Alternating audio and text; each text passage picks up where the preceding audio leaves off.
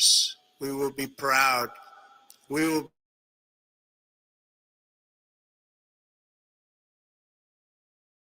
not be intimidated. We will not be broken, and we will not fail. From this day on, the United States of America will be a free, sovereign, and independent nation. We will stand bravely. We will live proudly.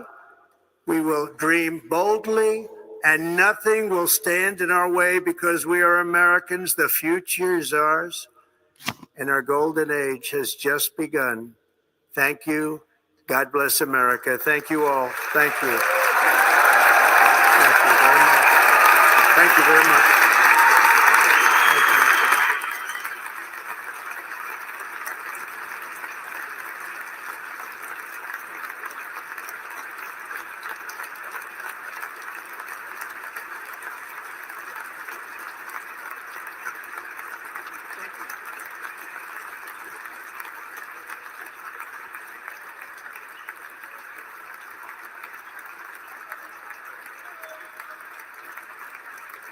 Ladies and gentlemen, performing America the Beautiful, please welcome the Armed Forces Chorus and Carrie Underwood.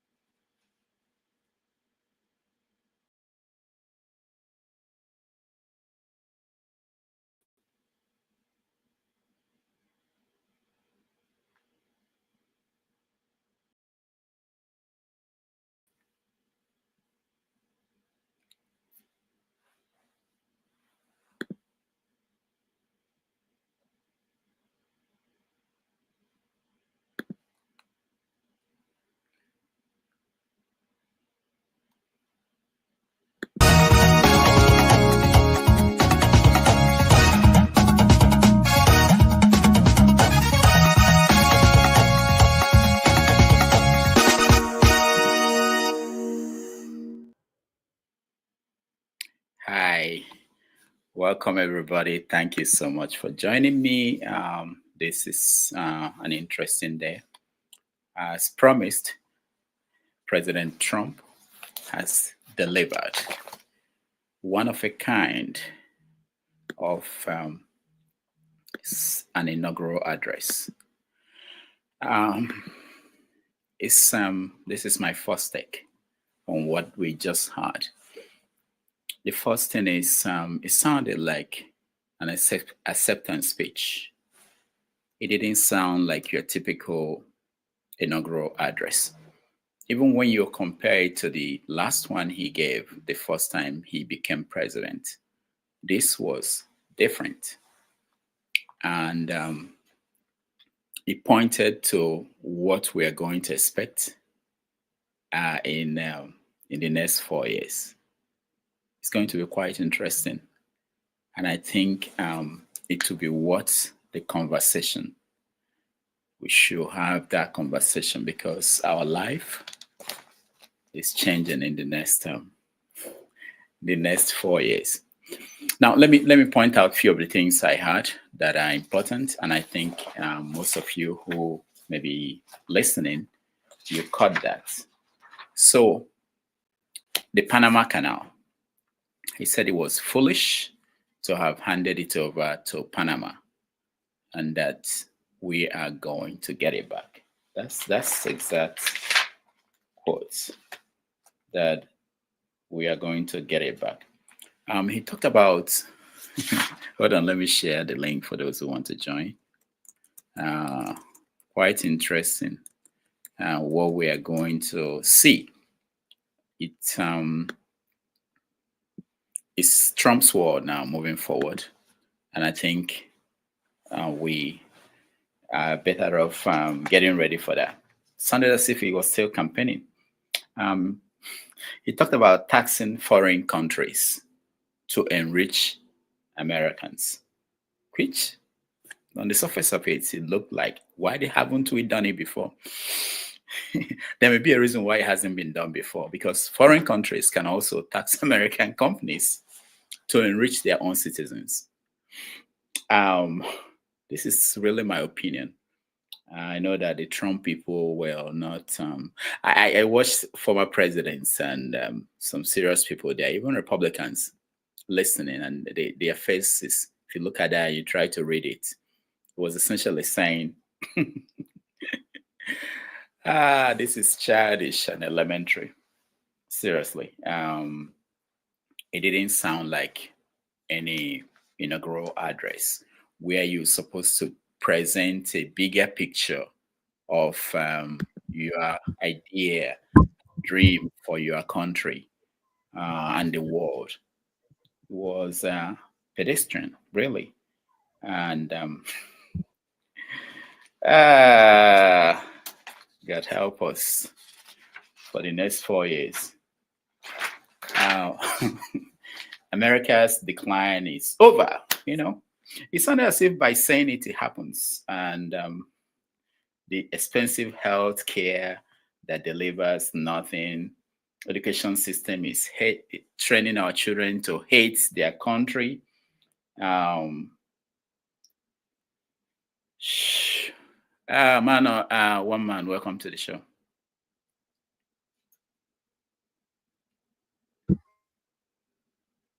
You're muted.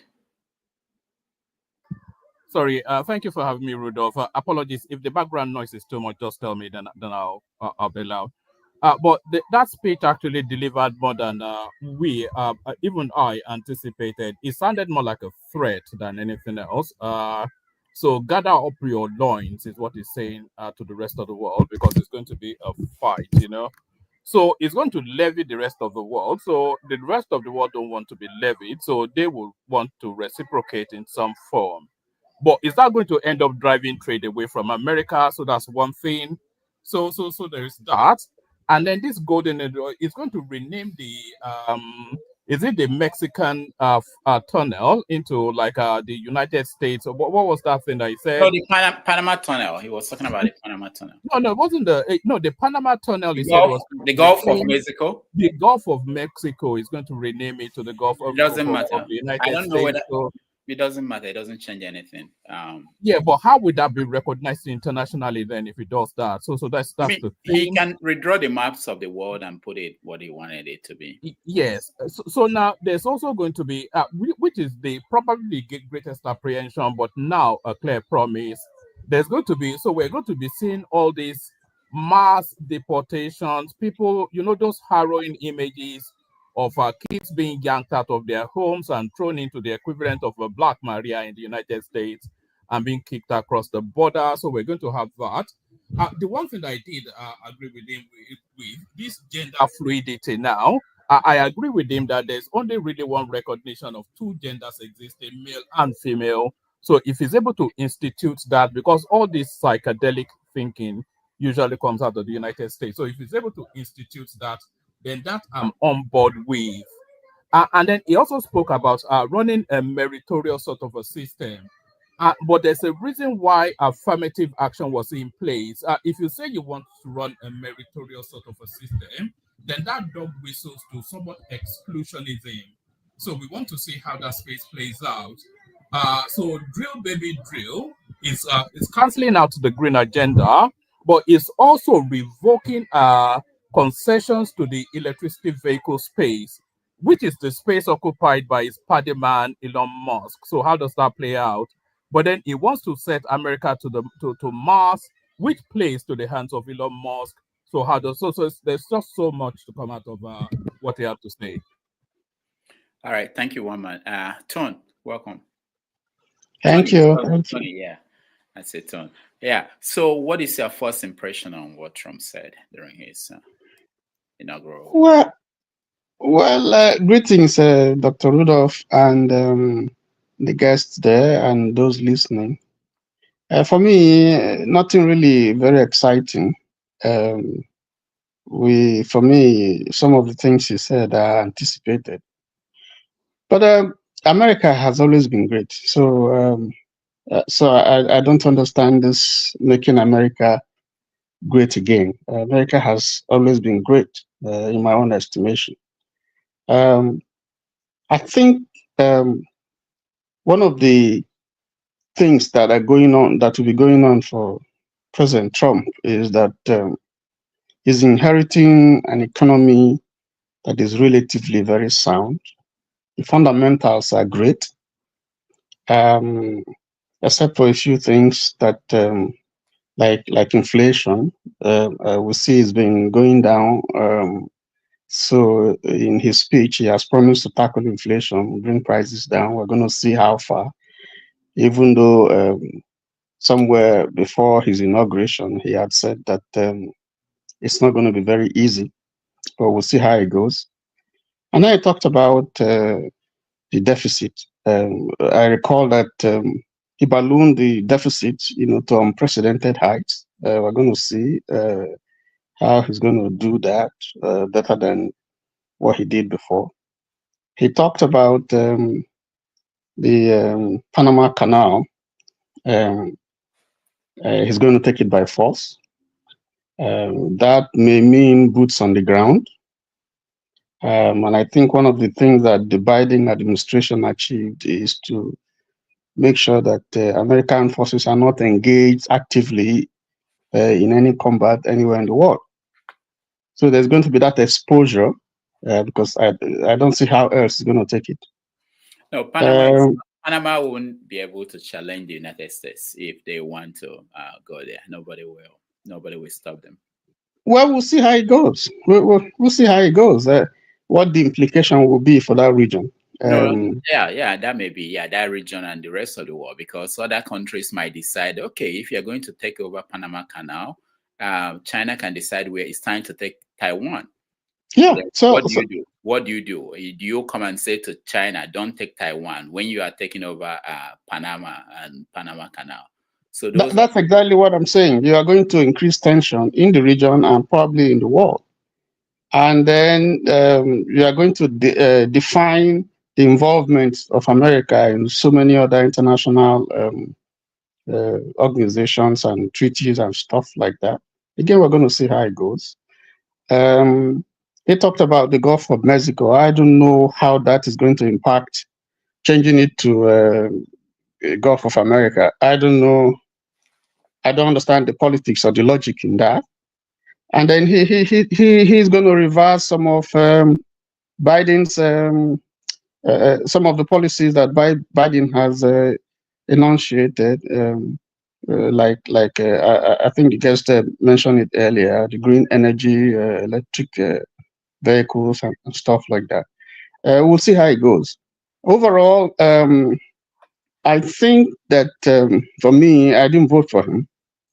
I didn't see, nothing was said of Africa. Like I did say, Africa doesn't factor in the politics of America. Of course, it's a shit country. So what are you going to do in a shit country? So for all those who are optimistic that, with Trump, things are going to come well. And then there's also the talk about the gender thing. He has always opposed it. And so we're going to see laws that probably wouldn't favor that aspect of life in America. On the whole, my attitude is just sit down and look. Thank you. Right. Thank you so much. When he was talking about the golden age of America begins right now, I think that's how he put it, begins right now. And it made me to wonder, what have we been saying, and where can he take it? It sounded to me like someone who is not accepting the fact that America is getting to that point where another country is coming up. I think that's the challenge that most Americans are having difficulties, understanding that there comes a time when every empire comes to an end, and then other ones will take over. I think that's his challenge, and it's quite unfortunate. But even to project, because you can project that the country can still push, maybe for another 100 years, that this is not the end of America. America has it in itself to push for another 100 years. But he did not articulate that way. He did not articulate it that way. He was sounding like another politician. I don't know. I felt like he wrote this inaugural address himself. There was no moment where I would say that it lifted people up. Yeah, it's the usual Trump that we see, except that I think he managed to tone down his rhetoric. I just forgot to even talk about the taxes that he talked about. Imposing tariffs on and that's going to affect me because I don't know. I'm not an economist. I don't know if that was properly thought through, because if you impose tariffs, they can also reciprocate. Those countries they can reciprocate. And what are the implications? Of course, the end user, the consumer, is going to pay more, and then you say you want to reduce inflation. So I don't know if that's going to complicate the situation here. I don't know if it's going to lead to a trade war. But all the same, I think that I would say talk is cheap. We will see how he pans on with all this. But he didn't seem to give credit at all to the outgone administration. It's as if, like you said, America has never been. So America is just starting afresh with him, with his administration. And then even in doing that, he also rubbished his tenure, his first tenure. Because if you say, if you look at the things that you have said, it's as if, we're beginning afresh. And I don't think that is realistically true. Of course, he talked about putting America first, and the sovereignty will return to America, will be reclaimed. That America will be a nation that people will be proud of, and it will be a prosperous and free nation. Now, when someone who lives outside America is listening to this, probably they are wondering, who enslaved America? Where did America lose its freedom? To whom? Yeah. And talking about prosperity, if you actually look at GDP of countries, America is the richest country in the world. So it's not as if it lost that position. The question is, what are they doing with the money? Because some countries whose GDP are lower than that of America, they have better quality of life. Of course, he didn't mention his friends who are rich, the billionaires, and their impact on the economy, because it's not the kind of thing that Trump talks about. The one that actually is of interest to those in the education department is really this idea that kids are being taught to hate their country. It's something that talking about it, on Martin Luther King's Day. He didn't mention Martin Luther King. I don't think I had him mention that because those are not the kind of things that will give him applause within the community of people who support him. So what happens next? What do you think happens? I expect there's a hysteria now all over. Those who are not properly documented, I'm sure by now some of them would have taken to hiding. Fear for ICE.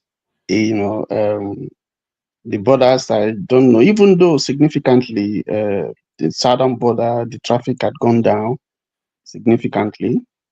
So I imagine what will be happening there now that Trump is in. I think there's a lot of trepidation, and that's part of his strategy. In that area, he has done very well, because you see maybe the impact in the Israeli Hamas war that you see. You see also this same thing playing out, maybe all over the world, between Ukraine and Russia. The fear or of what Trump will do or what he will say, the position that he will take, positively or negatively, is also underpinning the reactions of Putin and Zelensky. And then, of course, in Europe, you also see some realignments, and Canada, NATO, all of them are probably watching very closely to see how his second term is going to affect the relationship between America and all those European countries. On the whole, yes, he spoke about relations in America in terms of you know domestic what was it? Trying to look for the better word. Restiveness all over. Some have to do with race and stuff like that. Um, I have a feeling that because he had some substantial vote from the Hispanic and the Black American community, maybe his attitude, maybe that will reflect in his policies and his attitude to that part of the community.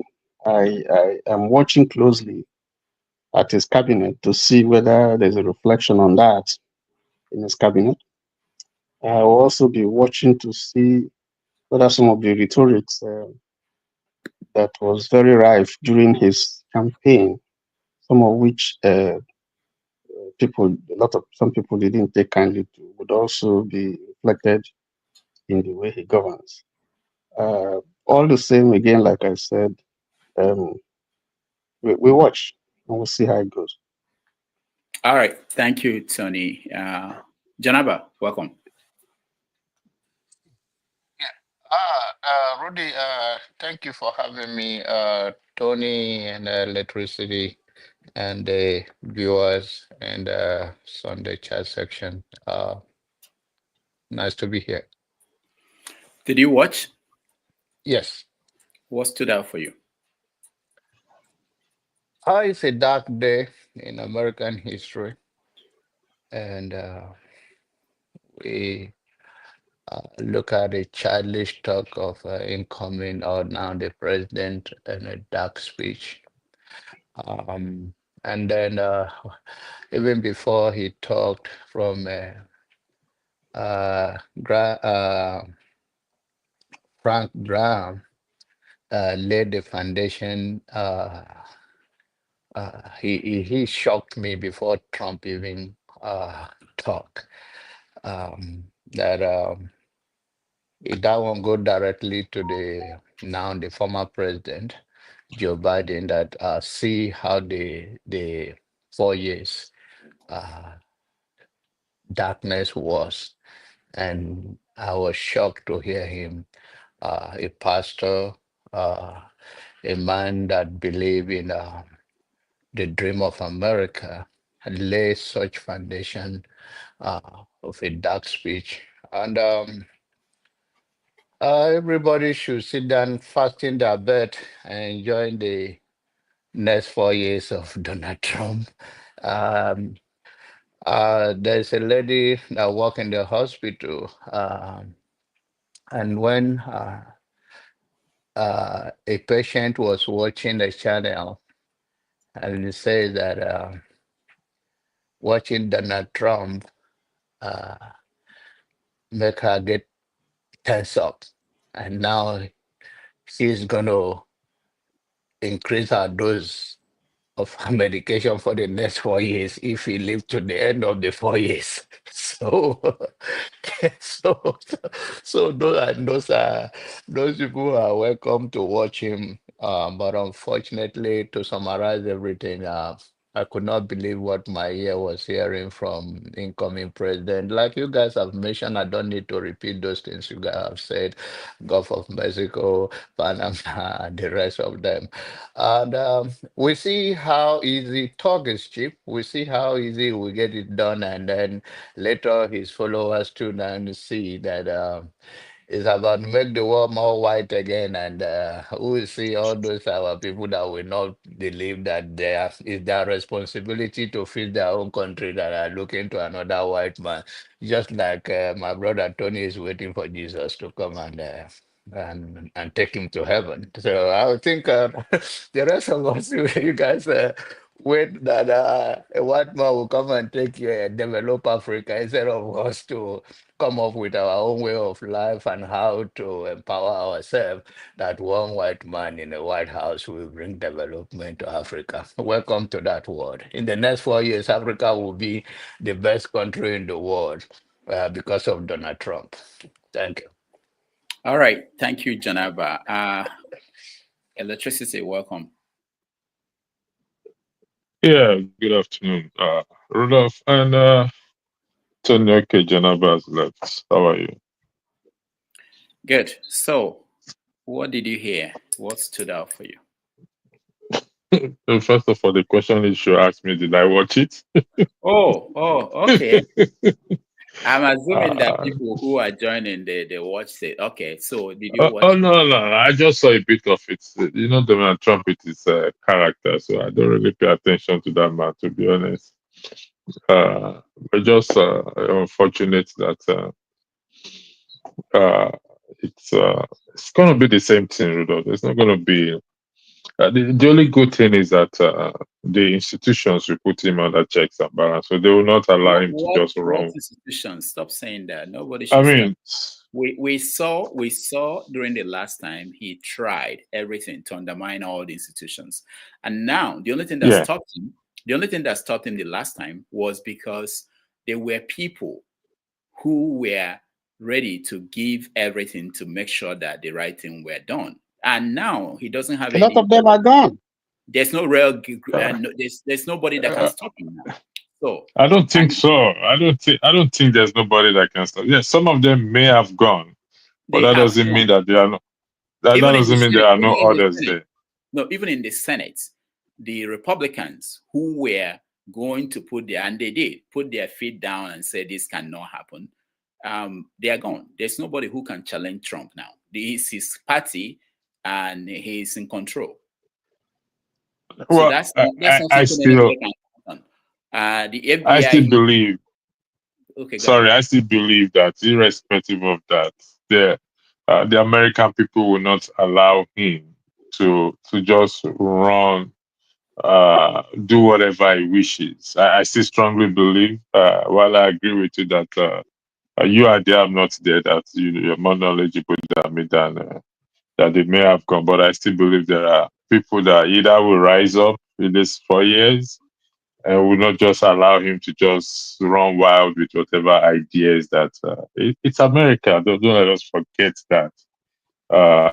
Because there's life after 4 years, there's life after 8 years, and people will consider that as well too. So personally, I don't think so, but we just have to wait and see. To be honest, He said that my life was saved by God to make America great again. How yeah, how did that play in your ears? How did you yeah. under? The question is, what does he want to? What's America? America is already great. So, uh, is it immigration, or is it made in America? This thing is it? If he says God save his life, to me, it's cajoling people with this God or Christian of a thing, and sadly, people are buying or are bought into it. That is my own view, particularly Christians or black Christians suggesting that Donald Trump is a savior, something special about him. So, and I think that is just cajoling, using them. He knows what he's doing. He's playing the game, and he's playing it very well. And people are just the issue of gay and lesbian, transgender, the law that was passed recently, yesterday, it's a good thing, or 2 days ago. It's a good thing, What law but was the one that the House passed in terms of not allowing transgender to participate in women's sports. okay? Yeah, there's a legislation. I think Mike Johnson announced it 2 days ago. I was supposed to run a broadcast on it, but you know what happened, so I couldn't do that again. So that's a good thing, and I hope it's not just politics. I hope it's for real. And but in terms of Donald Trump rhetoric, or we just have to wait. It's a wait. It's a wait and see game. That's just it. God save his life. To me personally, all the attacks, personally, they are all man-made, orchestrated to just make somebody feel, oh, they are after Donald Trump. Donald Trump don't give a toss about his own life. But there's somebody going after his own life. And that's politics. That's politics for you. So I just look, and some people get fooled by it, get sucked into it in this. Oh, Donald Trump is carrying the Bible, and all of us carry. Who doesn't carry Bible and has a comma in his or her life? Come on, we're not Donald Trump. Donald Trump will always be Donald Trump. But one thing I like about him is he doesn't give up. As no matter how you see it, he is so he intensified the heat. He hit up the game. He doesn't give up at all. So we'll see 4 years, like what John Abbas said. If we are thinking Donald Trump is coming to rescue Africa, then we are wasting our time, man. It's we that have to do that ourselves. That nobody will do it for us. That's just the truth. Thank you, Ludo. All right, thank you, Tony. That quote about God saved my life to make America great. What do you make of that? Well, what would we say when things like that happen? For me, a Christian, that's what I would think. It would have been worse than what it was. But again, Trump, vintage Trump. Um, I'm surprised that he didn't say anything about the crowd. So things No, no, like God, there was no need for that because we were indoors. We were yeah. safe So from that fight over how many people watched or came to watch him. yeah, so things like that, God saved my life and so on, are things that would appeal to, the evangelicals, who tend to support him. They want to hear that, even though they know that the man is not a saint. He hardly goes to church. But of course, that said, it's neither here nor there. The thank God, well, would I say thank God?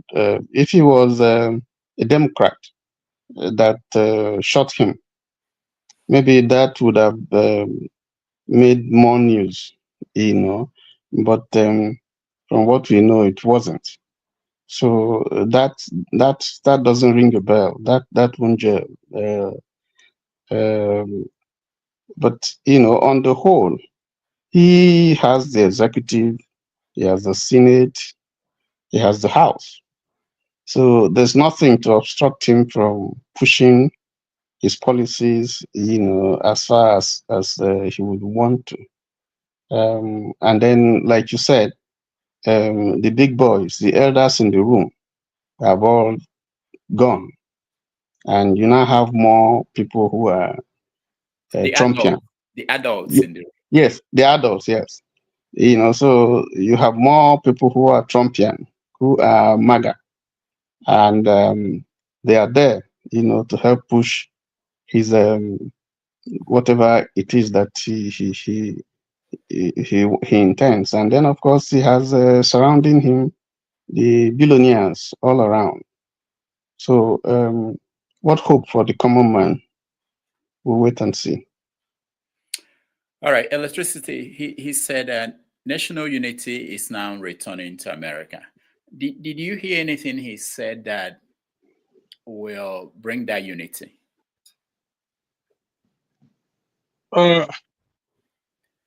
National unity is returning to America. Yeah. Is there no unity there before? There's still unity in America. Unified, regardless of whatever decision. I mean, division between the Republican and the Democrats. Listen, America. The way I see America, it's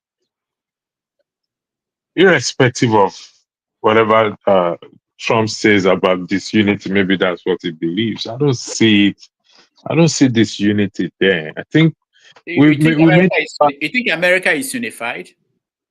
In my opinion, yes, to a large extent, they are unified. If they want to get something that has to do with national interest, they do get it. They go for it. Is Nigeria unified? Can you ask me that question, Rudolph? You know. No, just tell me. I want to know if you see America unified. Is Nigeria unified? Nigeria is not unified, particularly. What are the differences? Give me one, at least one difference in terms of what makes you think Nigeria is not unified and America is unified. Irrespective of their political alignment to either Republicans or Democrats, okay, the national interest is always at the forefront. What is the national interest? Give me an example where the national interest is at the forefront. For example, let's say there's an American citizen's health somewhere. They do every other possible best to bring the person over. Okay. Also, if in terms of manufacturing, in terms of the economy, they always agree on that to make at least they want to be number one in the whole world, regardless of their reservations, regardless of any government that come, whether we consider them to have performed well or perform less, they still want to see that make America great, make America number one, to make America rule the world. Okay. Any deficient. Hold on. Let me press you a little bit there. The things that Nigeria, one thing that we know Nigeria aspire to be the best in the world is soccer. Irrespective of the president who is in charge, we always want Nigeria to win. Nigerians always want Nigeria to win. So, yeah, it's the same thing.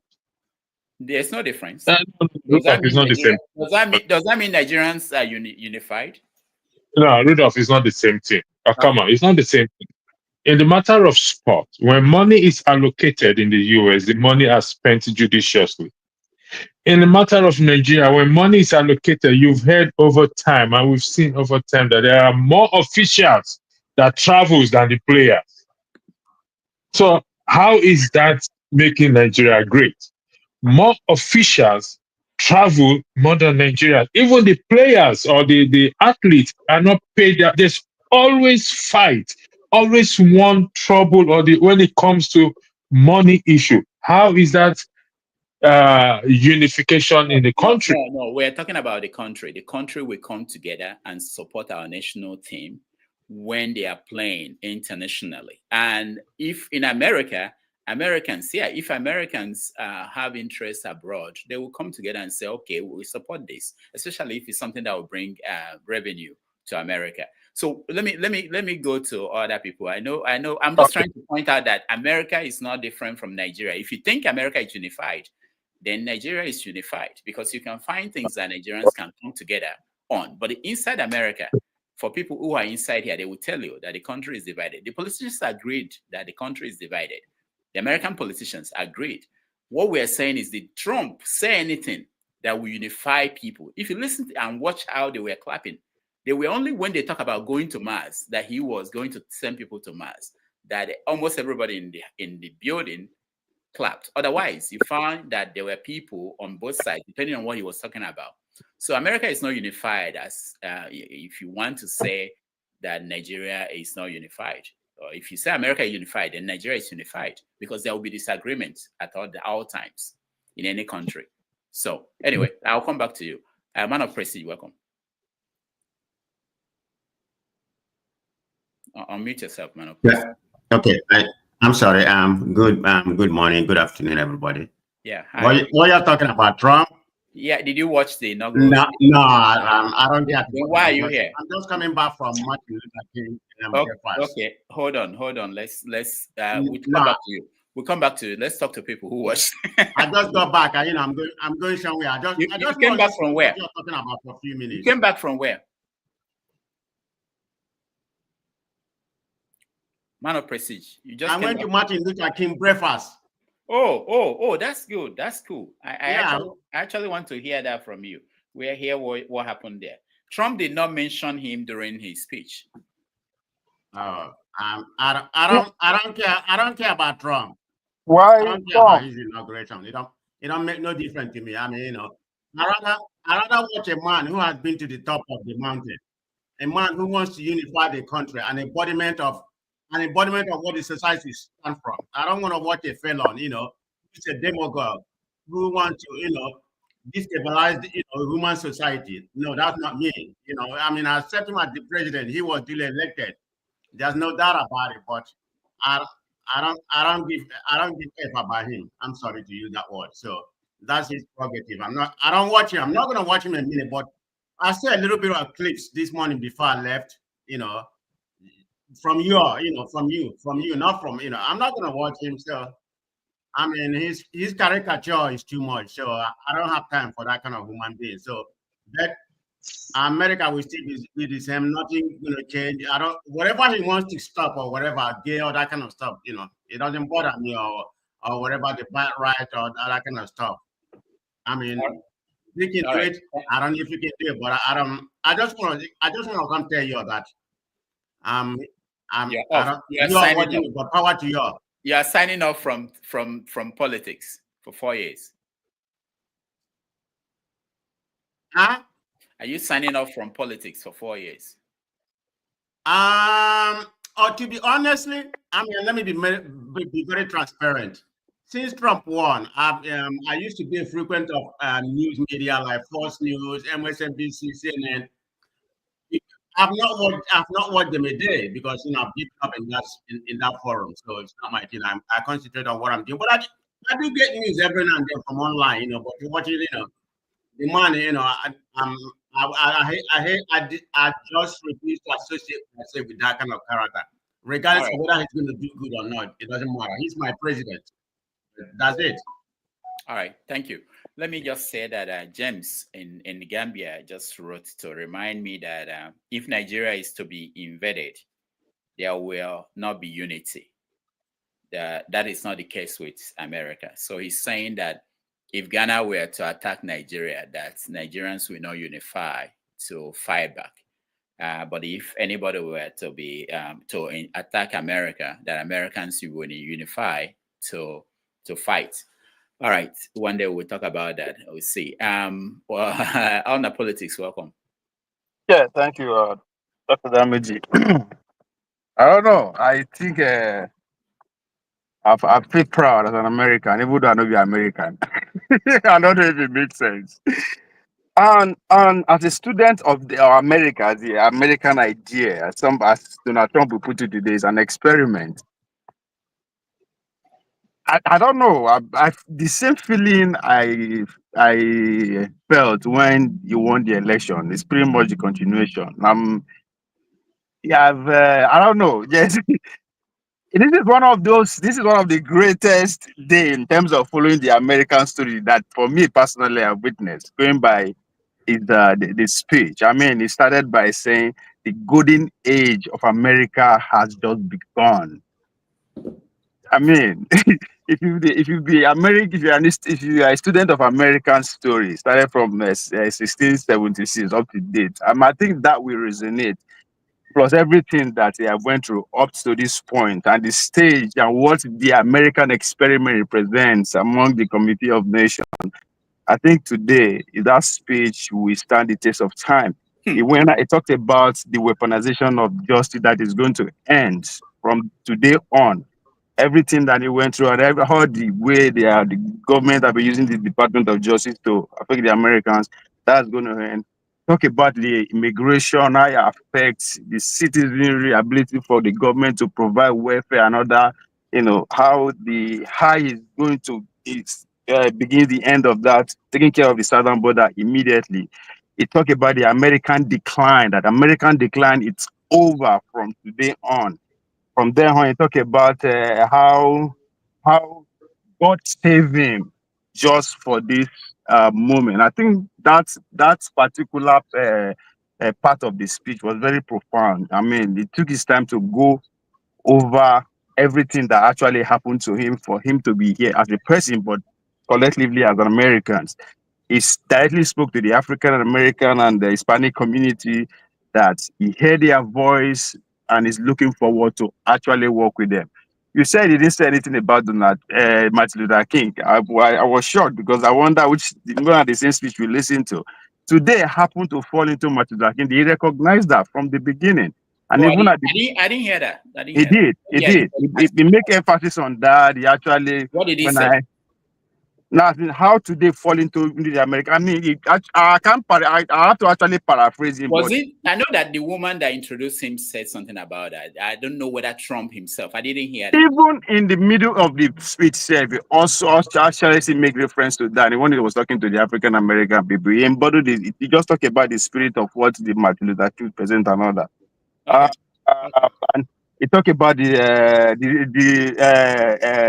revolution of common sense, which is funny because for him to actually say it loud says a lot where we are in terms of the America that we have today. That the revolution of common sense has begun. He talked about the emergence of the southern border.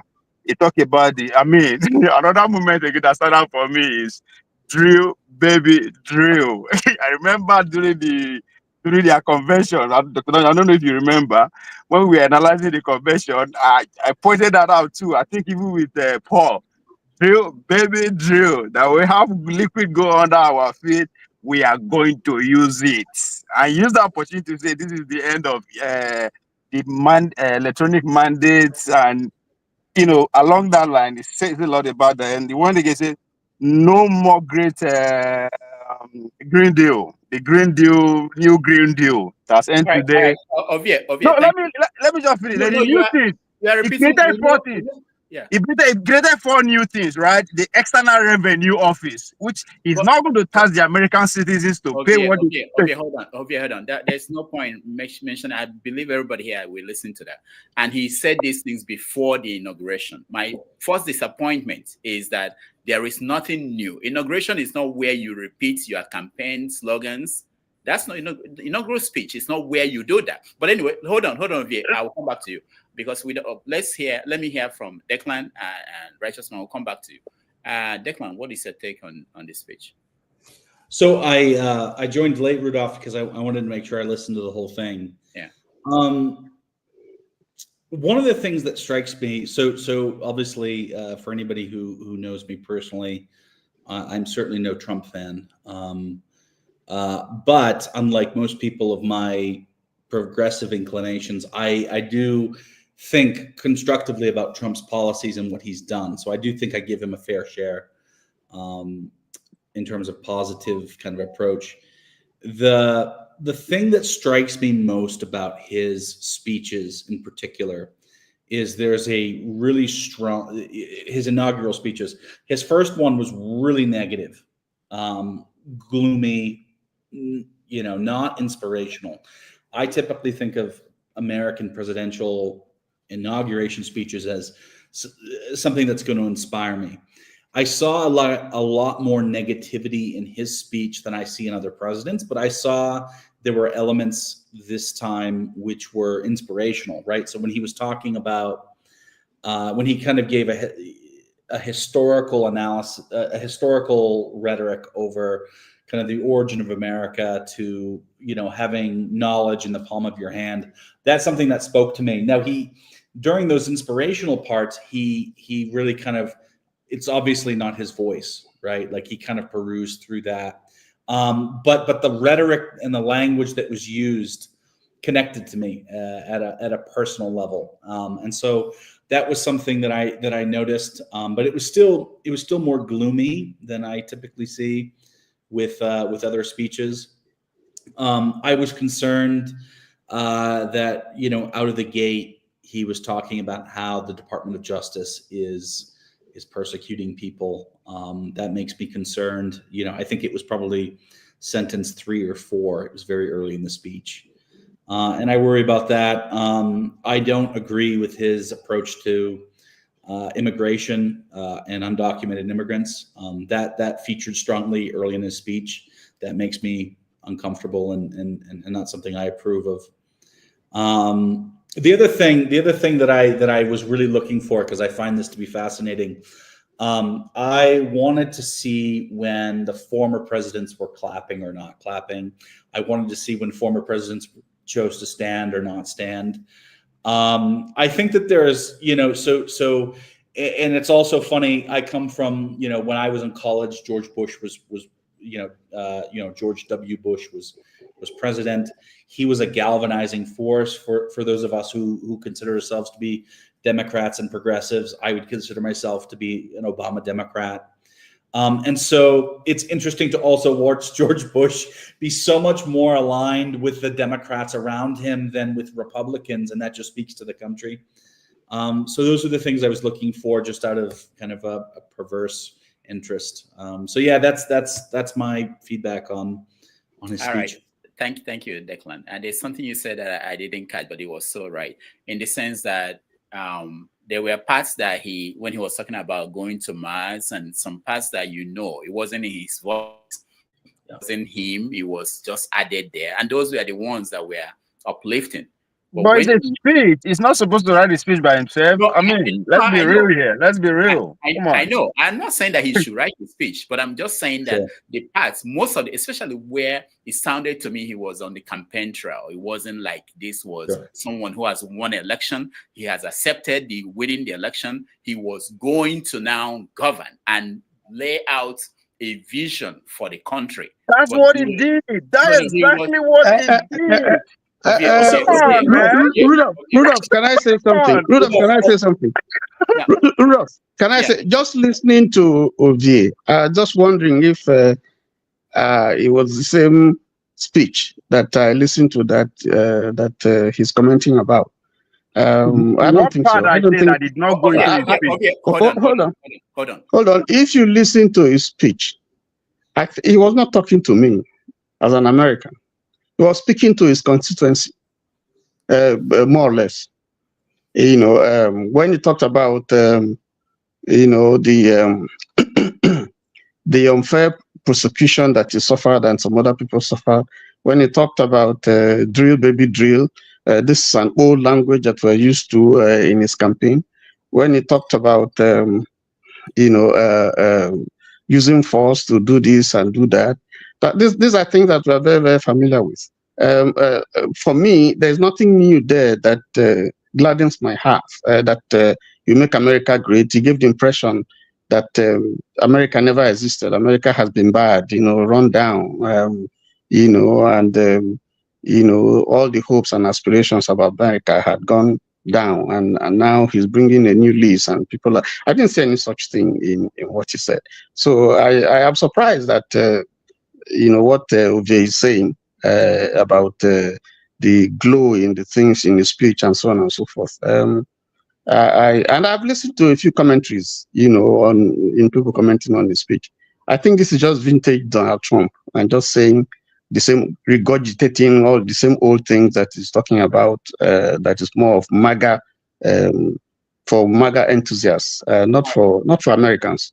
Tony, thank you. I have a thought too. Okay. Sorry, Rudolph. Just in terms of his speech development, and so just for to be fair, right? Like, I do not follow American politics as closely as I used to. I follow African politics much more closely, regretfully. But I think that if we look at his core advisors that brought him to success during his first win. And then we look at the people around him now, I think that very much reflects in his speech. So his first speech was much more macabre and depressing than this one, according to my recollection.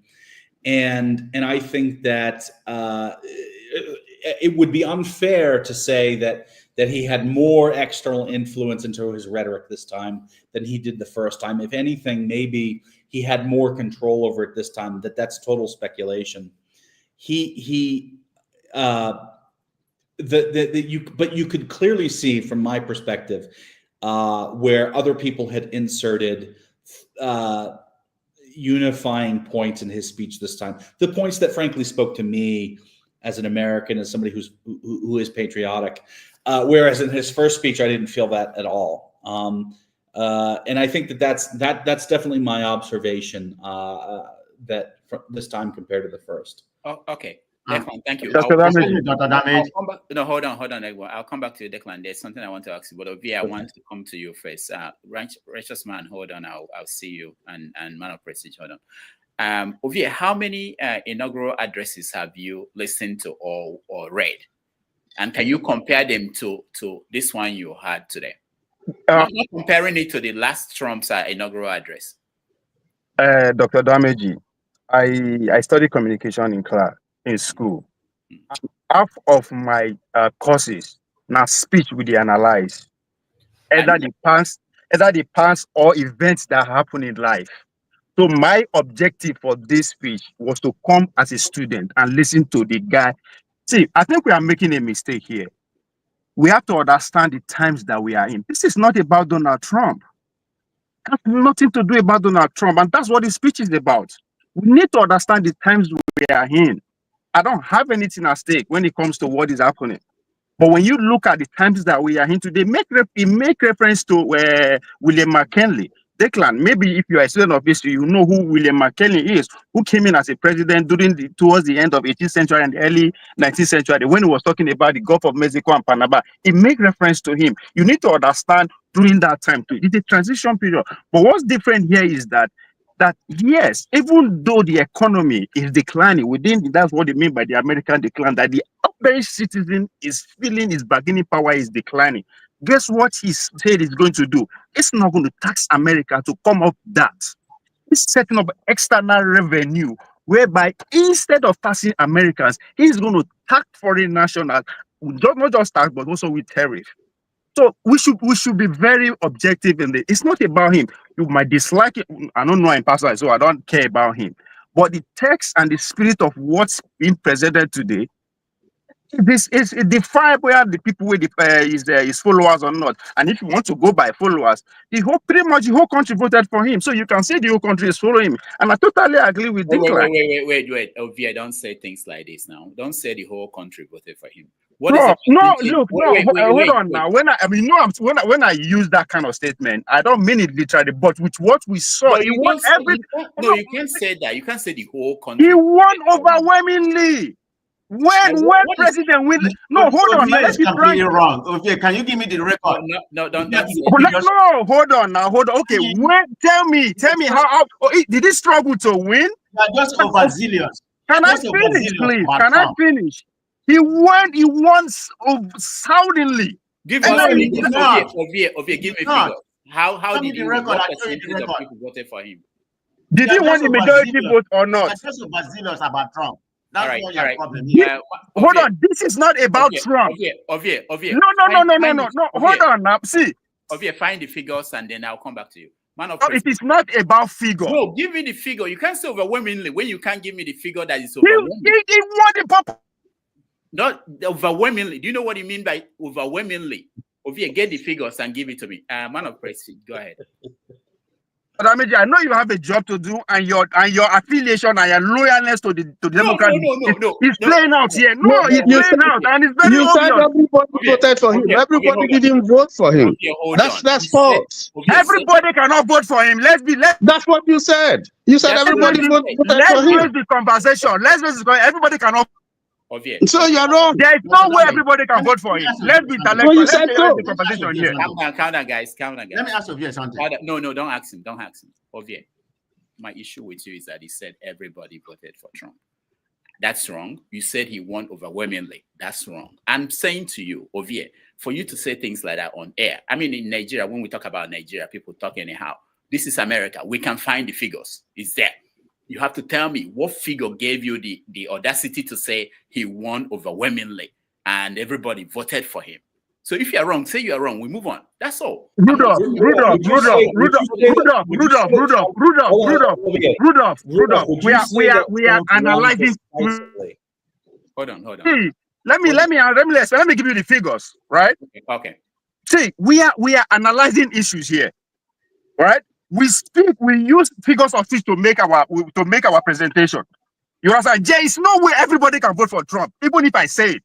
It's a common sense thing. Why did you say it? So now you are holding me to it, right? Fred, he did not win, he lost. Are you happy? Your bias for the Democrats is showing loud and clear. Loud. You are a communication person. That language is wrong. In communication, it's wrong. Nobody voted for him. I was wrong. Nobody voted for him, but he won. You cannot deny. If you had said he won, nobody will stop this conversation. If you had said that he won overwhelmingly. That is not overwhelming. Give the figure. Okay, hold on. Let me hear decisively. Declan, go ahead. Would you say that Trump won decisively? Yeah. Ovier, do you mean instead of overwhelmingly, do you mean decisively? And decisively in this case is he beat his opponent in most socioeconomic and ethnic categories. Not all, but most or many. Pardon my English. I'm an also man. English is my second language. English is my second language. Trump won. He won whether we like it or not. That's the basic. He won. There's winning by one vote. There's winning by one vote. But in American context, when you win the majority, when you win the popular vote, you win the college vote. That's not overwhelmingly in American context. We are having a conversation here. He won. You're a communication major. You don't talk like that. Yes. I said it. I be a source of person. I not be English person. You understand what I mean when I use those words. He won. You didn't study communication in Sasa, or we studied it in English. So see, you can hate Donald Trump how you want, but what transpired today, there's no way you can twist it. Nobody can twist it. It's how that we can. If we bring this and we will read down waiting in talk. He won. He won popular votes. He won college vote. He won the House. He won the Senate. What else is he left for him to win? By the way, he couldn't win the House and Senate. His party won the House and Senate. Okay, it's not about party and party. Now we are not changing terms. We are using terms now. Party and Trump. All right. Rudolph, I think we should move on. The issues are very clear. OJ doesn't want to accept that he make I finish my analysis. Let me finish. Let me finish my analysis. Stop interrupting me. Let me finish. We'll come back to you. Righteous man, welcome to the show. Good evening. Good evening from here. Hello. Yeah, go ahead. Yeah, good evening, Dr. Rudolph Ovier and the rest panelists. It's been a wonderful day here. Most Nigerians are at home watching the inauguration of Donald Trump. Actually, there was some certain languages he used that I was not so excited of, like American expansionism, taking over, what do you call it, Panama Canal, and the renaming of Gulf of Mexico to Gulf of America. Those things were, they are signs of expanding the American coast, of which I know there will be resistance and people are going to come out. My thought is somebody is going to go to court to ask court to interpret it, whether it is right. For me, in this 21st century, I do not wish any American country will come to lay a foundation of expansion of territories. I don't, because it's going to give credibility to what Russia did to Ukraine and what Israel is doing to the Palestine. So I'm not in support of that expansionism he mentioned. No. It's a no-go area for me. And but I know that Donald Trump is drunk with the issue of America. He loved that country more than any other thing. And I don't think that it is wrong for you to love your country. I don't think is out of order to have a focus of your regime based on what is obtainable, what will favor America. It is not wrong. But the aspect that I love most was when he credited his survivor. When he credited his survivor to the divine hand of God. There is nothing any man or woman on earth will say to me to convince me that there is no God that rules in the affairs of men.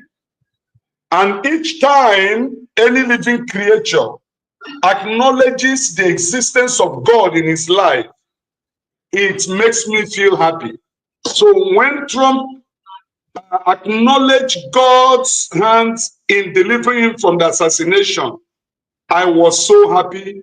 And when also he handed over the White House and America to God, to what it used to be, we grew up to know as a student that America was the greatest sponsor of Christianity in the whole world.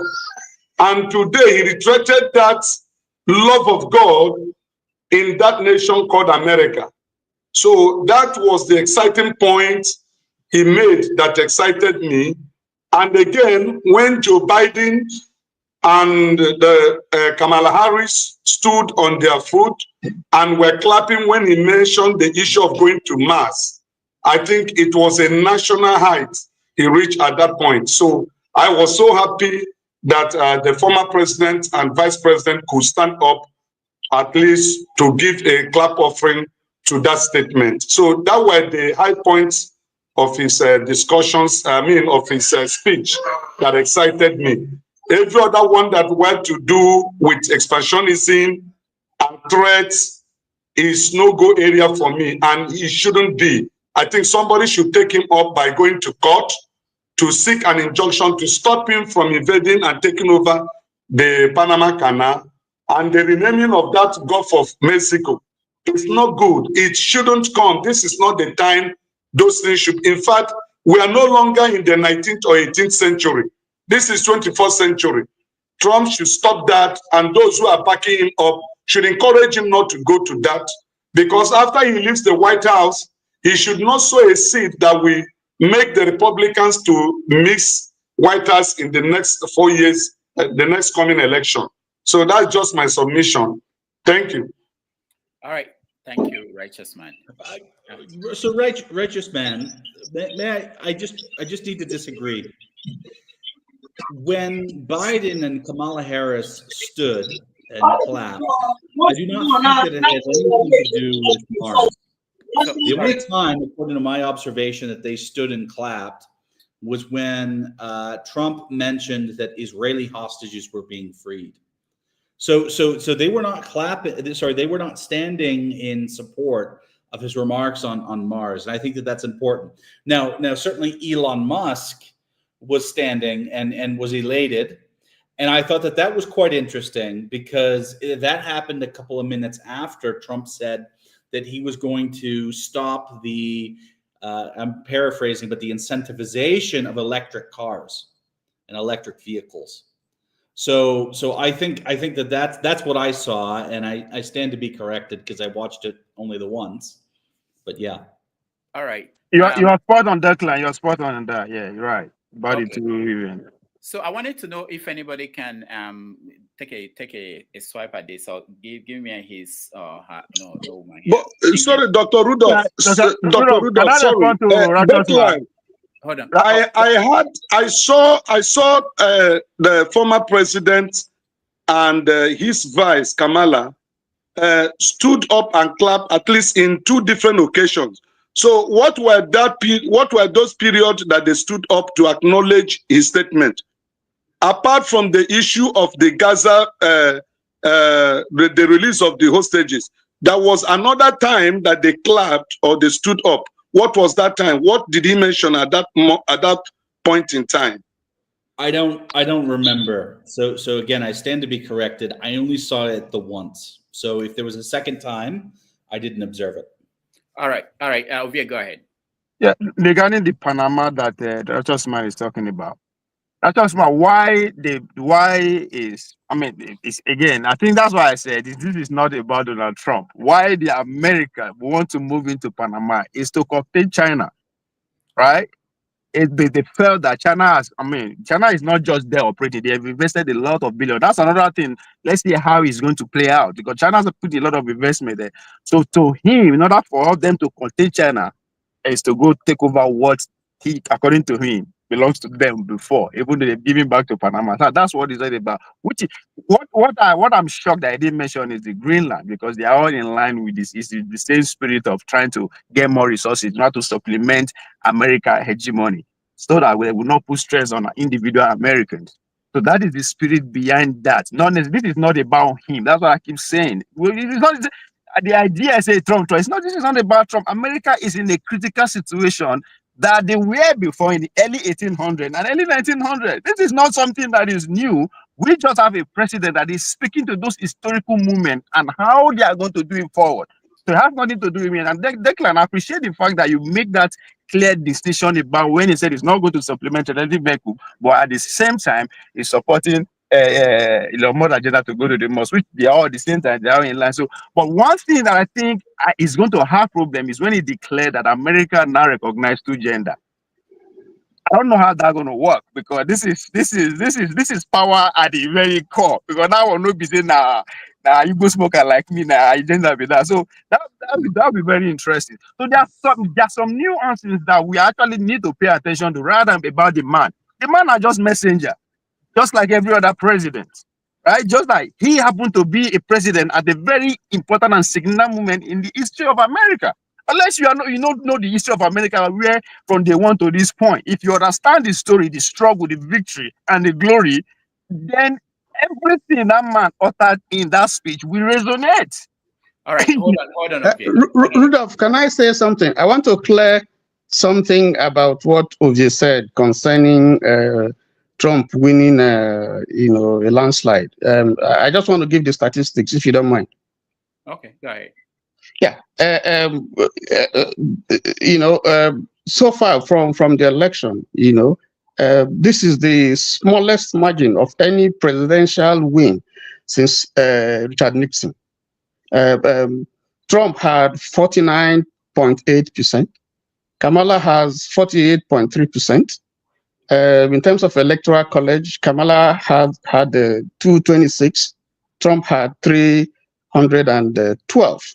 And in terms of votes cast for each of them, Kamala had 75 million plus. Trump had 77 million plus. So this cannot, by any yardstick, be called, a landslide. And I think we need to correct that because people are listening. Trump lost the election. All right. So how about that? Let me raise this issue, and I want to know what people think about that. So he talked about drill, baby, drill. In a world that is moving towards renewable energy, we know he rejected climate change and those ideas.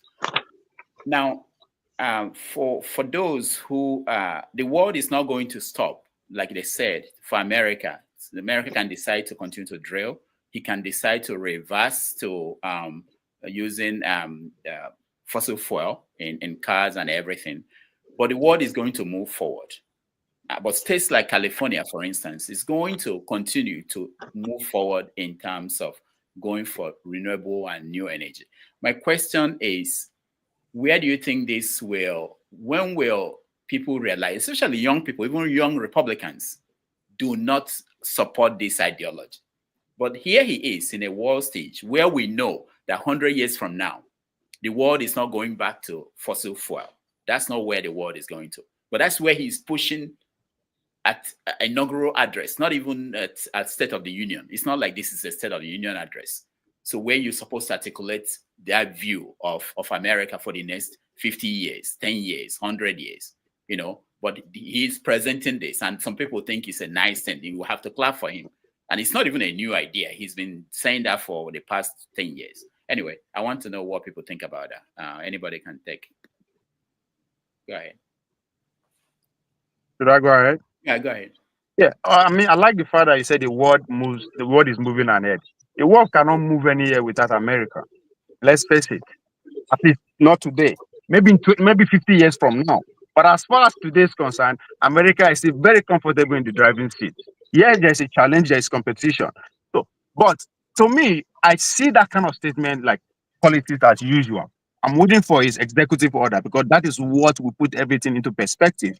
From what he is saying, the executive order will start any moment from now. We start pouring in. There are a lot of that is going to be geared towards that energy and electricity. How that pans out will now actually give you a true where if that is meant or not. But this idea that again they say Trump is pushing, Trump is pushing, Trump is pushing. This is not about Trump. But most importantly, why me they root for a president like that in my lifetime? I never see a president say, I want to do this, and he won, and he did it. I don't care what that is. But the fact that during the campaign, he said, I will do this, and he won, and he is doing it, that's what matters. Isn't that what we human beings aspire for? When a person says, I will do this, and he do them, right? Ovie, hold on. When you say, I like to, I don't want us to be jumping and saying things that are not true. You say that as if all the past presidents, okay, first of all, we attribute what they did to them. We know they are not the only one doing it. So we say Obama did this. Obamacare is Obamacare. Obama did not put, it's not just Obama. What I'm saying is this. You have issues when we use the same measure that we used to judge other presidents on Trump. And the other thing is this. You said this is the first time you're seeing a president doing what they said they would do. What other president did not try to do or did not do what they said they would do? They won't accomplish all of them. Trump did not accomplish all he said he would do the last time he came. But they did. They tried. Obama brought in Obamacare. They always, they may not succeed in every case. So don't say things categorically like someone listening to you will think that other president come in and do nothing. That this is the first time we have a president who is coming Rudolph, I am putting name to everything that I'm saying, right? I say a president, I put Donald Trump. If I don't mention any other person, it doesn't matter. And again, if you want to fast check me, say anything that I said that Donald Trump said that he hasn't said it. Baby Drew was at the core of his campaign. So for America to say yes, we give you the mandate to go ahead, that means they love it. It doesn't matter if I like it or you like it. It's consequential at this point. That's what I'm trying to make you understand. And we're not talking about the president that rig his way into power before we go to get confused. This is American mandate, and he's going to implement it.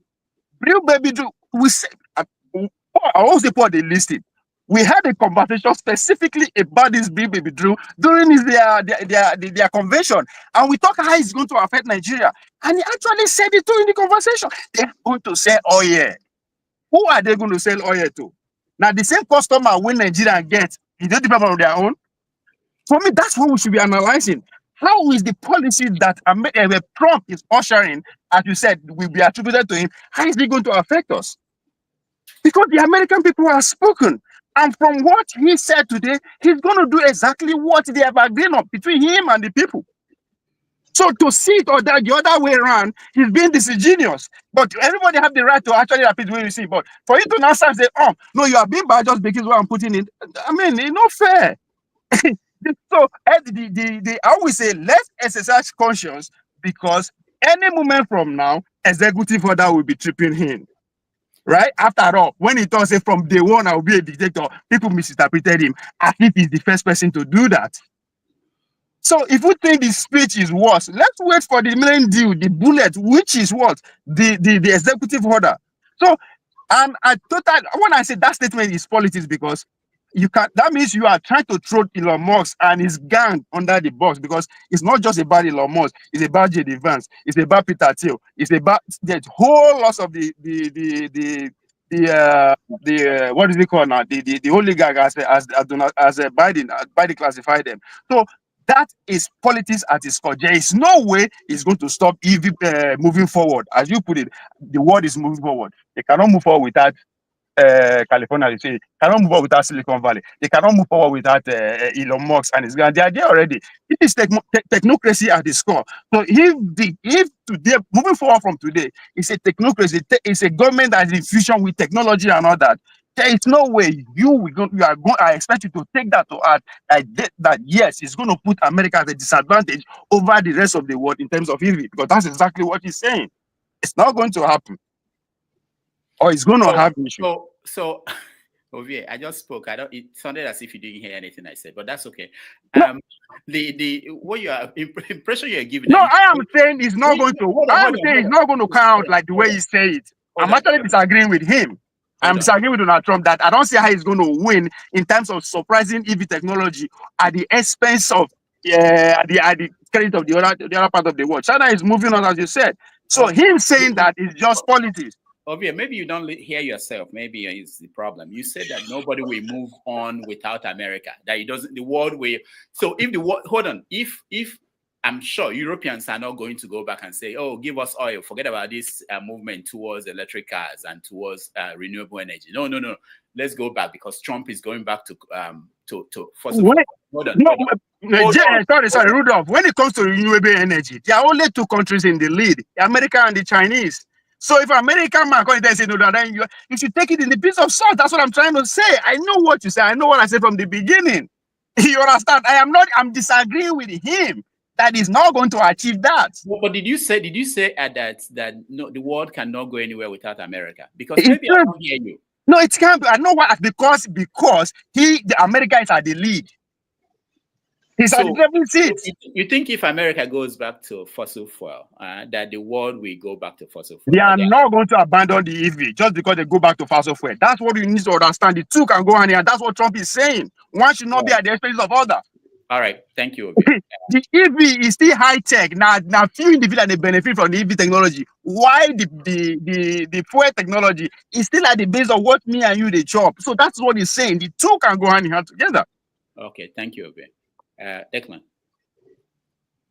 So I guess a couple things. Somebody had mentioned earlier about hegemony. I don't know this, but this is something that I've observed. And the Economist put out a really interesting article in terms of how what I will call these hegemonic forces are thinking about shaping the world, right? So the United States, China, and then to a much less extent, Russia. It's weird, unless you think about it through this, what I'm about to explain. It's weird that Donald Trump, leading up to his inauguration, is talking about Greenland, right? Greenland is a very small country. There's not a lot going on there. It's part of Denmark. There's tensions, of course, there between I don't know, we call them Greenlanders and the Danes. And then in his inaugural address, he talks about the Panama Canal, which is certainly a geostrategic commercial choke point, right? Like what goes on in the Panama Canal does matter because of its significance for global commerce.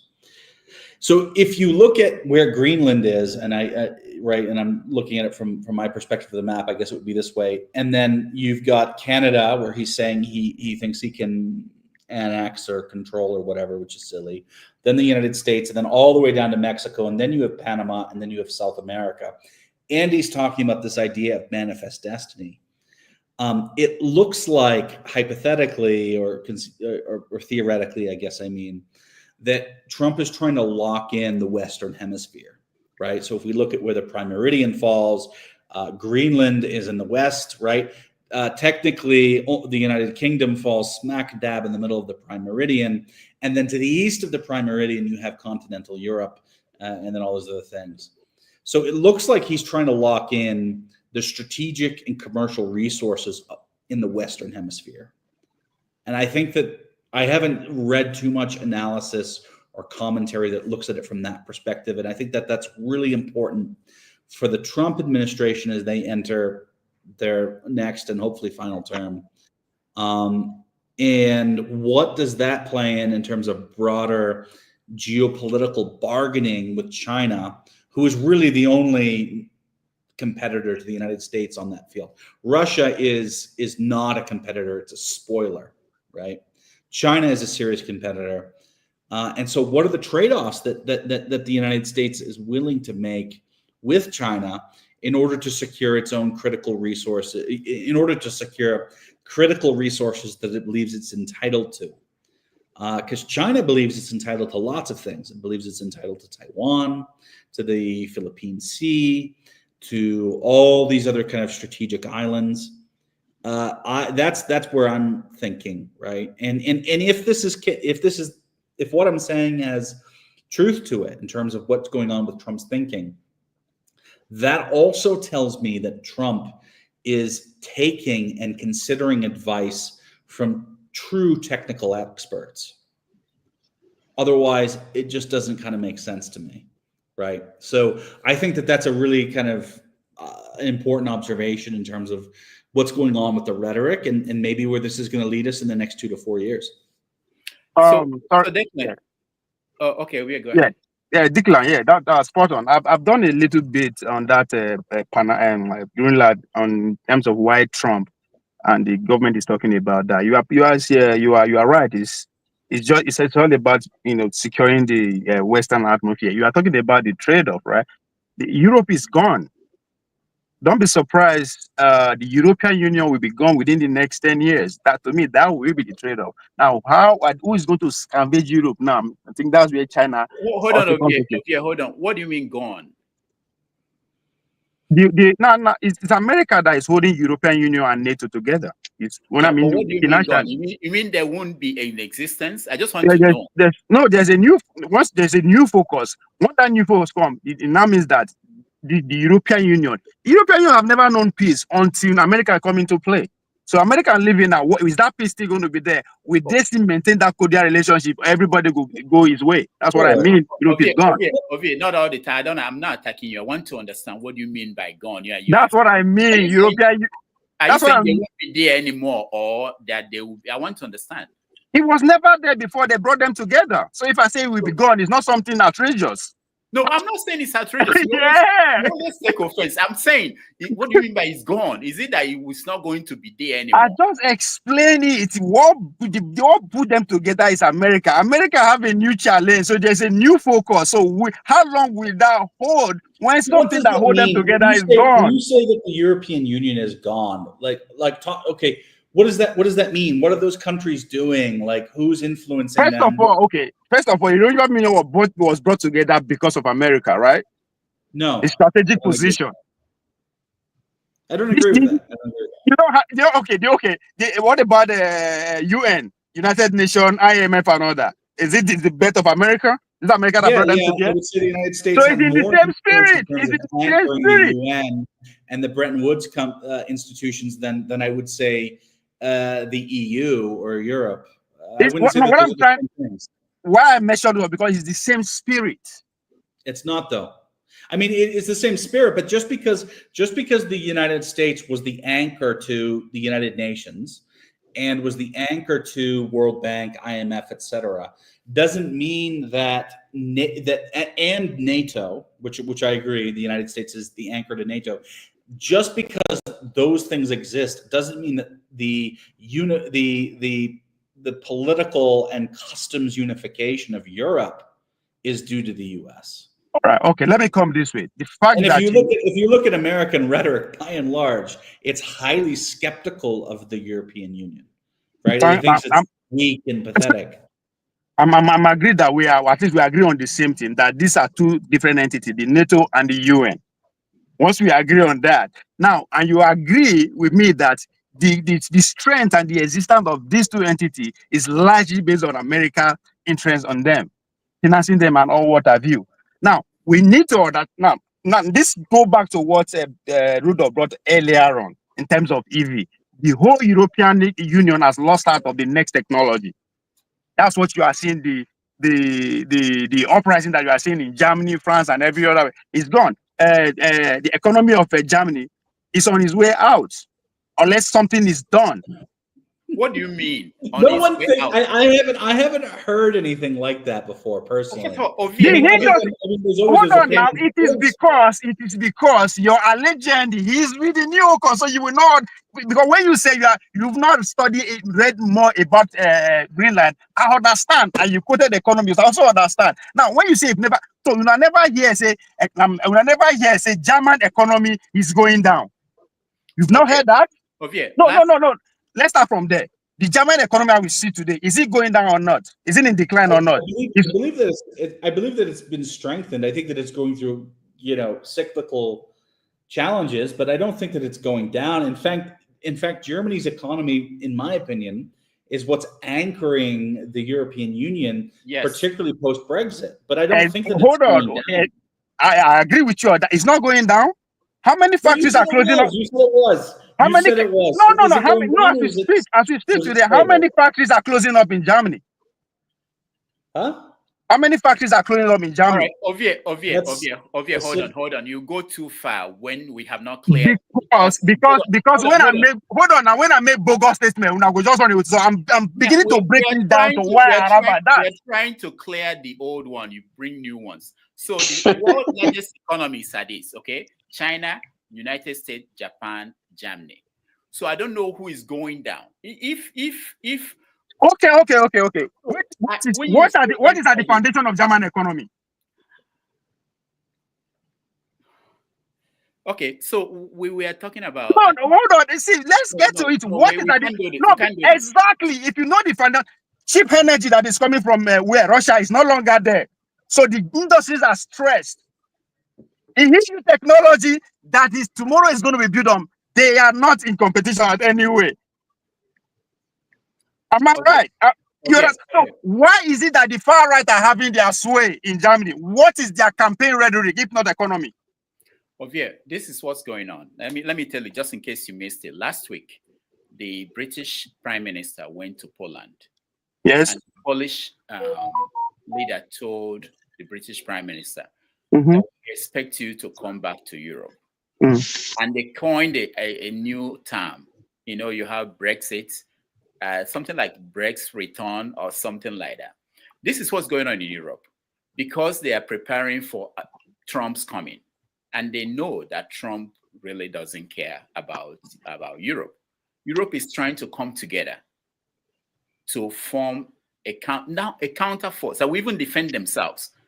Germany and all the powerful countries in Europe, they are beginning to see that we can't rely on America, that it's not safe for us to totally depend on America, especially with people like Trump coming. They understand geopolitics. They also know what's happening within their own society. We'll get to that. That's what you are referring to in terms of internal politics in Europe. No. I'm not. I'm talking about the economy of Europe. Forget politics now. I'm talking about the economy of Europe. Now, Keir Starmer going to Poland for what? Those are just these guys. The British economy is also going to trouble, and election is here. All those are just these guys. Not only in Nigeria they do they bomb us with noise. What is Keir Starmer looking for? Okay, why is the call of unification all of a sudden they call them back? Why? There's trouble. If you don't see Rudolph, and the trouble is not about human or anything, it's economy. It's just getting started. Give them 10 years. All right. Rudolph, I think Ovie is somewhat right when he said that the German economy is going down. They will turn to one country. From data that is available in 2024, the GDP contracted by 0.2%, and that's because there's falling exports, particularly in the automobile industry, because of challenge from China. So to that extent, he's correct. If he says it's declining, but the outlook for 2025 is entirely different. So I think we have to balance it, But I don't agree with his thoughts about the EU and the fact that it will be wiped out, maybe in future or something like that. No, maybe those are strong words, right? Maybe those are strong words. After that, Africa is still holding on. Hold on. Hold on. Tony, let me before when you say something is going down, the fact that the economy of a country goes up and down, that doesn't mean that the country is going down. Most countries in the world, just GDP. In the last 1 year, the economy is were down. It doesn't mean that those countries are going down. What we're talking about is when Trump said that America has been on the American decline is over. America has not been declining unless you're saying so that's what we're talking about a long time, not about what happened in the last 1 year or last 5 years. No, that's what I'm saying. We're talking about the future now. Are we talking about the future? A particular policy of a government or a country for a particular period may not translate into the kind of outlook that they projected. So for 2024, there was a contraction in terms of GDP, but that's not saying that that's how it's going to be in 2025. So I agree with you. What I'm just saying is that if the statement by Ovie that the economy went down in 2024 is somewhat right, but that's not to say that the country is declining. No, that's and he admitted it by saying, well, maybe that would be a far-reaching. No, because we are speaking into the future. I said this is just the beginning, right? That means in next 10 years, this thing that I'm saying, you say, this guy talking before, but that's why I said, what is the foundation of German economy now? It's combustion engine and cheap gas. So what is the reality in those two things today?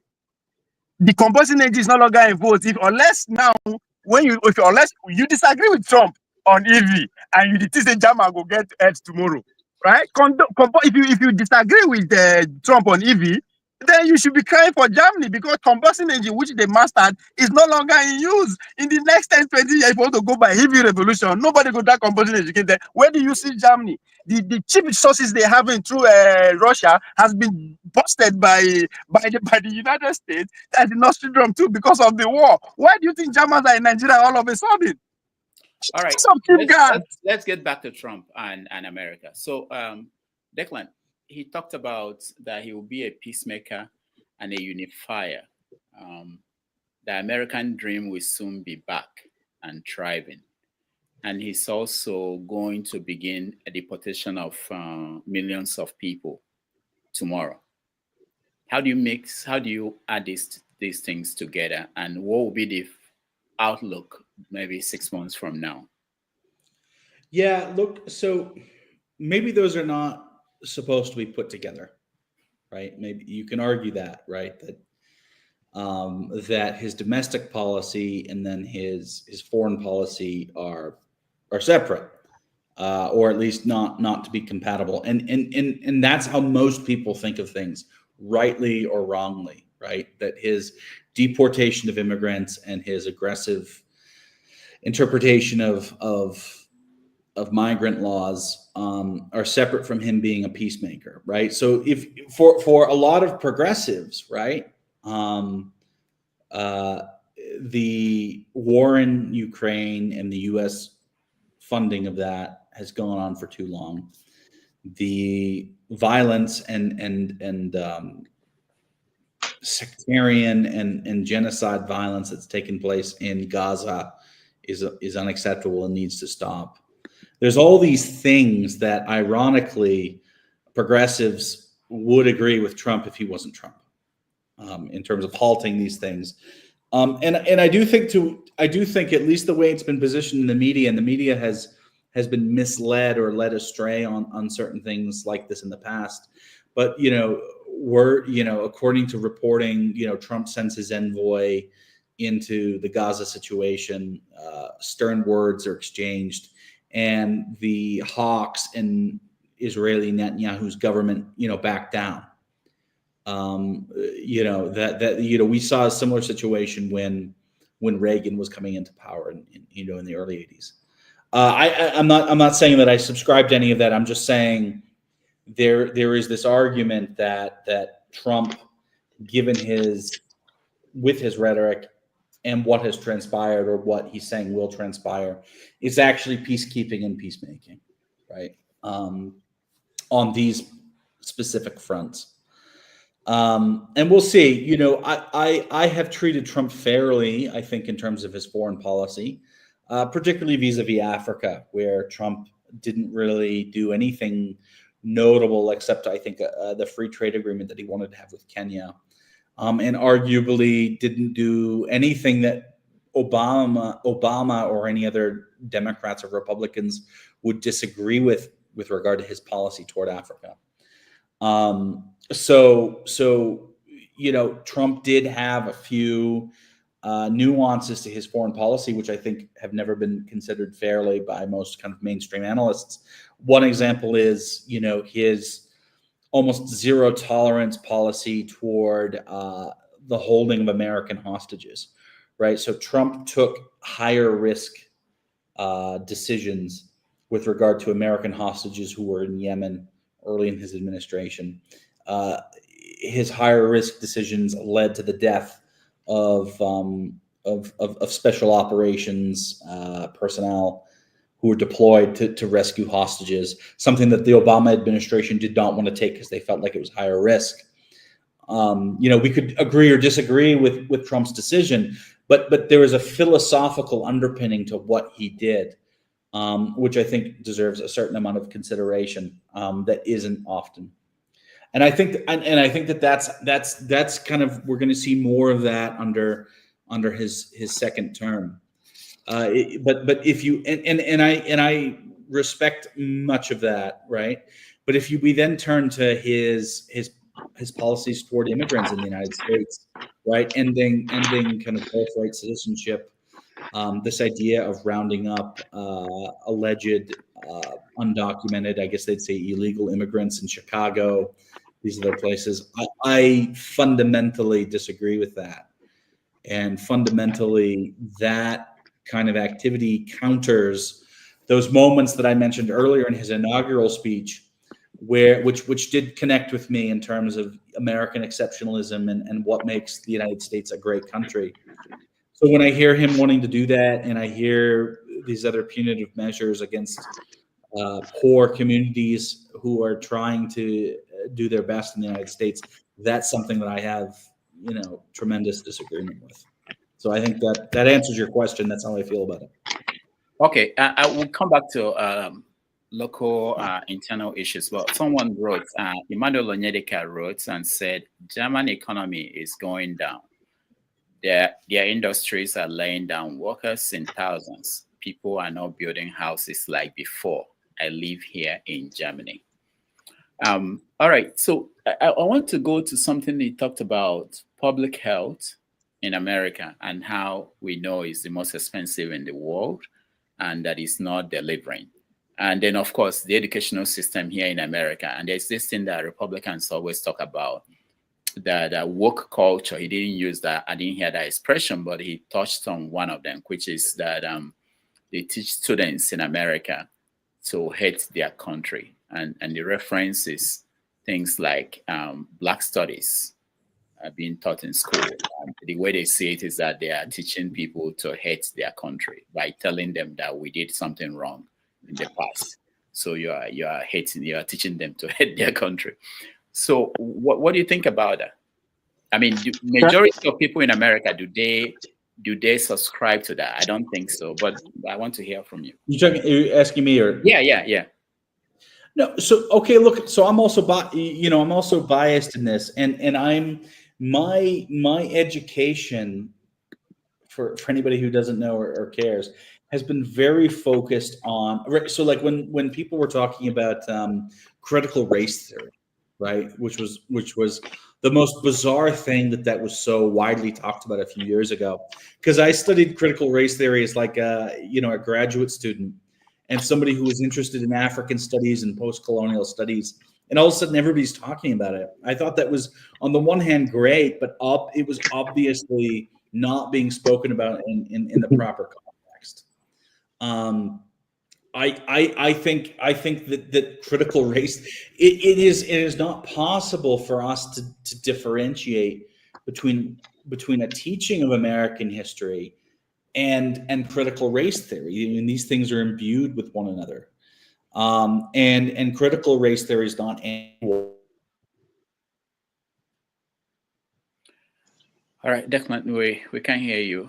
I think you Yeah, are. Dr. Lamiji, on Yeah. that internet issue, right? It's interesting how Trump won't do in terms of the deportation. I mean, this deportation of a thing. I see two American leaders. I see there. I there's two different type of American leader: the nosy ones and the quiet ones. Oftentimes, the quiet ones do the more damage than these lousy ones like Trump. But it's interesting because for me, right from day one, I've always been that the issue of immigration is about this. It's a power tussle between employer and employee, right? Who get power pass? Of course, employers get power pass. They have more money to lobby. They have more money to. They need the cheap labor than the employee. That's what I mean by between employer and employee. So the people were brought in for that purpose. And America, Trump, the brags saying he want to revamp the production industry, and he want to bring more job back. And he believe that Americans are divided ourselves into this because of the level of poverty. I'm talking about how I think he thinks. He thinks that once there are more jobs, there's more money in American people pockets. All this division, whatever, will not be this pronounced or good day. So how you go take balance the fact that he wants to raise more factories, you will need workers, but you are choosing the workers away. Right? Because if you pay attention to farmers, those who are either the mechanized farming or the organic farming, they are complaining already bitterly that their workers, they don't have workers no more. And because a lot of people don't even go. Those who just came to work peacefully and they fear say they go either jail them, so they are leaving. So there's a huge case waiting for how him go to pacify that industry. So it's a very interesting time we are in terms of the deportation when they shout so and how you go take get workers. For me, my own observation there is that not just noise that they make about this man. They will deport people for sure. You understand? I mean, if you put like 10 lorry, 10 trailer for road, within when they were deported inside, that would be loud in terms of how they would play the narrative. That say, oh, millions of people have been deported. So for me, I think there's underground thing that is going on. There will be deportation. It might not be as big as they want it because if you want Americans to work and if you are bringing more job, who's going to do the job? So and I already see this internal and because they always try to the internal issue, the either the them no seeing each other agreement, even the critical race theory. At the end of the day, they'll find a way to tie it to immigration, and because of immigration, because it's always a punching bag to go to those who want save them and to those who want. But it's a very interesting area, which is also with the healthcare too, right? If you and then listen to Ted Cruz, he's making argument that the American care system is better than that of Canada and that of UK. Is giving figure that every year about 50,000 Canadians are coming to America for healthcare. Then if you listen to other argument, you're like, those two countries are better than. So it's I don't know. When it comes to immigration, healthcare, and gun control, they always it's always entertaining to me because I know they will never find solution to it. They need them. These are the three things that band all Americans together. It doesn't matter if you're a Democrat, if you're a pink, green, or white. You need this treaty. You need the security of the gun. You need the immigration for work. You need to stay alive with the healthcare. So to me, it's now their political uh, bob be that they will only the user and they fight themselves. The solution will never come from there. I could be wrong, but that's how I'm seeing those three issues. All right. Let's get back to Declan. Go ahead. Declan. Sorry, my internet dropped. I'll be getting Starlink by the end of the week. I don't remember. I don't know where I cut off. No, by the way, Starlink is all the rage in Kenya right now, and the internet providers here suck. Anyway, sorry, Declan. Is that sorry, Declan? Is that why? Is that for me? I think that's the main reason Elon Musk is doing whatever that he's doing, right? Yeah. I mean, if you power the whole continent with your Starlink, that's a good money. Or what do you think? no, look, I mean, I don't like Elon Musk. I don't like any of his politics, but but I believe that he'll provide me a better internet connection than what I'm getting, and for me, that's more important than anything else. How's your interest? I like that. The issue is it is quite a bit of money, and anyway, it's a long story, but I intend to get it this month. What I was saying was, I think that the education system in the United States is the greatest national security threat that we have, more than China, more than Russia, more than anything else. I think that the dilapidation of that, the improper approach to critical thinking, I think that the bias of a lot of teachers, which is where Trump is coming from in terms of his and his allies are coming from in terms of this critique of critical race theory, in terms of indoctrination of youth and children around ideas that they disagree with. That's where that's all coming from, and I do agree with conservatives and with Trump supporters that our education system in the United States is completely fucked. But that doesn't mean that understanding of American history through race, understanding what has transpired since before the United States was an independent country, is somehow anti-American, or somehow teaching children to hate the United States. I don't agree. I don't agree with that. Right? Like I think if anything, there has been a scrubbing and a sanitation or a whitewashing of American history to the detriment of actually understanding what reflects the uniqueness of American history and why the country is I think such an incredible place. That's how I look at it. I do look at it from a positive and a patriotic perspective. But people just have a very warped perspective of what's going on. So I hopefully, Rudolph, I know I cut out there, but hopefully that's answering your question. Yeah, thank you. Tony, do you have any ideas on the local issues about education and public health? Yes, let me start with education. I think, correct me if I'm wrong, I know that in some states, there are certain things that you can't teach, certain histories that cannot be taught for whatever reason. The educational policy seems to be skewed, particularly when you begin to talk about things like race relations.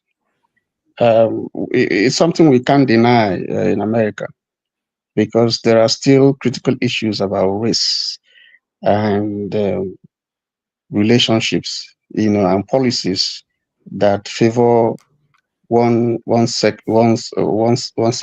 or the other.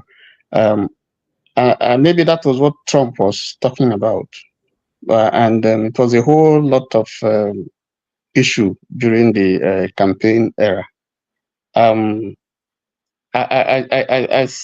believe that there are race issues in America today. I mean, as a Black person, I know that. I work, I go out, I take the train. Sometimes I get some encounters where they tell me, because of my accent, go back to your country. So it's there. And so I think there's a need for an educational system that will try to address this sort of thing, even in terms of privileges. You can see it.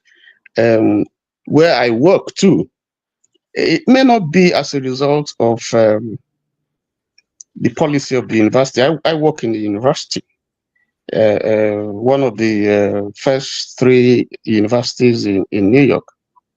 And when I look at the demography of students, who come to that university. I don't see a lot of my own people who look like me there. I'm not saying that it's a policy by the university, but I think that there's something ingrained in the system that makes my people, people who look like me, less, in terms of visibility than should be. I am not saying that it's a university policy.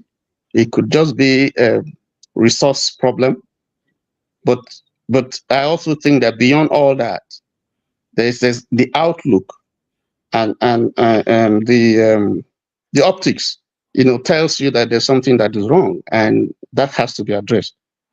Now, if you go to other domestic issues, for instance, one other issue that I think that the president didn't touch is domestic terrorism.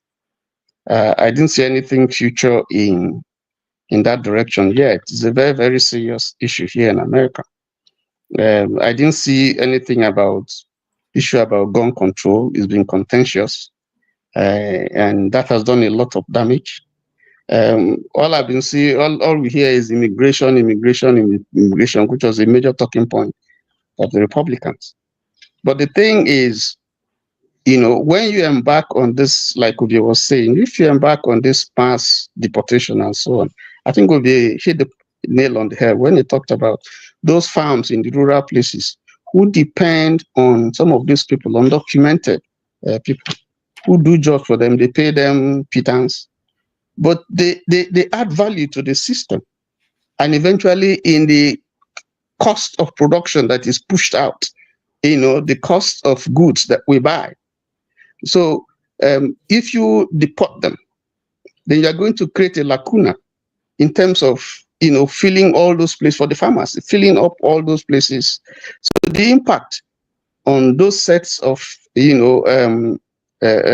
people, involved in that kind of, enterprise is going to be negative. So I don't know if there's a way that policy is going to address that, And then, of course, the other thing that I want to talk about is if you look at the entire picture that I see from what he said, you see a domineering personality of Trump. You see his words. There are things there that I can identify as his own words, that he has often used. Things that point to I and I only can fix it. Is there. And then there is also what I will call bully democracy, bully diplomacy, because he has utilized this for me in so many places. You can bully this, you can bully that, you can bully this country, you can bully. And so he creates some fear, this will happen the way the world has never seen before, and stuff like that. You create that. It's working for him though. But in reality, I think that all said and done, I don't see a clear-cut policy, going just by what he has said. China, he talks so much about China, how China is a competitor, and how China is Chinese policy is negating America's economic interests. But here, for the first time ever, you're seeing a Chinese vice president coming in to attend his inauguration. Well, you might say that is the beginning of a new relationship, but that's a country that you have talked down. That's a country that you have constantly, said, America, has to fight. So I don't know what that portends. I don't know what some people have suggested, that maybe because of the big man who is behind him, who has so much investment in China, and so that is the reason why. And we see even recently TikTok, the whole issue about TikTok, that the parliament has already taken a vote that TikTok in America has to be the whole issue about TikTok be banned or something, prohibited from operating in America. But here Trump is initially, he was against, he was for it, but now there's this he's talking from the other side of his mouth, and TikTok. Right. Yeah.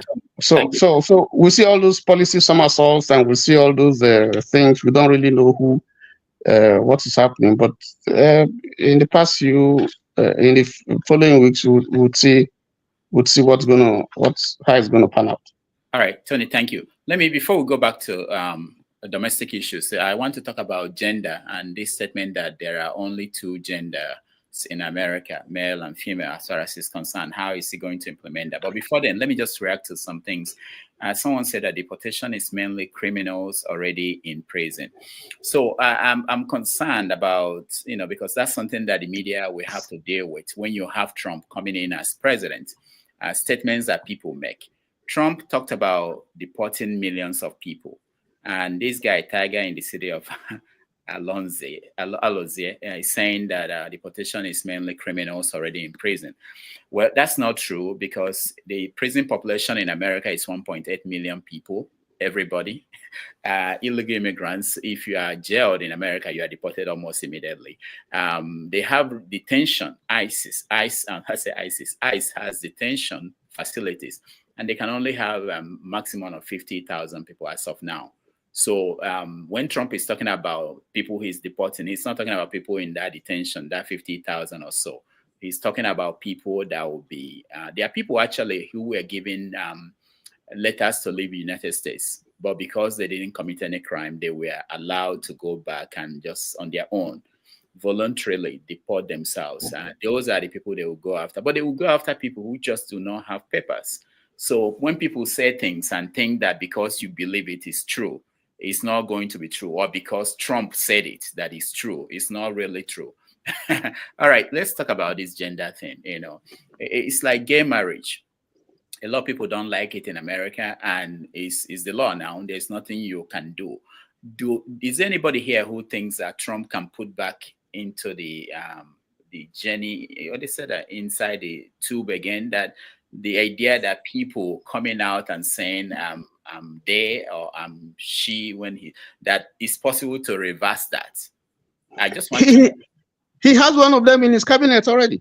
Okay, no, of course, that's true. But when you see, that's what I worry. I worry about platitudes. I worry about people just saying things, especially Trump saying things, and people clap, and life continues after that. What we actually change? How is it going to change it? The federal government can say, okay, we only recognize a man and a woman, but the law of the country says that if you're a man, you can marry a man if you are gay, and government has to abide by that. If they deserve a benefit as married couple, you have to do that. What will Trump do? He didn't say, I'm going to change the law, I'm going to change the constitution, I'm going to get the Supreme Court to reverse themselves. What will he do? Why are people thinking that this?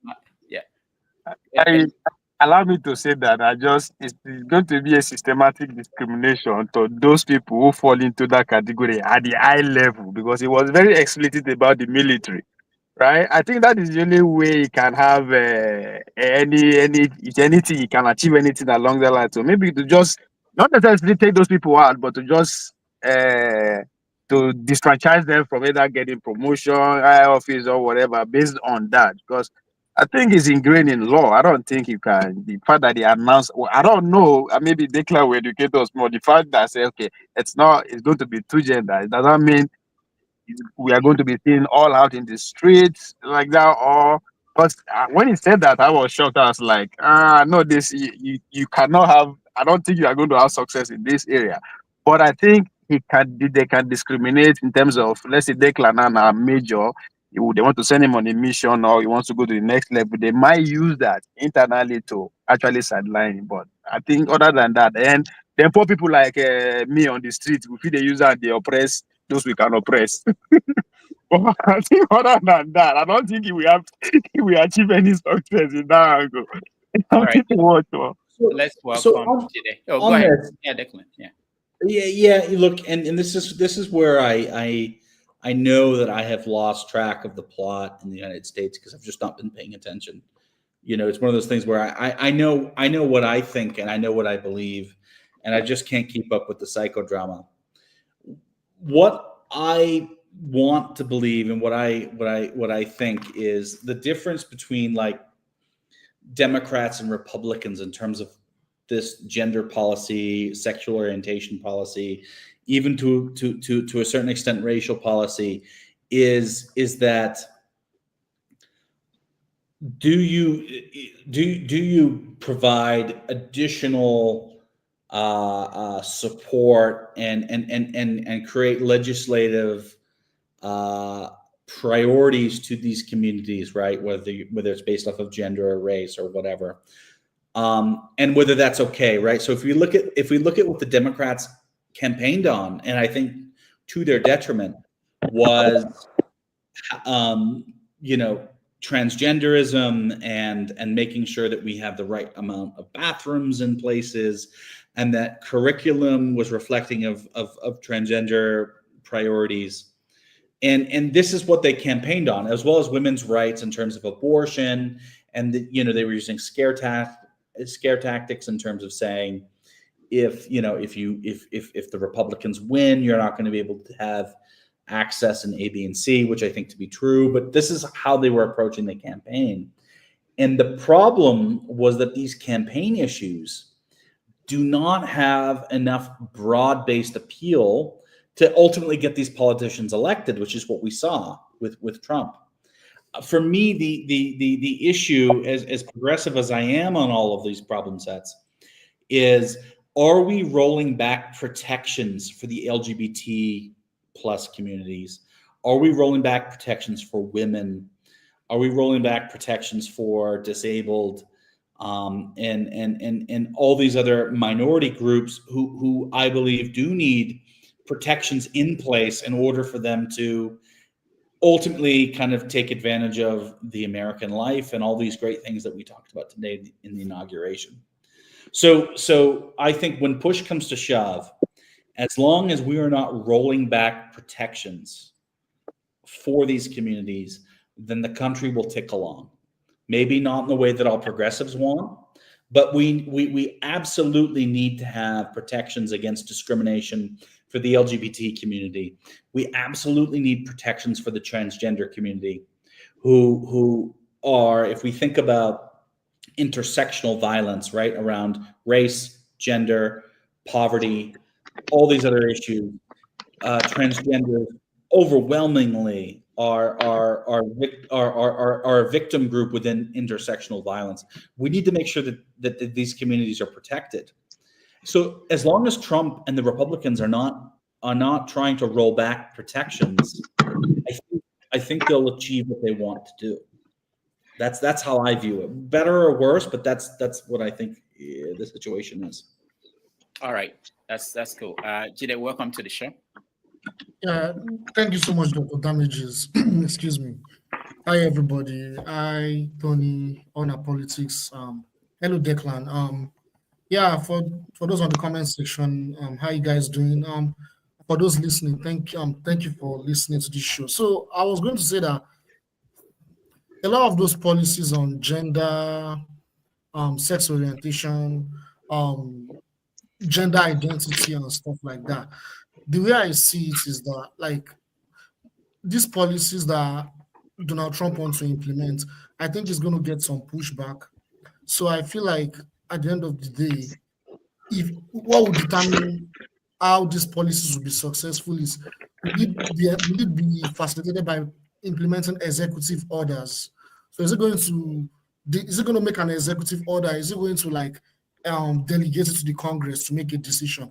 Because if it's going to delegate such issues to Congress, there's going to be a back and forth, and it's going to lead to a stalemate. So I don't think and again, like I said, like Declan said, how far is it going to go with it? Is it going to are his policies going to attack the minorities, the LGBTQ plus community, the racial minorities and all the other women's rights and all that? How far can he go with that policy? Those are questions that I'll be asking within the next 4 years. What are his plans? So if he's going to be making executive orders on it, then how far will he go with it? But if he's going to delegate the Congress and House of Reps to make a decision of it, I think it's going to be a stalemate. I don't think they'll go far with it. All right, thank you. Ovie, you want to say something? I've already said something else, but something Oh, that you okay, okay. something that you asked Declan earlier on in terms of if we are going to see peace outside. I think as at yesterday also, Trump has laid out how we intend to navigate both the Chinese people and the Russia. He actually said he wanted to sit down and speak with them. I think that is expected within the next 3 months. So let's see how that goes. All right. So, Jide, I know that you didn't join us at the beginning, but what is your impression? Did you watch the speech? Your overall take on the speech? Yeah, I listened to most of it, not all. I listened to most of it. I was busy doing other things, but I listened. I echoed it when he was talking on the TV, and he said a lot of interesting things. Some of the things he said were very controversial. He said some things that were encouraging, some things that he said that were very controversial. I mean, he said some things that kind of encourages unity among the people in the American people, we in America, which was encouraging. He said some controversial things. When it comes to foreign policy, I'm very worried about Donald Trump. I'm really concerned.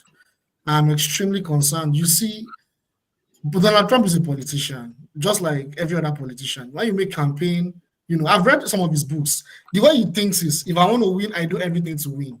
And when he campaigned, he made it clear that if I win the election, before I come to office, I would ensure that the Ukraine war is stopped. He made all sort of promises that aligned with his fan base, with his supporters, and that really allowed them to vote for him, particularly when it comes to foreign policies like the war in Gaza, like the war in Ukraine. But in reality, if you look at a lot of his actions, if you look at a lot of his comments, if you look at a lot of, I mean, some of his comments when it comes to foreign policy is very contradictory. But that's Trump. That's the kind of person Trump is. Trump can say something about anti-war today, and tomorrow is going to say something that will be very controversial, propagating that war. But the reality is that the people he has appointed in his cabinet, a lot of them have past history of facilitating wars, either economic wars or even military wars. There are so many of them. That's number one issue. Number two is that a lot of people that are around him, including his sponsors and people that he is very aligned with politically, they are Zionists, and a lot of the strategies that he is actually pushing is in alignment with the countries that are actually fighting wars that are backed by the US. So he's not actually going to deviate from the policies that were implemented by Joe Biden, actually. He's not. So even though a lot of people give him credit for ensuring that there is a truce in Gaza, what is actually going on is that they're actually preparing for a potentially wider war. Now, the question mark is, would they send US troops? That's where I think he may not want to allow that to happen. He may want to manage a conflict where it won't escalate to the point that US troops will be involved. It's going to probably be like a proxy war. It's going to be within that proxy situation. Now, the Ukraine war, I am not sure Trump coming to power is going to actually facilitate a permanent peace in Ukraine. I don't think so. Because like I said, the people he has appointed in his cabinet, and if you look at the foreign policy doctrine, of the US, it has not changed, even under Donald Trump when he was in power the first time. The second time, it doesn't look like it's going to change. The people he appointed, in fact, some of them are even hawkish towards Russia. So that's a contradiction.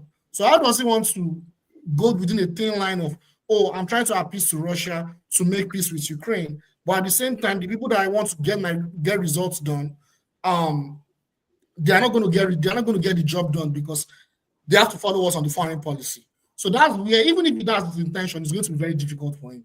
Even that, if that's his intention, which I don't think that's his intention, it's very important to know that the security personnel, particularly within the Republican faction, but not just generally, their plan now is to go into war with Iran. It's a plan that is going on. And what is going on now, which makes it more interesting, is before today's inauguration day, Russia and Iran, they formed a security pact. They formed a security pact just before the inauguration today. I don't know if everyone is following what was going on. They formed a security pact where if Iran is attacked, Russia would definitely support Iran. So I would I don't know if this be a form of advice, but they need to be careful if they still want to if they actually want to further their policy now into a wider war in the Middle East. They need to probably they need to have a rethink or change their strategy or something, you know. But we are going through a risky direction right now in terms of foreign policy. Thank you, Jide. Let me frame what I think is maybe what would help us expand this conversation. Trump said that armed forces' sole mission now moving forward is to defeat America's enemies. I want to ask the question: who are American enemies? And knowing that Trump, when he was running for president, he claimed that he didn't start any war and he's going to end all the wars that are going on now. And he's preparing the military for their sole mission, which is defeat America's enemies. Now, and he is also going to go to Panama and seize the canal. I know he didn't talk about the Greenland, which he may want by force again. So wouldn't that trigger other actors in the world, like China taking Taiwan, Russia basically taking Ukraine any day Russia seriously wants to take Ukraine, and then maybe Nigeria taking Ghana and Niger? You know, wouldn't that trigger other parts of the world to move in that direction? Because if America is behaving that way, because it can, some other countries can do things in that direction. How would that play out with his promise or his selling point, which was that I didn't start any war, I'm going to fold all the other wars, when he is preparing the military for their sole mission? Because if it's just terrorists that the military in America is after, but if you are going to go after countries, the core enemies, which Iran will be one of them, and others, so that will be a serious situation. Who wants to go first? Yeah, okay. So go ahead, Ovie. I think what you are asking will be American enemy. We, in the words of John Meshama, when it comes to great power rivalry, from America's standpoint of view, if you are not with them, you are an enemy. It's even better you are an enemy than to be neutral. So we are at the point whereby the American system is not ready to entertain any neutrality. You're either with us or you are against us. And the mission is very clear. China. How do we contain China? The goal is not to go to war, but we cannot take it off the table. So what you are seeing here, they are ready to go all in with all the economic sanction from every angle. Now, it's either you come along with that or you stay out. Just like what Trump said before the inauguration, he said that anybody who is going to form alliance that will take down the dollar or go against the dollar is going to receive 100% tariff. And I think that's where that Department of External Revenue has to come into play. That's where the war machine is going to start from. It's not necessarily going to start from battlefield. That's where it's going to start from. You are talking around with China. Excuse my language. You're dealing with China. Well, before you bring anything to America, that's how you eventually you know who is who and who is where and who is where. I'm totally agree with Jide in terms of Iran. Iran is the goal, right? Because I believe the American experiment, the American idea, the American hegemony are facing threats from three angles, right? The ideology, economic, and military. And the three wars are going on simultaneously. The war, the Kanaki war, is what we are seeing in Russia, and which again where the Greenland also come into play. Then what you are seeing in Gaza, the ultimate goal is Iran. Just what Jide said. The ultimate goal is Iran. The plan is that that's why I don't believe that there's going to be peace. Just because Trump is coming in, there might be a little bit of a ceasefire to see where we are going to be another, but it's not going to be peace. So what I'm saying is that the Israeli will keep going. Their goal is to get America to focus on Iran so they can carry out whatever they're doing in Gaza. So yes, and again, the plan they have for Iran, the ultimate target is the supreme leader. How do we take him out politically? I'm not saying they won't kill him, but how do we dislodge him? But maybe that's the only way to take him out. But just don't be surprised if you see another uprising in Iran within the next 5 years, because that's another way to cause civil unrest and get the way. But ultimately, the goal within the Middle East has remained the same. Whoever wants to hold the world hegemony, you have to be in total control of the Middle East, because as of today, that's where the wealth of the world is.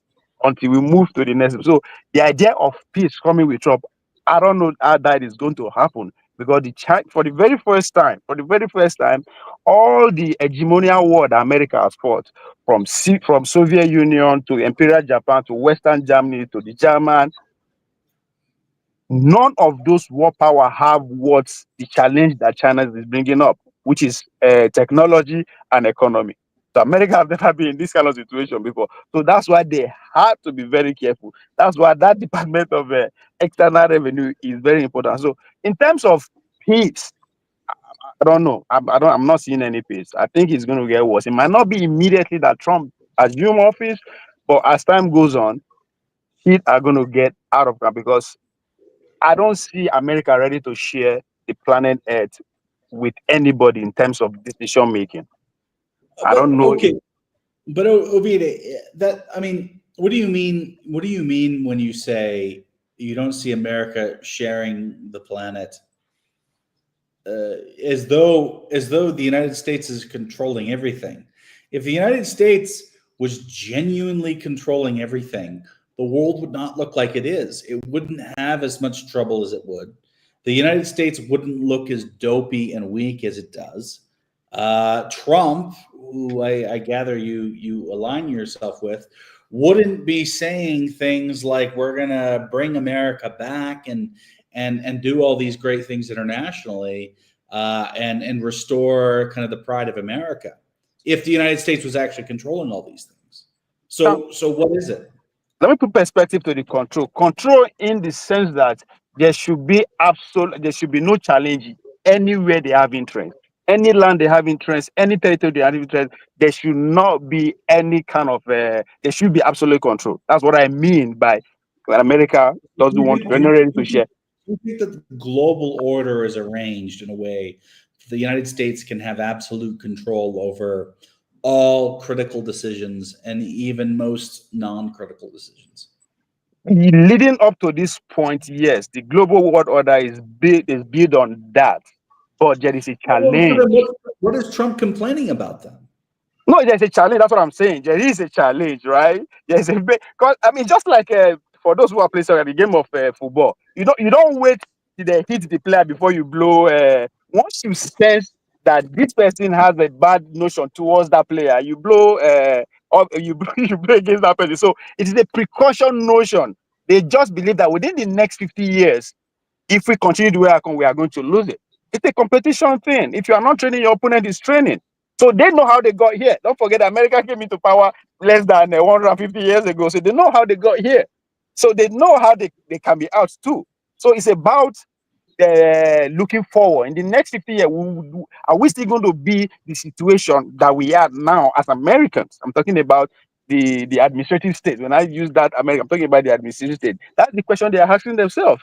Right? Just like I'm always telling my brothers in the Southwest, they blame say the Fulani people have a conqueror ideology. Of course, in the jungle that we call the planet Earth, if you don't have that mentality of conquer, you stand to be conquered.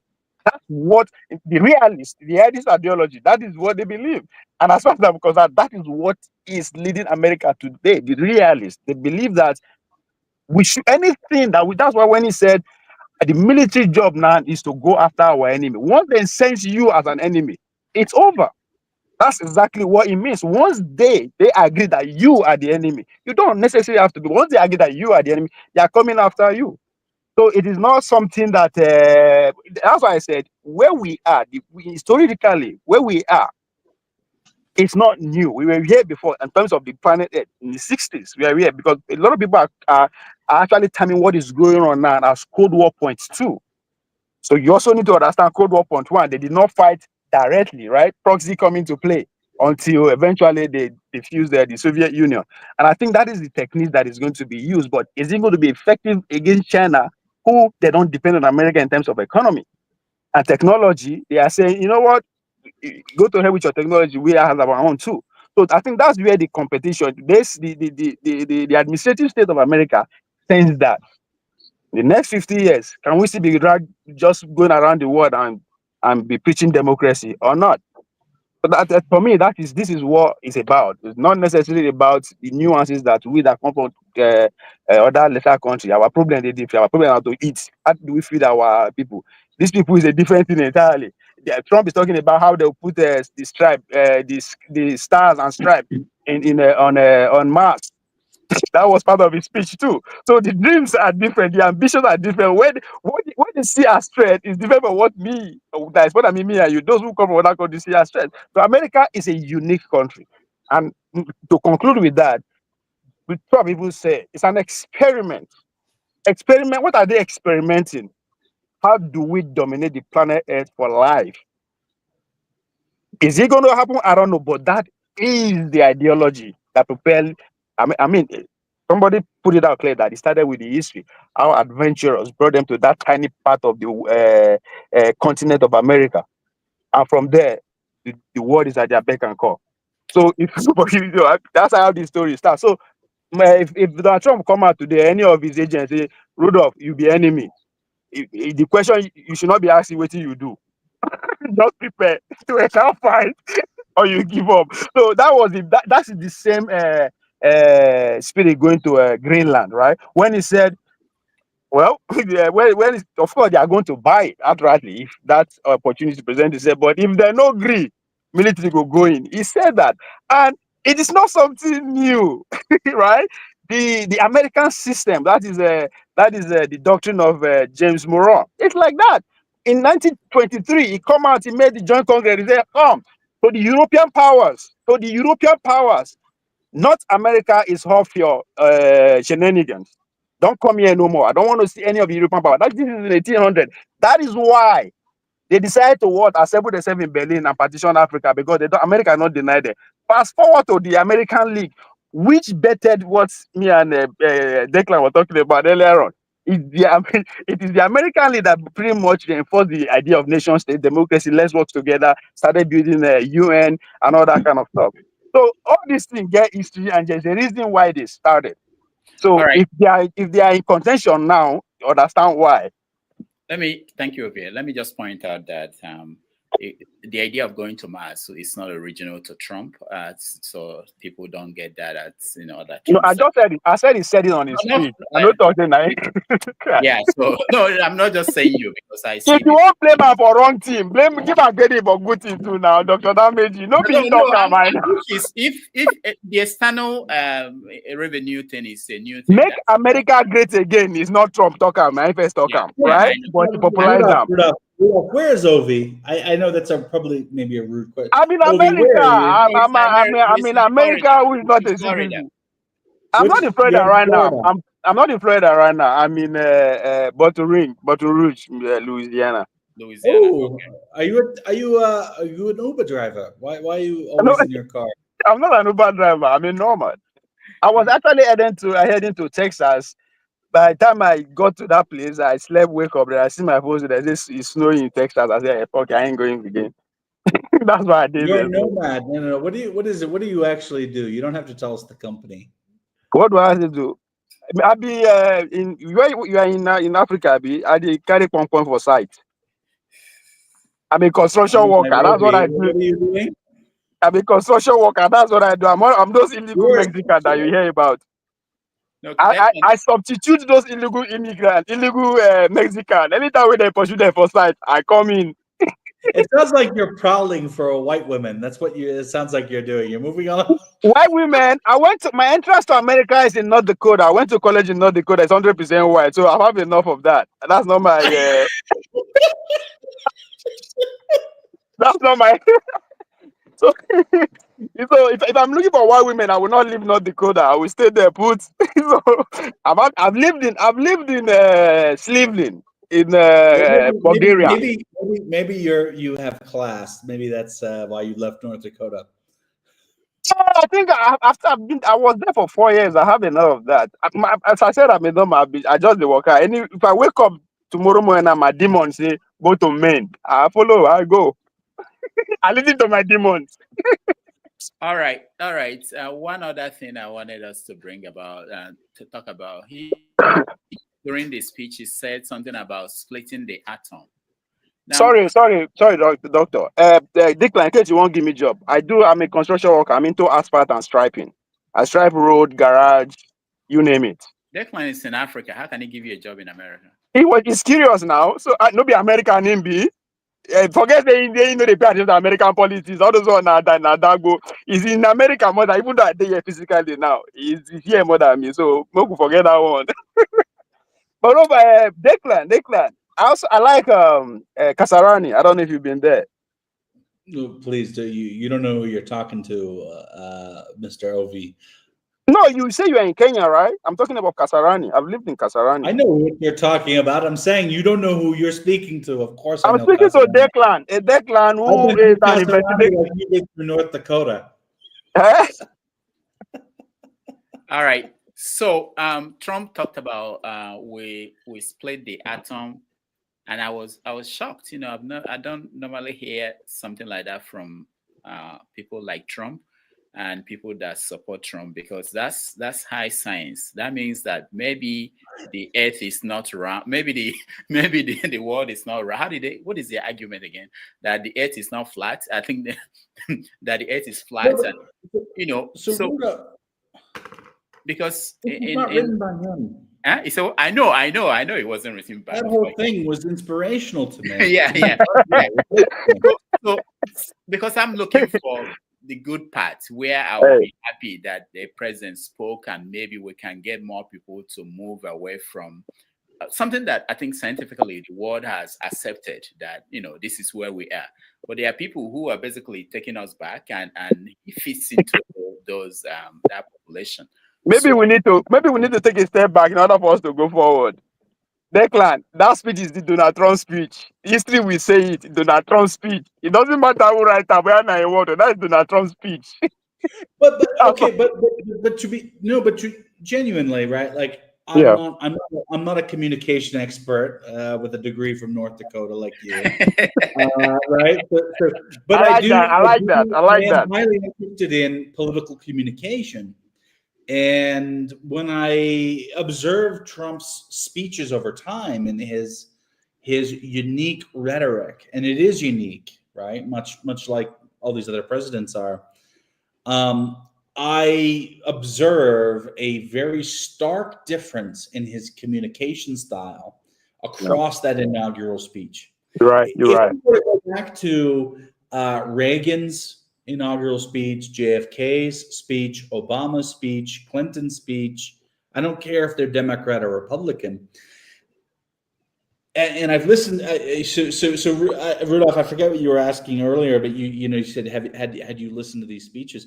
I think, and I'm not gallivanting or anything like that. I believe that I would have listened to every single presidential inaugural speech since the advent of television, right? Just because I'm a nerd like that. I don't think that I would have noticed such a stark break in tenor and voice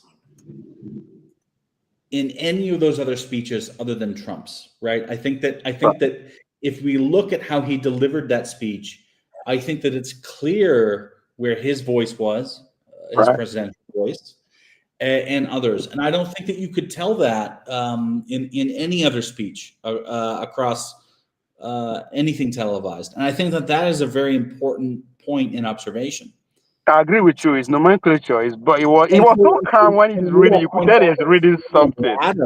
Yeah. Those were the parts of the speech which I'm just like, wow, like I get that, right? Like for me, part of American exceptionalism is all of these incredible scientific progress, all of these outstanding personalities who are allowed to thrive because of a system that did not discriminate against them. And that rung true in Trump's speech, but I didn't believe it when he delivered it. And that could be biased, but I think that it's fair. I think that it's fair if you look at how he delivered his speech compared to any other president. I think it's clear where he was speaking and where his advisors crafted beautiful rhetoric. Actually, it was actually better than I expected. It was actually, to be honest, as I was listening to it, I was like, was it Trump talking? I had to go back. I had to look. Was it Trump talking? I was like, okay. Yeah, actually, it was okay. It was good.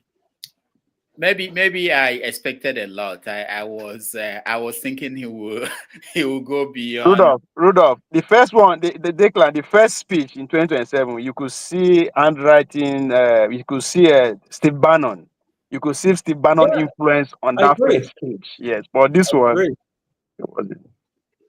And that's what remember, that was the point that I made earlier, that I think, okay, so Avi, you made a point saying, well, which president writes all of their speech, and that's true. But a leader is able to rise above text and rhetoric and then communicate to a people in a way which is truly transcendent, right? The best of our leaders are able to do that. That's the word And I'm looking for. yeah, and I've Transcend, not seen especially that at the with Trump, inaugural address. Not you can make your especially that. you can make your Especially that. political speech anytime, but inaugural address is not the State of the Nation address. It's not the political. Let me give an example, right? And I believe this because, again, I love political communication. Go to JFK's inaugural address. It's a short one, maybe 1/3 shorter than what Trump gave today, because Trump's was about 30 minutes. And listen to what he had to say. And historically, I can say, authoritatively, that what Reagan, Reagan, because he's in front of me, what JFK provided in that address spoke to the American nation. But what's interesting is but JFK was not speaking to the 20 to 30-year-olds in the audience. He was speaking to the World War II veterans when he was saying that the mantle is being passed to these Americans. He was not talking about the 30-somethings. He was talking about the 50-somethings who fought in World War II. But because his rhetoric was so powerful, it applied to the whole country. And and I think that's really important to kind of observe. We haven't seen a speech like that for a long time. All right. I agree. Who is speaking? I wanted to play a little bit of. I didn't want to go JFK because most people now think I'm a Democrat. I wanted to go to Republican Ronald Reagan, just to illustrate something, because we talk about this in abstract when we can play a little bit of that speech. Let's just listen to this.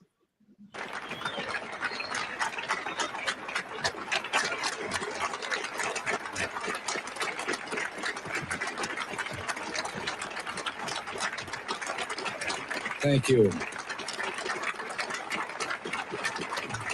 Thank you. Senator Hatfield, Mr. Chief Justice, Mr. President, Vice President Bush, Vice President Mondale, Senator Baker, Speaker O'Neill, Reverend Mumaw, and my fellow citizens. To a few of us here today, this is a solemn and most momentous occasion.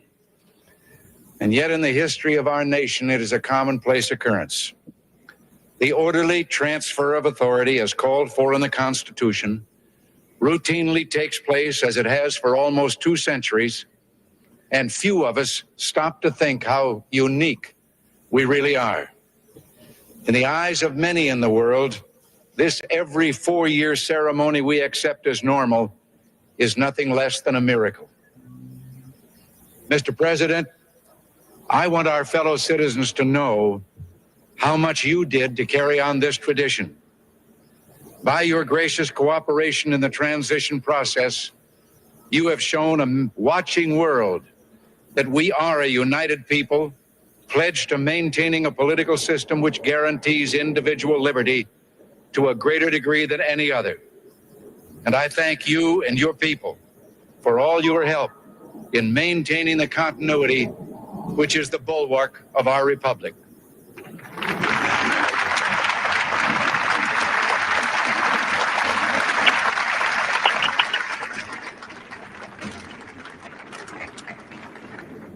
the business of our nation goes forward.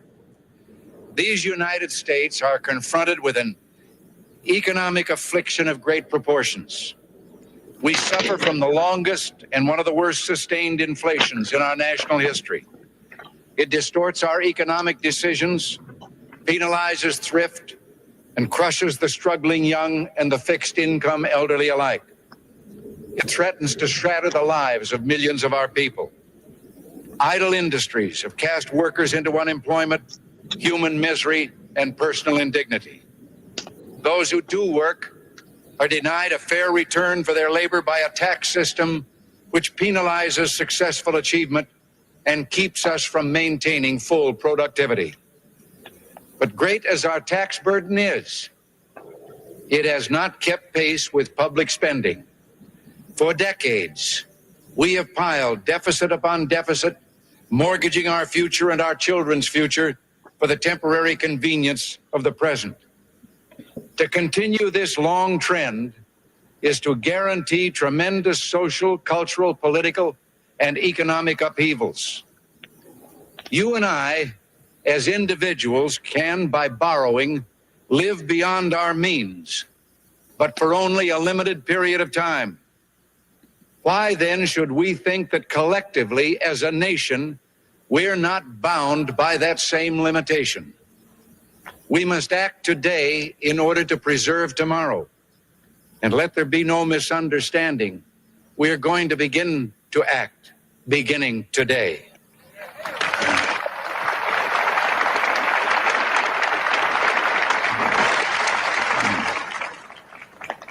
The economic ills we suffer have come upon us over several decades. They will not go away in days, weeks, or months, but they will go away. They will go away because we, as Americans, have the capacity now, as we've had in the past, to do whatever needs to be done to preserve this last and greatest bastion of freedom. In this present crisis, government is not the solution to our problem. Government is the problem.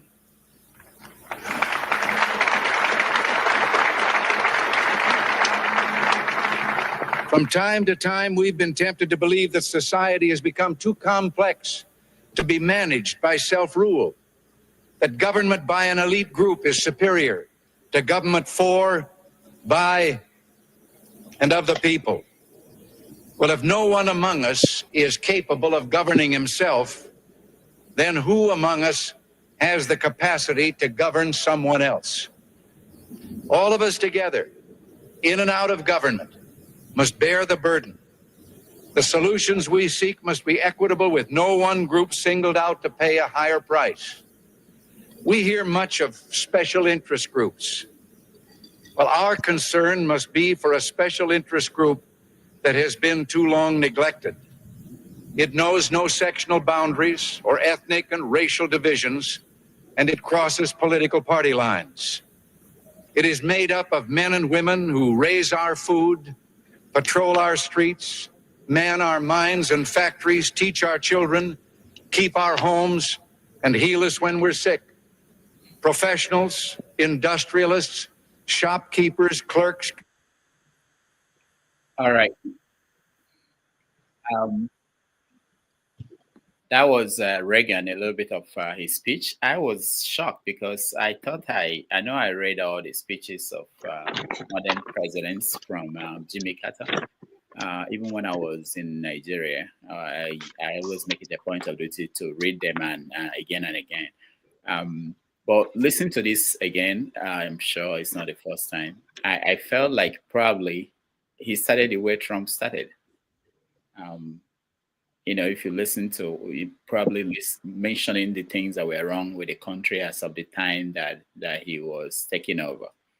But it wasn't. Let me hear from you guys, because it's not about me now. Anybody wants to weigh in on what we had from Reagan as compared to what we had from? Okay, Tony should go on first. Okay. Okay. Go ahead, Tony. Yeah, for me, with that little bit that I heard, there's no comparison with what we heard today. For me, I think this is what I will call a locus classicus. That's a Latin that the lawyers use. First of all, he started, I think he spoke to the nation. He spoke to the nation. He wasn't speaking to any particular group. And you can see that he continually was using, the pronoun we. One of the things he said, we must act today in order to preserve tomorrow. When he was talking, about what is it? I think taxes or something like that. But the first part of his speech, for me, was an indictment of Trump. If I juxtapose what he said with what Trump said today, there was no acknowledgement of the fact that what Biden did was in tandem with the Constitution and preservation of the Constitution. And he can't say that for very obvious reasons, because he didn't do that. So, yes, so I can understand that. But nonetheless, I mean, we see a difference between the two personalities, and I thought that was something that he should acknowledge, because assuming that Kamala, for instance, for any reason, if he decided to bend the laws and say, I don't recognize, I'm not going to do that, I'm not going to do what I'm expected to do. I mean, I'm going to pay you for the same thing that you did. There will probably be some confusion, even though it will be resolved. But that would have put a peg, But so it was an outstanding, for me, it was an outstanding intro to say thank you to the president for upholding the Constitution. So I think that was that was good. And I think the two personalities are different. Again, if you listen to Trump, you could see his whole personality reflected in the speech that he made, his language and his domineering personality, his bully tactics and all that, just strictly speaking, reflected in there. And if you look at the substance of what he said, yes, there are a few good things that he said that he didn't expatiate. But if you look at the totality of the speech that he presented, for me, I really didn't feel elated. Okay, maybe I'm a biased person because I didn't vote for him. But I didn't see anything, that I could hold on to and say, well, give me some expectations or something like that. So let me stop there. Just those two things. The personality of Reagan is different from the one we're seeing here. And then even maybe the times are different, so the issues that we're dealing with today are really not substantially the issues that were at the time that Reagan was president. But basically, I think that this was much better from just the clips, the snippets that we see, than everything that I heard Trump say today. All right, thank you. Ovie, hold on. Let's go to the DAC. Let's go to Nigeria, where we have Kene. Sorry, excuse me. Kene? I don't know. Yeah, can you see me? Yeah, we can't see you, but we know it's you. Go ahead. Nigeria you go to your village girlfriend. Okay, good. We know where you did. Yeah. So I don't know what happened, right? You don't have a candle. I called in initially. Okay, actually, there's light here, but it's powered by generator, as usual. A generator country. Okay. A country that operates on generator. You do your village girlfriend. You hide. Go ahead. Yeah, a country that operates on generator, and they claim to be giant of Africa. So today is our day, right? Yeah, your day. It's a day of it's a day of redemption, a day of turnaround from something that we don't know what it is to a real governance, a real government of the people. for the people and by the people, right? Did I get it right? Yeah, you got it right. Aha. So Can I you be yeah. surprised when you So come to today, America now? When you come into America now, when you come back, you discover that there is now only male or female, nothing else. did there be what? Only male and female, nothing else. At the Only- airport, nobody will ask you, Yeah, are you only she only or male and they? female, and Yeah, there won't be confused gender, right? no more. Uh-huh. There won't be confused. Yeah, there won't be confused gender. There Women won't be can no gender wear. that don't know. Women can no longer wear pants. Yes, sir. Women can no longer wear pants. You No, are now women can wear pants, the pants that we know. They cannot wear clothes meant for men. Do you understand? And men cannot wear skirts any longer. Men cannot wear bra. Do you understand? Men cannot wear Brazilian hair or hair ring, you know. So and women will know their toilets, their bathroom. Men will know their bathroom, right? Not a bathroom that is meant for confused gender. And our schools will now have to welcome God back to their schools, not what they call it, drag queens. So drag queens should stay off our schools today, from tomorrow. And as we all know, we only have one flag, the American flag, not the LGBT nonsense flag. So what about Americans will know that they are Americans. Flag. Do you still want that one to be flying? No. That one is something that it involves everybody, both Democrats and Republicans. So I don't think it's something that has to do with Republicans alone. So actually, Democrats are the ones championing that nonsense, you know. But the truth is, Americans will have a turnaround from tomorrow. The economy will begin to breathe again. The poor masses will begin to breathe again. The senior citizens don't have to pay taxes again. Can you imagine? The senior citizens cannot pay taxes again. And if you are living off of overtime, you don't have to pay taxes on your overtime again. You don't have to be taxed on your overtime. Now. I live on overtime. Amen. Tomorrow. So if we were to have a meeting, Can I hold on? Kenny, you're saying from tomorrow. Tomorrow for everybody, whether you're in Nigeria or Kenya or the United States, tomorrow is Tuesday. So if we were to have a meeting, the same group of people on Wednesday, and these things didn't happen, what would you have to say about that? Right? Because you can't say from tomorrow that these things are going to happen, because we're talking about the administration of the biggest government in the world. Tomorrow, it's come not on now. happen. Come on, Declan. Come on, Declan. That's a MAGA talk. That you understand, Declan. That's a MAGA talk. That's how they talk. Man, you should understand. Yeah, but he has to be called out. Tomorrow, this is going to happen. Now, walk me through this. How will that happen tomorrow?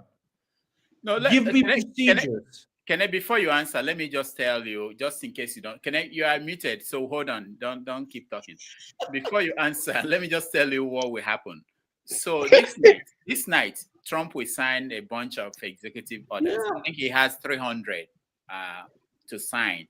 He will sign them, and the next day, different groups will sue the government to stop those executive orders. So none of these things will even happen by that way.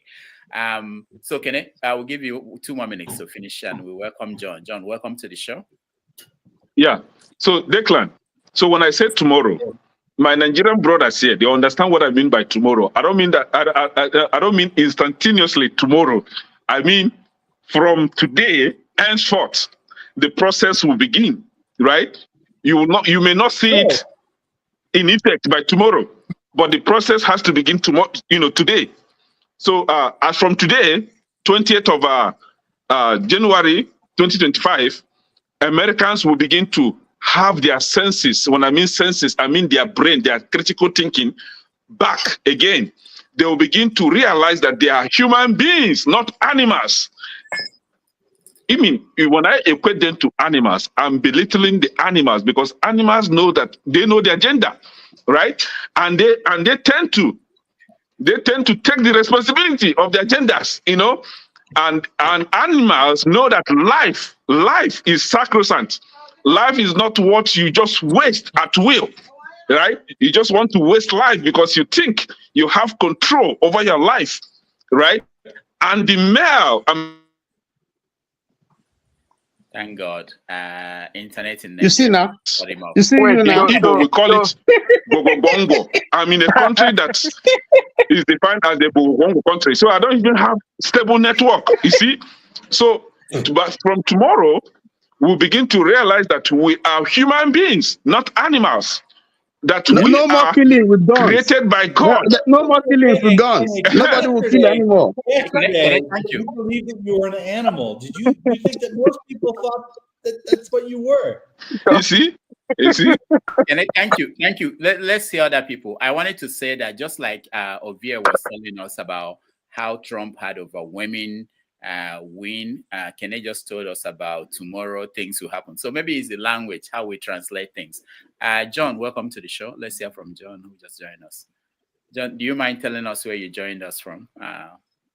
Right now I'm in Belgium. But Belgium. You're okay. lucky to catch me there because usually I'm in Africa. Okay, we're in Africa. Niger. Okay. Oh, good, good. So, how are the people in Europe? How are they taking this Trump's? Did you watch his inauguration? Yeah. I kind of was on and off. I was busy with other things, but I did keep an eye on it. Yeah. I think Europeans are the political class in Europe is going to be up in arms because they hate everything that America stands for, basically. Yeah, it's going to be interesting. What did you hear? I mean, what you had, the part you had that impressed you about what Trump has said during the inaugural address? One thing that I really liked was that when he said that his first executive order would be to reintegrate U.S. servicemen who refused the mark of the beast, the COVID-19 so-called vaccine, and that they would get back to the army with full rights. That's something, and that's a hell of a statement. Okay. What else that impressed you? The very fact that he came back, because until the very last moment I thought he would be shot before he could get there. I still think they are going to try to kill him one way or another. Were there things he said that concerns you, like things that were of concern to you that you think may not be good for the country or for the world? The tax thing is probably why a lot of people. Ovia likes it.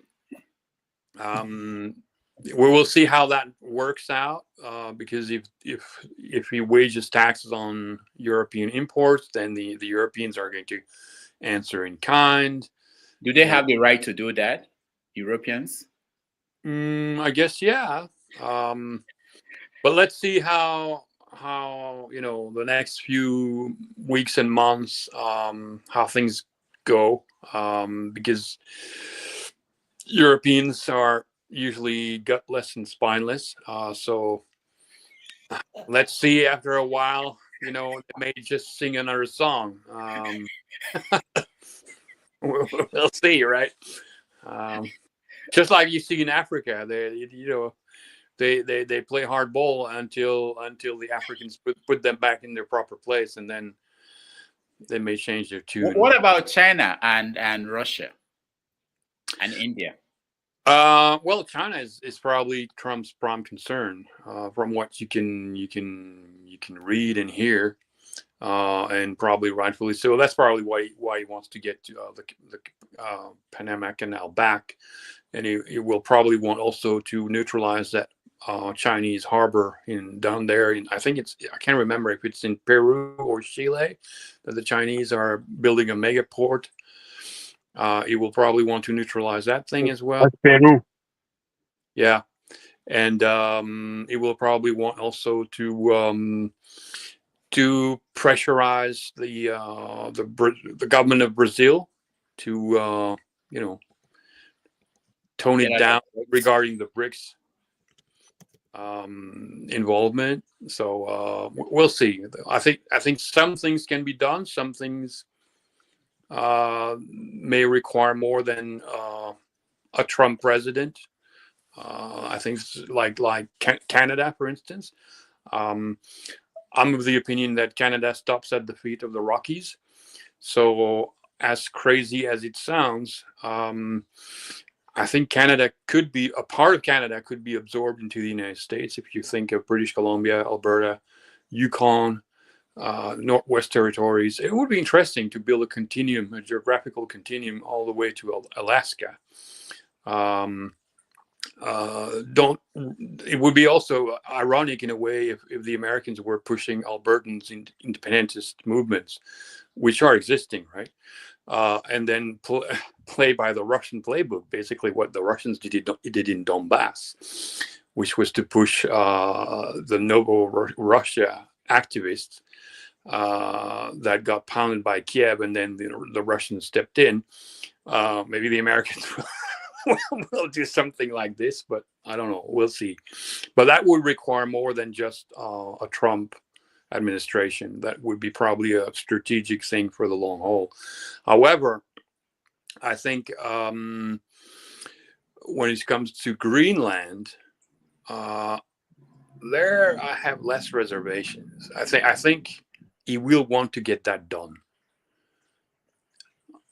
If you study psychology and the kind of legacy that he wants to leave behind, I wouldn't be surprised if the U.S. was to absorb Greenland. Secretly, I would hope that they would also absorb Belgium, by the way. But that's not going to happen. Yeah. Is there any situation where that you may prefer to come back to America and live in America instead of hanging out around the world, Europe, Africa? Is there anything that Trump will do that will make you think, okay, I'm coming back? I don't know, honestly, because there's so many things. I think to go back to the U.S. that I would love to live in, I would need a time travel machine. To go back to the U.S. before 1913, basically, when it was a different country with much less government. I have a deep allergy to government. I was myself a civil servant of a European government, so I know how toxic governments are, and the less you have it, the better you fare. So because I really like what you are saying in terms of less government and knowing the people that first came to the United States, they left Europe because of precisely that. Yeah. So, but don't you see that the Republican Party, we know that the Democrats are fully into government control of everything. Republican Party, they are also moving in that direction, saying that the government. Yeah, that's the thing, right? You have many Republicans that are Republicans in names only and who are statists, basically. I mean, the federal government is out of control, frankly. When I see the EPA now trying to ban classic cars in California, give me a break. What is this nonsense? There are many government agencies that should be defunded and disbanded. I think Milei, actually, in Argentina, is probably an example to follow.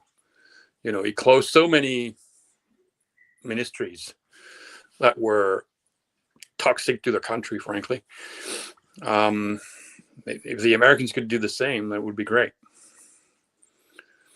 So one question I always have for people who believe in limited government is when you have like the Republicans who say, we don't want you to tell us what to do. We don't want the government to tell us what to do. But then they turn around and say they want to tell women what to do, what to do with their bodies. How do you handle that? Do you think there's an exception to that rule? I'm kind of agnostic or kind of neutral on that issue.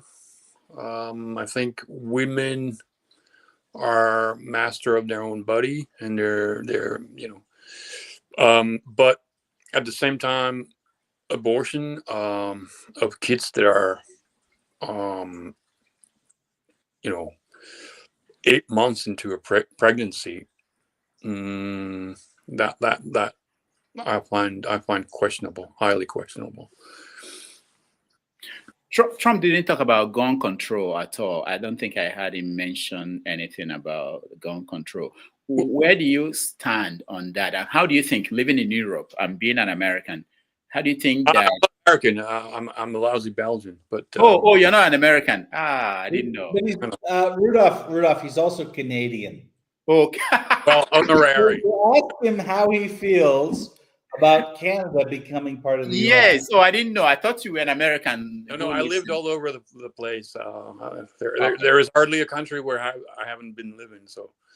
Okay. So how do you feel about, there was this idea by a Canadian politician that instead of America taking Canada, that actually Canada should just take California and all the left-leaning states, even Vermont, and form a bigger country and leave Trump and Republicans to have their red states as a country. What remains for America? What do you think about that? Yeah, that's the danger. You shouldn't absorb the whole of Canada, because then it becomes basically a democratic state forever. But if you take the best part of it, which is Alberta, British Columbia, Northwest Territory, Yukon, these places are conservative. So yeah, and there are historical precedents. If I remember well, Washington State and British Columbia were together at some point. Correct me if I'm wrong, Declan, but I think they were. No, we were, and so I come from the U.S. state of Maine, and 2/3 of the state that I grew up in was Canadian, and we took it from you. I'd be happy to give it back. But I think the conversation about Canada is not literally taking it back physically, but economically, and that's very feasible if you calculate the kind of trade that goes in between the two of them. So I think that's where Trump is focusing on. And I will advise us, don't know how to just say something lousy, but if you go down deep, there's something that they're actually focusing on. In terms of business relation, economic wise, it's very easy for them to take over Canada. Not necessarily they want to go and observe it the way he's talking about. So there's something there to watch at in terms of trade influence that America have over Canada. So it's not something that is off the table, but it's just not the way he put it. We are going to take over Canada, but it's also on the pipeline when push comes to shove. And to Rudolph, it seems as you are against government, small government. The video you play, Reagan, that is the foundation of his regime. Reduce government. That's what he run on and he won on. And pretty much, I think whether he did or he didn't. 8 years after, what did he reduce? But it started with what? That's another thing. When you are comparing the two of them, there's two different personality here, right? His whole regime was war. I don't know if you take that into consideration. No, we're saying a limited government, which Reagan blamed the government for being the problem of the country. But at the end, what did he do? Did he reduce the size of government? No. Again, it goes into the rhetoric. It's all politics, right? So it's not. It doesn't make any sense, Let me ask you, John. I think I did already about gun control. Being that in Europe, do you think that it's a problem in America? The fact that every year about 30-something thousand people are killed through gun violence. Well, the fact that people are killed by gun violence is a problem, but the problem is not the guns. It's like having car accidents. Are you going to ban the cars because you have people dying in cars? It's the problem are the people behind the weapons. I can leave a loaded gun on a table here, if we were physically together, and we could spend the entire night not touching that gun, and nothing bad will happen. Now, if there's one unhinged personality among us, then something could happen, like an accident or something. So I don't see. So hold on, because I want to understand. If you say it's not the problem, is not the gun. Why is it that in European countries where there are no guns, or where there are guns, even? Okay, I'm making the argument for you, but no, because I know the story. I know the story about guns, and so in European countries where there are no guns, people don't die from gun violence. What is wrong with having sensible gun control laws and measures? I think this could be discussed, because there are countries like Czech Republic where practically everybody carries a gun, or Switzerland, where you have many citizens not only having handguns but also assault rifles at home, and you never hear of Switzerland. You never hear of gun violence in Switzerland. You probably almost never hear of gun violence in Czech Republic. Same for many ex-Soviet republics where people have access to AK-47s. Not a problem. I remember during my time in Uganda, I remember waking up in Kampala early in the morning, and I was stunned to see hundreds of cyclists going to work, commuting to work on their bikes, and I couldn't believe what I saw on their back. All of them had Simonov rifles. It's a very powerful weapon to have in the hands of civilians. But yeah, here they were going to work with their Simonov on their back, security guards in Kampala, and you never heard of a gun violence problem. It's all about education, mental health issues that are huge in the U.S. That's where the problem is. So you think the Americans? Let me ask this question. Go ahead. Can I come in here? Assassination attempt, at least one on Trump in Pennsylvania. What occurred there? Like, is this a gun control issue? What is the actual issue? Because a lot of people are wondering. Well, the thing is this: if you outlaw guns, all the outlaws are going to have guns. That's the thing, because criminals don't care about abiding by. But that guy acquired the gun legally. Oh no, he took the gun of his father, apparently. But that gun was acquired lawfully. Yeah, but I reckon that if he couldn't get his hands on the gun, on the gun of his father, he would have probably found another one somewhere else. I don't know if you remember that murder case of this insurance company CEO recently. The criminal apparently made his own gun with a 3D printer. So, the genie is out of the box. There are too many guns out in circulation in the U.S. You can basically forget about gun control. It's not going to work. So people should continue to die. Is that the where we're? No, people should invest in education. Better education, more affordable, accessible to large numbers of people. And also, don't close all hospitals and open hospitals instead of spending all your money on weapon systems to wage wars all over the world. I just heard yesterday that there was a place in Belgium, quite remote countryside type of thing, that are closing all the hospitals. So that now when people will have, cardiovascular accidents, they're almost certain to die because the nearest hospital will be at an hour drive. which is way too far. Why are Western countries closing hospitals instead of building them?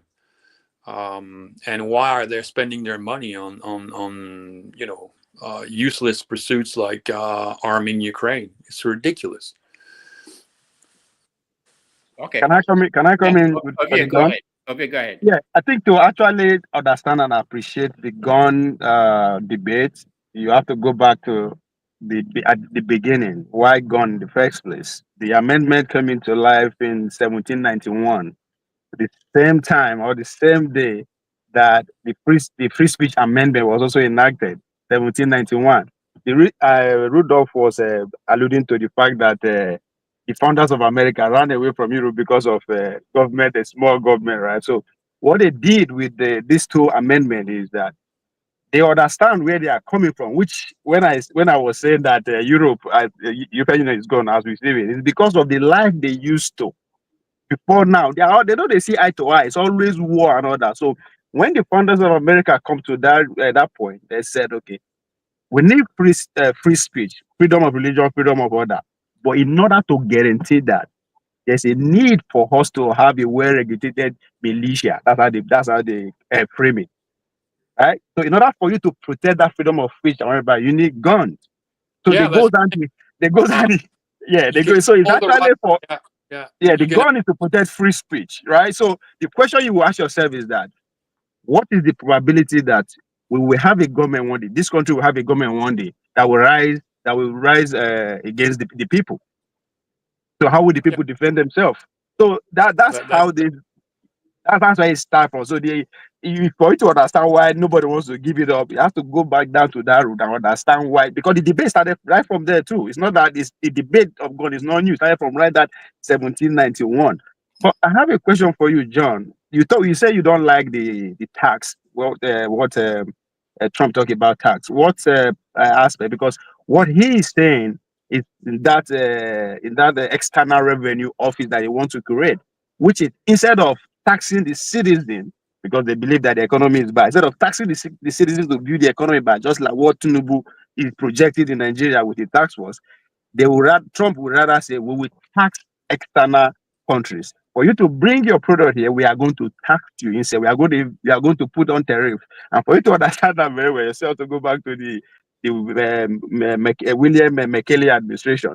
So what is it that you don't like there? It's not taxing the Americans, it's taxing the external factor. I mean, it's having implication too. That means this will be expensive for both sides. So what is it that you don't like in well, the tax? it's too early for me to say that I don't like this or that about the taxes. I think we need to see how the dynamic is going to play out. But there is a risk that basically a lot of goods are going to be that basically the consumers, that's the American people, are going to be driven out of the market because prices are going to be so high if there is a tax war between the US and Europe. But to be confirmed, to be seen, to be observed, to be assessed, we will see, because as I said, Europeans are spineless. So is it that they are spineless or America runs their economy? The US could well tell them, okay, if you don't play ball, you know what, we pull out from Germany, and we'll let you deal with Igor and the bear, and let's see how that works out for you. Okay, John, let me ask you. This is I teach post-colonial African history to students here in New York, and one of the subjects we spend a week on that, which is on Congo and what Belgium did in Congo. So I've never talked as someone from Belgium. I've never talked to anybody from Belgium. There was one guy when I was in Nigeria one time. One guy from Europe came to Nigeria with handcuffs, and he said he came to apologize for what they did in Africa. I wonder, are people your generation in Europe, what do you feel? Do you study even what happened in Congo in school? I couldn't tell you honestly, because I haven't lived in Belgium for quite a while. So I'm not, in tune with, with how people think about these issues. I think that they're pretty much, the impression I have is that they're not too concerned about the Colonial era. yeah, they kind of forgot about it. But do you guys know how Africans feel about it? Well, I do, because I work in Africa. So yeah, I certainly do. And all the more so that I now operate in France Afrique, where the arrogance of the French was just mind blowing, right? Even up to recently, it was just I was embarrassed to have a French name and crossing the border, you know. So yeah, I was hoping, okay, I'm not French, okay, I'm a Belgian. I'm nothing these people. Yeah, so. Can I rephrase the question? No, not yet. No, okay, reframe. Okay, do Did whatever you get your education in Belgium? Yeah. The foundation was built by what your ancestor did, so you benefited from it too. So, John, okay, thank you. Let me just say, so you're aware of how Africans feel about what happened. Are you concerned? I know that Macron and the recent statement he made about Africa should be grateful that these countries, and I understand. But do you fear that a new generation of Africans are coming up? If you look at what's happening in the French-speaking parts of Africa, even in the English-speaking parts of Africa, and they are not really happy about what's happened in the past. They're beginning to read about it, to study it, and that it might maybe 10, 20 years from now, 30 years from now, it might be different in terms of they might want to take action. Yeah, to be seen, because in some of the countries, the situations are so complicated, and there is so much hardship facing the populations that people may have more immediate priorities, like making money, getting their kids to school, having proper let's say security in the country, so that the economy can pick up. And there's so much to do in Africa, which is more urgent than just blaming those bloody French from how many 100 years ago. But what I could see is probably the rise of a new Pan-African intellectual elite in the coming years, and whether these people can pick up where all the old crocodile dinosaurs, dictators of Africa have left off is still an open question. But that would be, I think, the pressure coming from these people will be significant in the long term, I think, and some things will have to change in Africa. Let's see how that will work. But I can see it in some of the countries where you have like junior to mid-senior level managers in administrations, police, security service, army, business, who want something more than just anti-colonial rhetoric. They want development. They want wealth creation. They want to go ahead. They want their kids to have a future, and they realize that their future is not migrating to Europe, where basically because the Western world, for all intended purposes, is slowly becoming a hellish place. That's why actually Trump was elected, because of the resentment of the population against this monster stakeholder capitalism which is taking place and which is crushing freedom and prosperity. And many of those Western countries have become basically inverted versions of themselves because precisely of that stakeholder capitalism, as they call it. And some of those young Africans see that, and they realize, hey, wait a minute, we have a wonderful continent which is full of wealth and opportunities. Why don't we start, getting ahead? We could be much further than those stupid Europeans, freezing in the cold up there.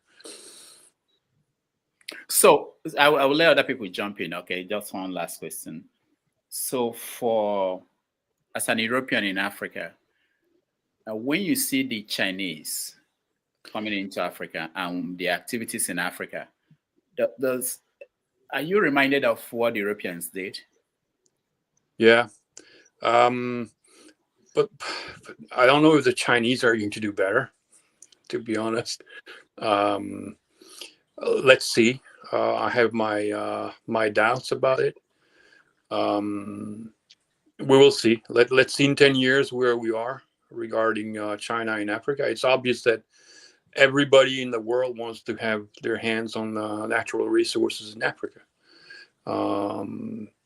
We'll see how the Chinese are doing. We'll see how the Russians are doing. In Sahel, you can see the Russians active, but it doesn't mean that they're necessarily, it's not because they're active that they are successful.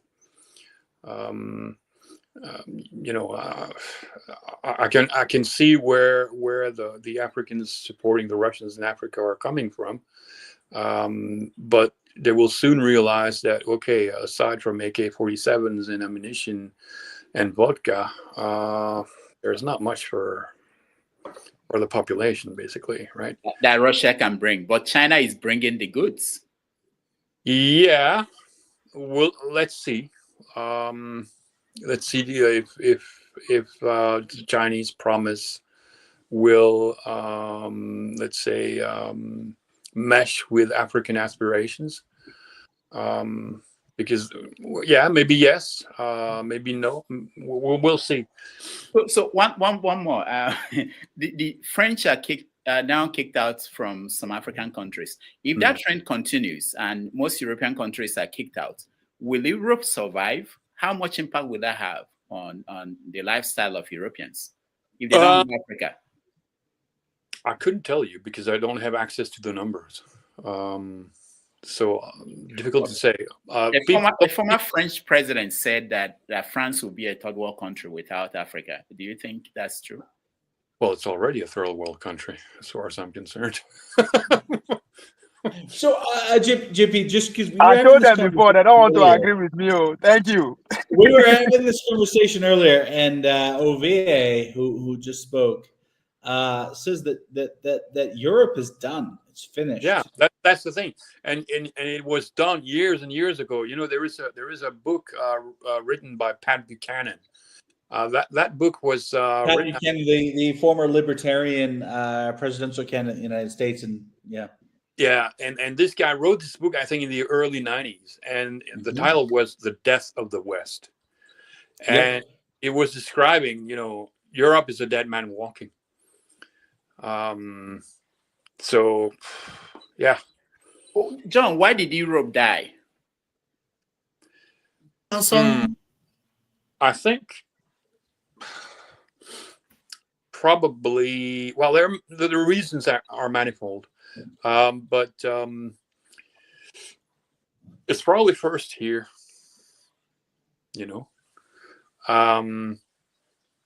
yeah, a lack of vision. Also, you can see, I'm not judging this. I'm not saying that it's good or it's bad. I'm just factually watching it. I see that the as soon as Europeans stopped connecting with the religious world, things went south. Now, is it good or bad? I don't know. I just see that historically, that seems to be a trend. They veer away from religion, religious practice, and everything else, and then that coincides with a crumbling of their civilization, so to speak. So yeah, I don't know. And also lack of union. You know, there is fragmentation on the continent, and you can see the diverging interests that are, yeah, that are there, and that are preventing Europeans from getting ahead in any meaningful way. You can see, for instance, that Germany has been playing nice with the United States, but to basically to the detriment of its own national interest. So yeah. Will America avoid the same fate? That's too early to tell, I think, because the U.S. is a major. I mean, it's a big chunk of population in a big continent which is politically unified, and they can turn things around quite quickly. Something that the Europeans can never do. So they may have, you know, losses here and there, but all in all, at the end of the day, they will just turn things around in their favor. So if there is such a thing as an American decline, it has nothing to do with what we see in Europe, which is really like going downhill super fast. Yeah. All right. Thank you, Declan. Can I say more on what he said? What he said was very interesting. I would like to, would you mind, Rudolph, if I can explain further the context of why I think Europe actually died, you know, from its powerful time as an empire. From what he said some interesting things, right? And I agree with a lot of the things he said, but just to emphasize and explain further. So if you look at what happened after the Second World War, when the European powers were in conflict with each other, the Soviet Union against Germany, fascist Germany, and all that conflict. After the Second World War, when the communists won at the Soviet Union, when they won and they were trying to spread communism at that time towards Western Europe, across from the east to the west, the US reacted by ensuring they implement a radical plan, because at that time, Europe, particularly Western Europe, were weakened by that war. In fact, a lot of the so-called colonies, which are in Africa today, were weakened due to that war. So after that war, what you had was Europe was weak, and the US came in and they implemented what they call the Marshall Plan. Absolutely. So the peak of Europe died at that moment because the deals, the geopolitical deals that were made with a lot of the European powers at that time, the UK, Germany, France, were with the US. I think France rebelled under Charles de Gaulle. He rebelled, but it was very limited.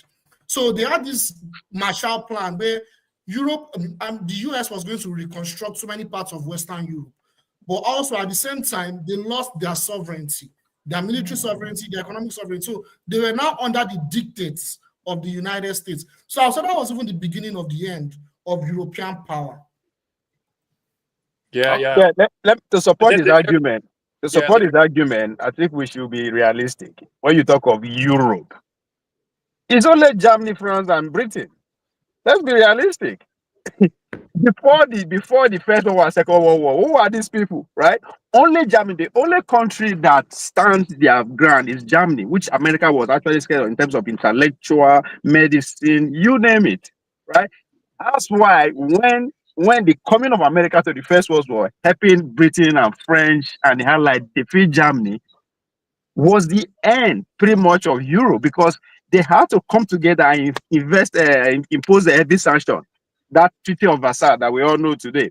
So it was to decimate them. So Europe, I say, is a superpower. No, it's all hinged on America. That is when Jide was saying that in an attempt to spread communism, America has to come in. That's what they mean.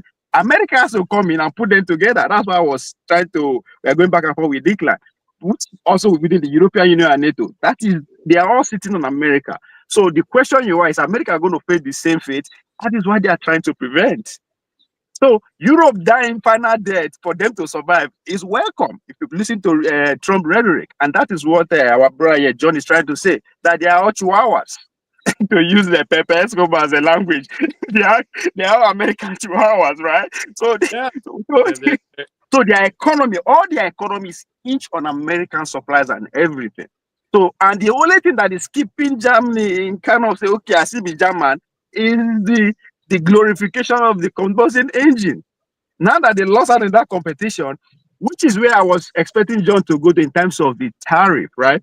And again, it also goes to the question of Rudolph, who is the American enemy, right? If you are not agreed to join us to fight this war against China, however I want to fight it, you are an enemy. And that's exactly what happened to the French. At the onset of the Ukraine war, French were drawing their leg over. They don't want to come in fully. Hence, you have to unplug them from there. What makes them what they have today, which is the Sahel region. You have to unplug them from there. If you pay attention, since the coup started against France, they came into the fight against Russia in full force. They were in full say we are going to put force on the ground.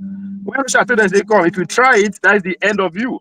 So when we talk about the concept of Europe, forget them now. They are just doing not, they don't get anything. It is that the First World War, which Jide rightly point on, after the America came and won the First World War, they allowed the European country to build their country by savaging Africa, which is what 1844 is all about. Now that the First World War has destroyed everything that you guys have, go into the other continents, share the colonies of Germany, and build your country back. Now that was between First World War and Second World War. After Second World War, America had to say, you know what, let those guys go, let those all these colonies go, because we are coming. We need to, now that we conquer the continent of America, Europe is the next, and by extension, the whole global war. So that's where they are now. Are they going to survive? That's the fight they are now. But from experience, they don't survive 5 times. So I'm pretty sure they will survive. But that survival is injured in Germany, is injured in Europe as we know it no more. Okay, hold on. Before John, before KJ, I'll call one question for John before I go to KJ. I'm looking at this. It says that your trading partner, Belgium, their largest trading partner is Germany. How is Belgium keeping away the Chinese? Or how is Europe keeping away the Chinese from their market? Not very well, as far as I can tell. I see a penetration of China in our economy and probably our political world as well. Actually, if it was up to me, if let's say tomorrow I'm the Prime Minister of Belgium, I would establish a special investigation committee, public inquiry committee on pro-Chinese activities in Belgium.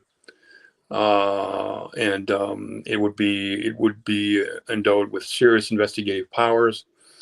And believe me, I would probably investigate a lot of people and a lot of organizations, public, private, and all.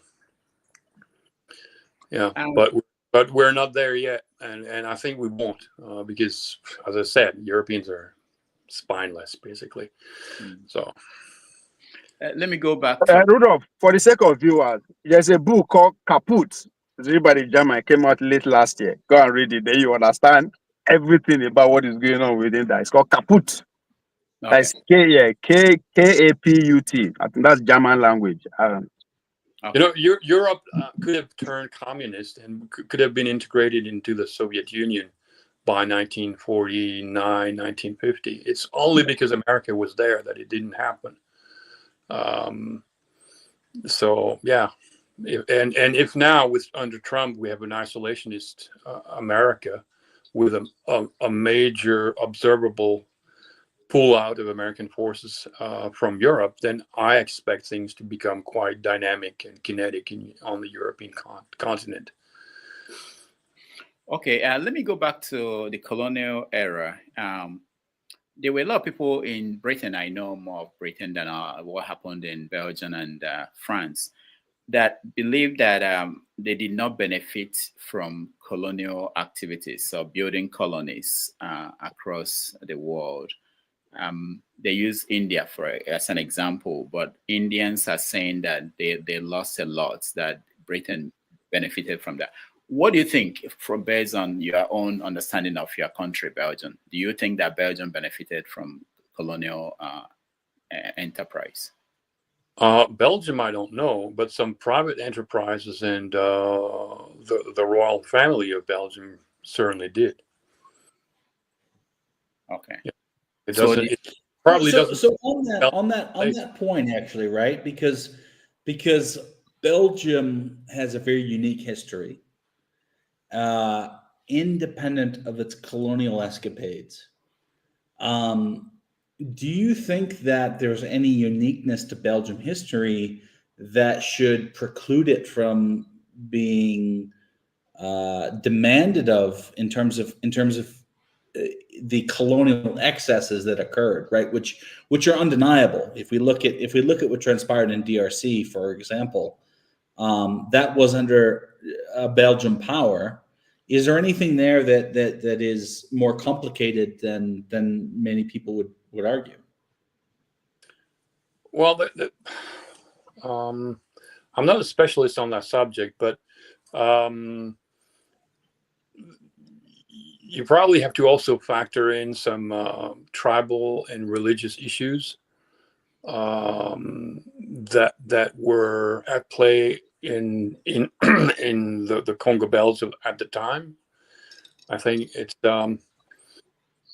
all those things together produced what we know as the colonial past of Belgium, right? But you have to keep in mind that these Belgian colonists could never rule over that part of the world without the active support of African population. That's something that is very often forgotten because they were not like an overwhelming mass of people coming there and colonizing the Congo. The Africans were outnumbering them by much, right? Yeah, but it's so not. there is No, probably an internal conversation to have in Africa as well on that subject. Yeah, it's not just about no, population, because yeah, African countries, we can say kingdoms, those that are structured that way, that resisted, they encountered a super overwhelming force from the sure, Europeans. yeah. In so many places in Benin, Benin Kingdom, for instance, the British basically destroyed them. But there were strong kingdoms that always resisted European colonialism. If you look at Ethiopia, for instance, Ethiopia was the reason the why only for country. Ethiopia, the reason why Ethiopia resisted colonialism was because at that time Ethiopia built a civilization that they were able to connect and ally with Russia, the Russian Empire, through Orthodox Christianity. The Russian Empire actually supported them with the military support, the weapons and everything. But when you look at Africa, I think I would kind of agree with John on that a little to some extent. So the thing is, if you look at a lot of those African kingdoms at that time, pre-colonial Africa, you had traitors that actually facilitated the slavery and colonization that happened. So I think that was what he was referring to. And a lot of these African kingdoms, they were, I don't want to say isolated, but they were not as technologically advanced to connect to some of these other forces that could actually help them resist. So those two things in place actually had a setback on why it was a decline in African civilization. Jide, that will not apply to Belgian Congo because Belgian Congo was basically initially a private colony of King Leopold the second, and it was a private property basically. But eventually it was taken over by Belgium. But the point is, if you look at the history, I think that logic that there was African collusion with King Leopold would not hold water because this was paternalism. It was wicked. It was it's not. If you read the history, it's not something that you want to talk about. It was outright brutality, one of the worst that we ever seen in the world. People's hands, cut off. At the time, Belgium left the Belgian Congo. You didn't have up to at independence. You didn't even have up to 30 people, graduates, college graduates from that country. Was basically the resources was totally ripped off. So it wasn't a question of Africans colluding. It was just that they were totally decimated, brutalized, Yeah. and the But world again, had I would to like bring to out. respond to again, that. sorry. I think timing is everything. We have to put the date into consideration. Congo established that free trade. Belgium established that adventure started in 1885. It's I would like to very respond to important. what Tony said. So what the thing is, we need to look at the timeline, right? Before Belgium came, the kingdom of the Bakongo kingdom was already weakened. That's the point. That's So what the I'm saying. That the Portuguese, timing is very important. the error was they welcomed in the Portuguese. Because I think the Congo king was the first African king that became a Christian. So they welcomed them in. They brought the Portuguese, not the Belgian kingdom now, the Portuguese Empire. They came to Congo. That time they were prosperous. They came in, they brought in their religion, they accepted them, they welcomed them. Then with that, they started to collude with perpetrators, with traders within the kingdom to start enslaving other Africans. Over time, that kingdom now became weakened and they were fighting each other. Then that was when eventually the Belgian kingdom now came. All right, let's not go too much. I just want to point out that if Trump goes to Panama next week or next month or in 1 year and takes over Panama, nobody will in 200 years from now say that, oh, they were Panamanians Panamanian, how do they call them? Who colluded with right. Trump wanted to take it and he Right. went and overwhelming force. There was no European country that wanted any part of Africa that didn't try to take it by force. You don't need the people there. The people can resist, can walk. It doesn't matter. They will get it because they had power. They had the weapons. Let's welcome KJ to the show. KJ, welcome to the show. Thank you so much, Dr. Damages. And I want to remind you two other people. Thank you, brother. I didn't know. I was. All right. Thank you so much. I followed them, for over 3 hours now. I've been following and listening. I wanted to come in, but you didn't see me, so I took off. I want to commend you all politics, because you are the only lizard among the hens. I could see the way I tried to pick you apart, but you held on until Declan came in. I'm the only one. I'm the only one that is not American. You Can you held imagine that your kind of force. I was hailing you from the background. It was a good one. And according to Trump and Declan, I'm illegal. Yeah, you held forth. You held forth properly, and I appreciate Declan always. You come with a new side of it.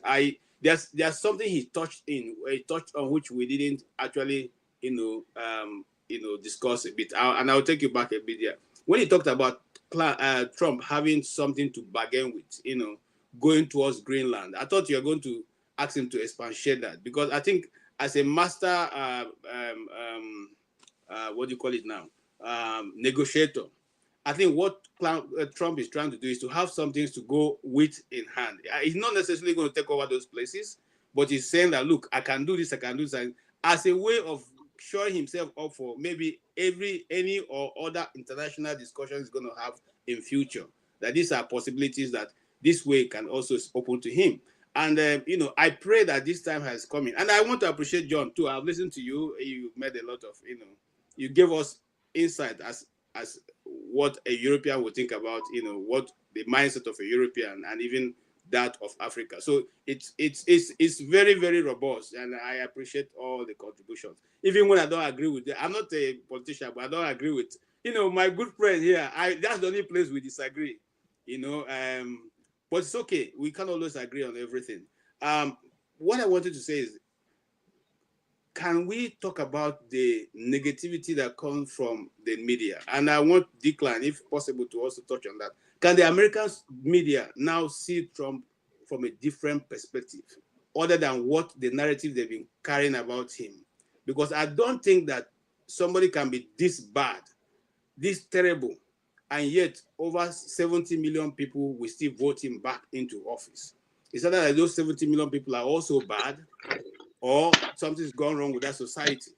And now that the elections are over, can we leave campaigning and face what the man is doing, not begin to infer what we think he might do? Because what he's going to do is going to be within some 24 hours to 48 hours to the whole of the 4 years. And we will all see that unfold. I believe that the American media, and I stand to be corrected, have not been fair to Trump. The man cannot be all bad.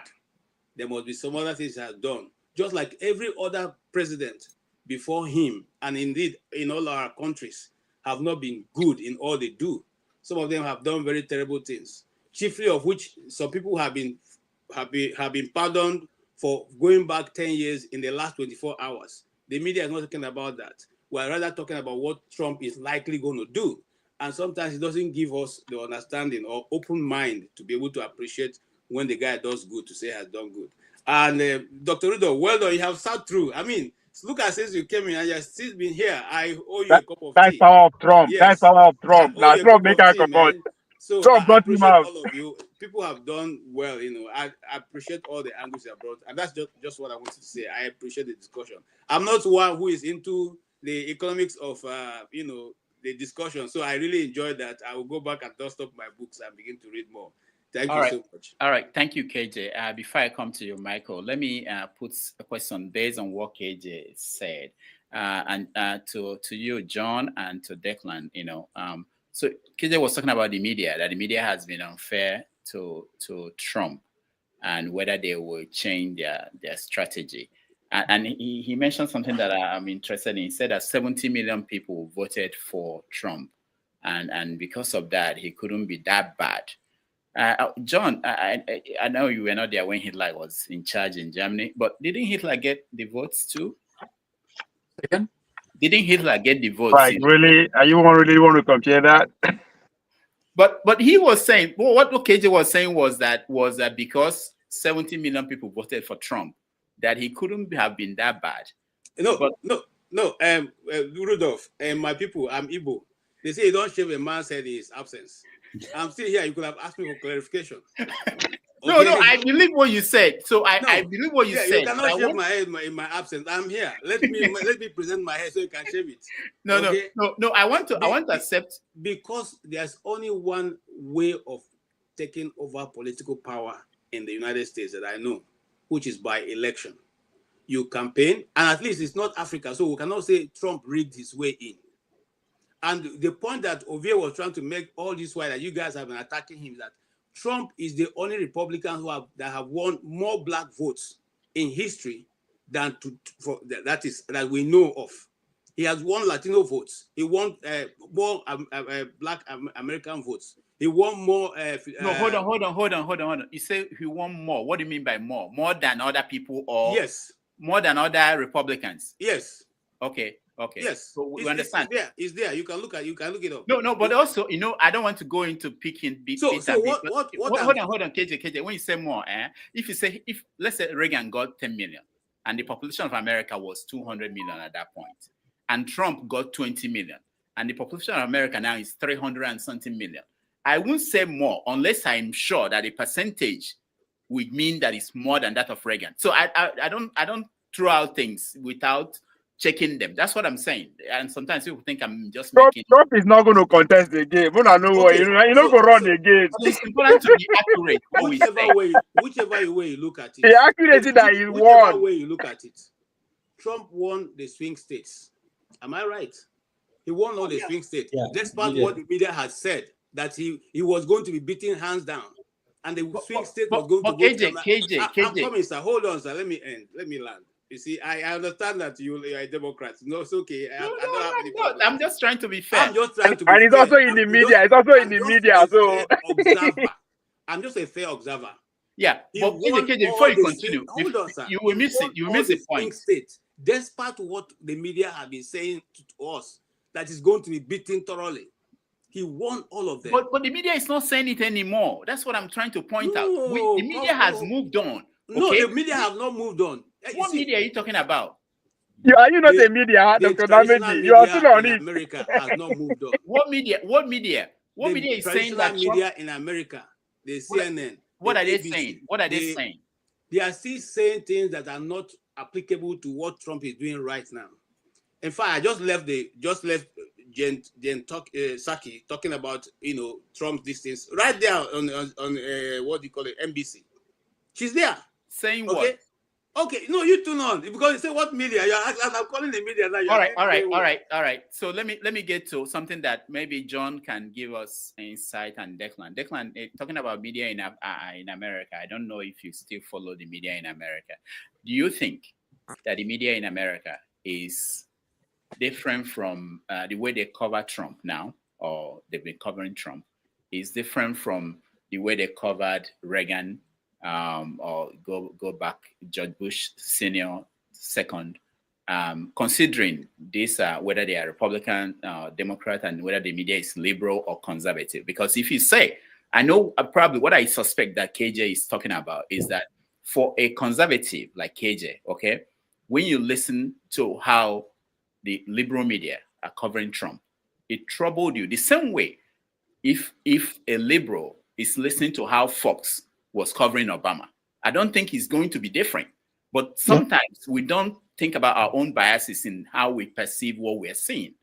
There were Democrats I know who were horrified when the way the conservative media covered Obama, and the way you are horrified about how they are covering Trump now. But I see it from both sides. But let me hear from Declan and John. Declan, go ahead.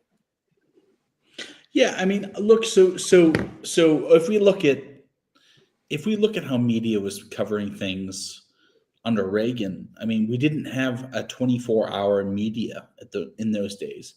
We didn't have the pressure to deliver on ratings in the same way that we do now. And so, yeah, the coverage is different. The problem is genuinely the kinds of attitudes and positions that we've seen, I think, also differ, right? Like the United States, had more consensus around social issues in the 1980s than they do now, and maybe that's not right. So if you look at how Americans viewed gay rights and transgender stuff, which we talked about earlier, there was unquestionably consensus in terms of, we don't want to talk about gay marriage. We don't think that this thing exists. Trans rights are, irrelevant. And so the country was different. And that's good. That's okay. Right. The problem is that we have lost a consensus around what is reality. And because we don't have an understanding and an anchoring around what is truth, we have all sorts of weird shit going on, and the country is not unified. That's how I see it personally. All right. Thank you, John. John, you have any? No, I agree with Declan. America is more polarized now than it was 20 years ago. But also, I would say that most American institutions of education are producing overwhelmingly left-leaning intellectuals. That's true too. Yeah, who are much less likely to show sympathy or fairness to conservatives or even libertarians, for that matter. Why is that? Do you know? Yeah, that would probably deserve an in-depth study. I think it's connected to how communists and proto-communists infiltrate the intellectual world and artistic world in general. There are very good books that document that in depth. Yeah, it's always been there. It's been there since, I would say, the 30s, but it only got worse after, with the Vietnam War and all. Yeah. Okay. Can I respond to that? No, hold on. Jide, I want to go to Michael and John and John Abba. But John, I will come back to you later, and I want you to tell us something about Islam in Europe. What you think will be the outlook 50 years from now. Michael, welcome to the show, and maybe you can give us your take on Trump's inauguration before we. Oh, okay. All right, Dr. Rudolph. Good afternoon, everybody. Nice. And thank you so much for inviting me again, and I'm glad to be here. John, good to see you for the first time. And Declan, you have always been a regular expert on this show. You know, I enjoy your take. Well, for me, I will confess, I'm a Democrat. That's an honest truth about it. But we are in for another 4 years. We just hope to give him. I'm optimistic some kind to see what he can do, because a lot of things this president says is kind of rhetoric that we need to wait and see the outcome of it. Because remember, he was there 4 years ago. He said he wants to build a wall. We never see it accomplished. So, but this time around, because we know how politics work in America, everything has to go through legislative process before he can go into this thing, even though he has the power to sign it into power in 90 days until the Congress decide to review and see if they can make it a law. So for me, I'm just having an open mind as a president. I cannot say it's not my president, it's my president.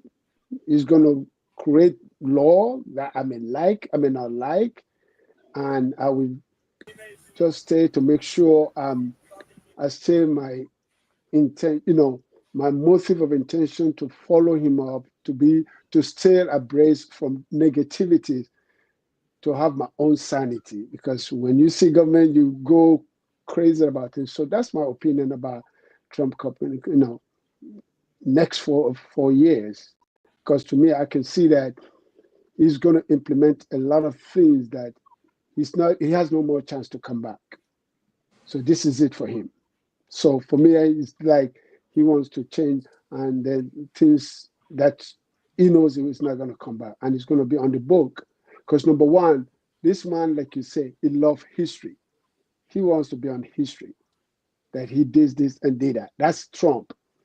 Because I live in New York, and I follow him a lot in his business. He loves history. He likes to make things like I did it. I mean, you guys can see his persona is like, that's narcissistic kind of attitude. That's him. So you can see that and he likes the idea that if people tell him you can't, he says, okay, you wait and see. That's the Trump. Don't tell him you can't. If he say I can do this, just say okay. But the moment you answer him back that you can't, you allow him to go ahead. You say that? Yeah. Huh? You will be fired. Exactly. Because look at these 4 years, folks. The last 4 years, all the people that served with him, none of them come back. And you guys can remember 4 years ago, it's like a turnover like that. You nominate somebody, the next thing you hear 2-3 weeks is out.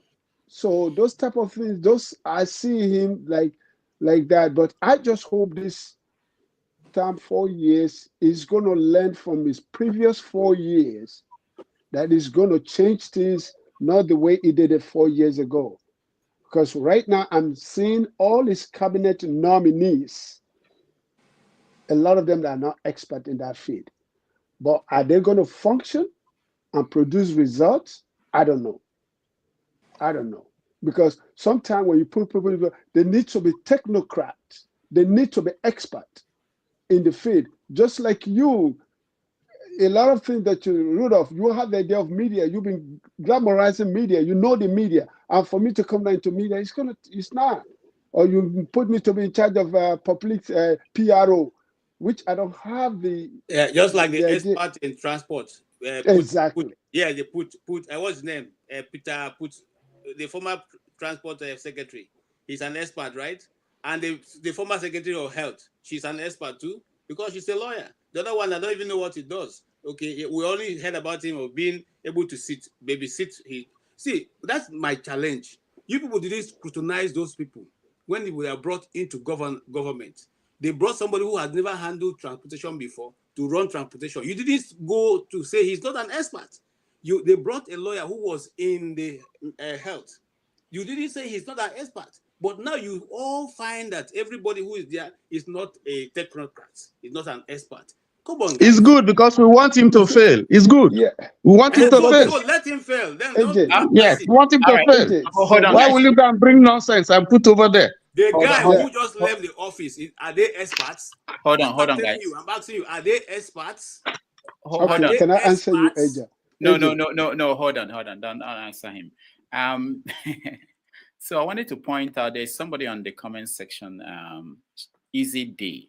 I'm pointing it out because it says, shame on you, Michael, for being a Democrat.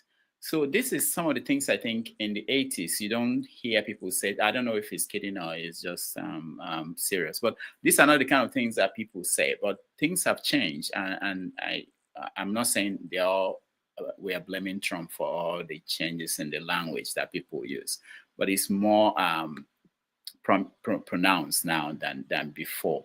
I see you, John Abba, and Michael. I think you're done. Please, can I just reply briefly on the media? I would like to reply. Yeah, no, hold on. I would like to say. Let me finish. I'm not going to take long. I don't take too long. I want to yeah, right. Jide John doesn't take said. long. Don't believe that. Okay, yeah. That's what I want to point out too. That the media, we're talking about the media during Trump. I mean, you can see the era of Obama. What happened is that Trump get hold of the social media. He utilized the social media to his benefit. You can say anything now about this president, immediately go to the social to answer back. And that's politics in America today. If you are not able to answer back immediately, you cannot. That's what Trump, you are irrelevant. People don't see that. But Trump was able to utilize the social media to his own benefit, because he answered back immediately. And then you can see the nature of 24 hours news cycles came into being. I think it's CNN that started it during the Reagan administration. It was, what's it called, this man that started the CNN for 24 hours. So now that's what, that's what makes Trump so able to reach even the rural community. So those are the factors that enable him at this time around. Thank you very much. All right. Thank you, Michael. Jide, I just give you 2 minutes because I want to hear from John. Then we'll continue with John Abba and I can Paul. Jide, 2 minutes. Yeah. Thank you so much. I would like to emphasize something. Maybe we know about it, or maybe I misunderstood John and Michael or something. So when you talk about left and right in the Western world, particularly in the US, it has during the Cold War, particularly after the decline of the Soviet Union in the 1980s, that narrative and ideology kind of changed. So let me explain what I'm trying to say. So the left in the West, it's leaned towards more of social issues, social ideology, not the economic ideology of the communists and the social democrats in Europe. So what you have is that, like the 80s, I think Michael said it, we started to have 24 hours news information during the era of Reaganomics under Ronald Reagan and the era of Margaret Thatcher. At that time, the propaganda of right-wing economic ideology dominated the West. So I would not say that the West have always been left-leaning. We've always had right-wing intellectuals, but when we talk about left-leaning, they're not talking about feminism, women's rights, LGBTQ+, racial issues, rather than capitalism in itself, socialism. So that kind of narrative changed. And that's why you see that Democrats and Republicans, they still have a lot of capitalists leaning in their political underpinning, even though, like I said, the Democrats, they tend to lean towards more of social issues and some things like regulations, state regulation of multinational corporations, but they're still kind of right-leaning. So I would like to emphasize on that. Thank you.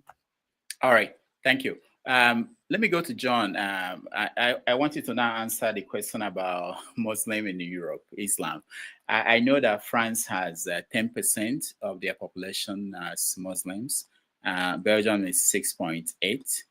But the way we hear these stories about Islam taking over Europe, what do you think about that? How do you feel about that? Do you think it's something that will happen in 50 years. They are saying that by 2050, France will become majority Muslim.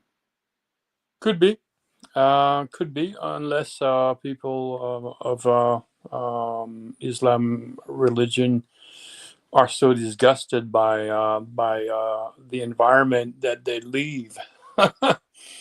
It could well happen, because life is becoming so hard in Western Europe and so depressing, and so anti-religious, anti-freedom, anti-everything, over taxation.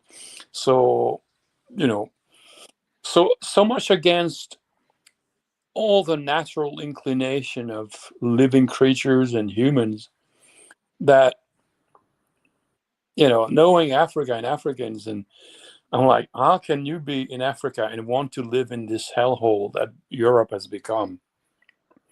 I live in, in a way, I live in Africa because I work in Africa, and I would never want to work in Europe anymore. So I think that many Africans are now slowly opening their eyes to that reality, that it's not at all the El Dorado that they were promised. That they were sold by I don't know whom. And I think AI is going to make the place even harder to take, and AI is going to make life unbearable practically. You'll have robots watching you, each and every one of your moves. There won't be much in terms of jobs. So that, plus the shitty weather that you have in Western Europe, is always so depressing. If you look at the statistics of suicides in northern countries like the Netherlands, Belgium, France, it's staggering, right? So many people commit suicide here because they lack exposure to the sun, just for that. So imagine when on top of it you have all the economic hardship, all the political BS, the taxation, and all the rest of it. Well, there's not much hope left, right? So, and I think many Muslims are going to arrive at the same conclusions, and many of them may just decide to turn around and leave. Now, is the other side, the reverse, not the case? Now, when you talk about Africa, you said you live in or you lived in Uganda. I know that in Uganda, Museveni is anti-gay and pushing policies. And if you look deep, sometimes you find out that it's actually Americans and European Christian activists who go to Uganda or some African countries and instigate these governments in Africa to put in those policies in place. Mm-hmm. Are these things that people are running away from Europe? Are they not coming to Africa? I think that there are more and more white people who are so disgusted by Europe that they would gladly settle down in Africa and live their life there. Me, for instance, I can't picture myself living in Europe. It's just it's not my vibe anymore. It has changed so much to what it was. As I said, most of the Western countries have become inverted versions of themselves over time. So I would probably, if I could settle down somewhere in Kenya or Namibia or something. Why not Nigeria? I've never been to Nigeria yet. Oh, you never been to Nigeria? Yeah. Maybe I would like it. Who knows? Talk to Declan. He will give you a lowdown. I think you should come to Nigeria. Yeah. I think before you claim that you've been in Africa, you should have to visit Nigeria. Probably true. Yeah. If you survive, then you say I lived in Africa. Yeah. All right. Thank you, John. Thank you so much for hanging out with us. It's wonderful. Jonaba. Rudy. So did you watch Trump, and what is your take on Trump? Yeah, I watched it. Unfortunately, very depressing. uh, a leader of a free Were world. you not impressed that we are going to Mars? You can go anywhere, but you have to conduct your way that whatever you are bringing should reflect a man of character and wisdom.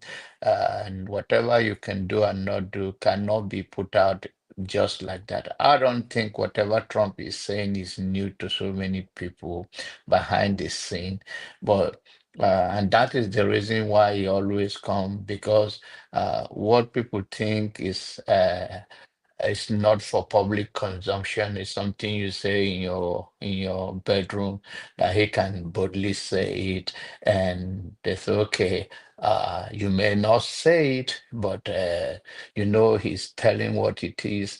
You have to conduct yourself a certain way,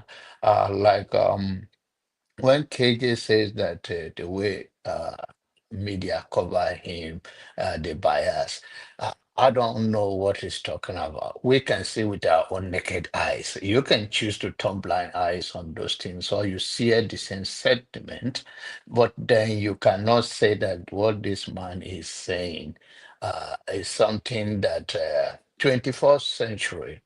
Like Michael said, he have make use of this media because in media, no news is bad, no news is good. As far as you are out there, somebody will dare to grab it, even if it is wrong. They will want to see it. But at a certain point, you have to know that the world is watching. What history do you want to have behind you as we make a progress that is going to be something that people not going to want to relate to it in the future? I don't think nobody want to tell you today boldly from generation of Hitler. You can say that, and I hope. Our brothers and sisters in the African continent and those countries that believe that somehow people will come and help them. Except someone like John, if it's not planted there, if it's really John that mean to live in Uganda in a good way of trying, just like we here where that is how he's living there.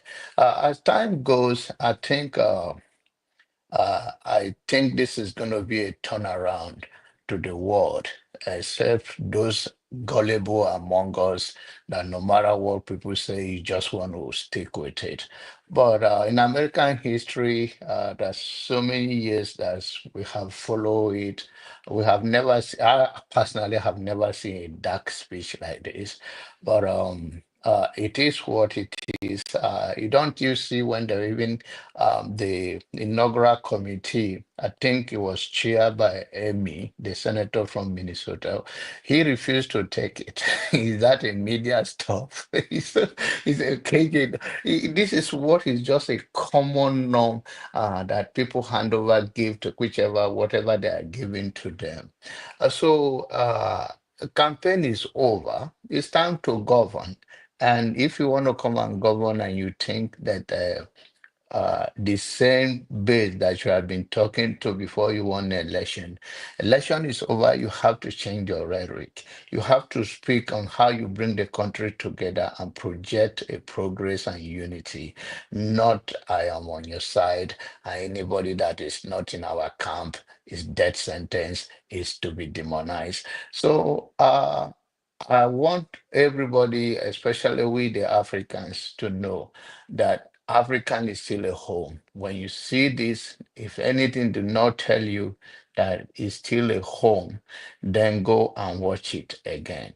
You should make it a home because even so many people, you hear that what John is saying, that are so toxic that some of the white people decided to go, and more white people are going back to Africa to settle.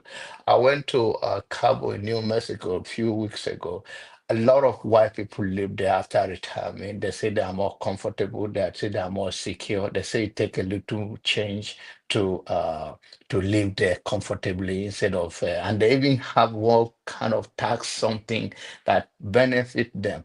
So if we the black want to see future, we we have to project it. and we have to work towards it.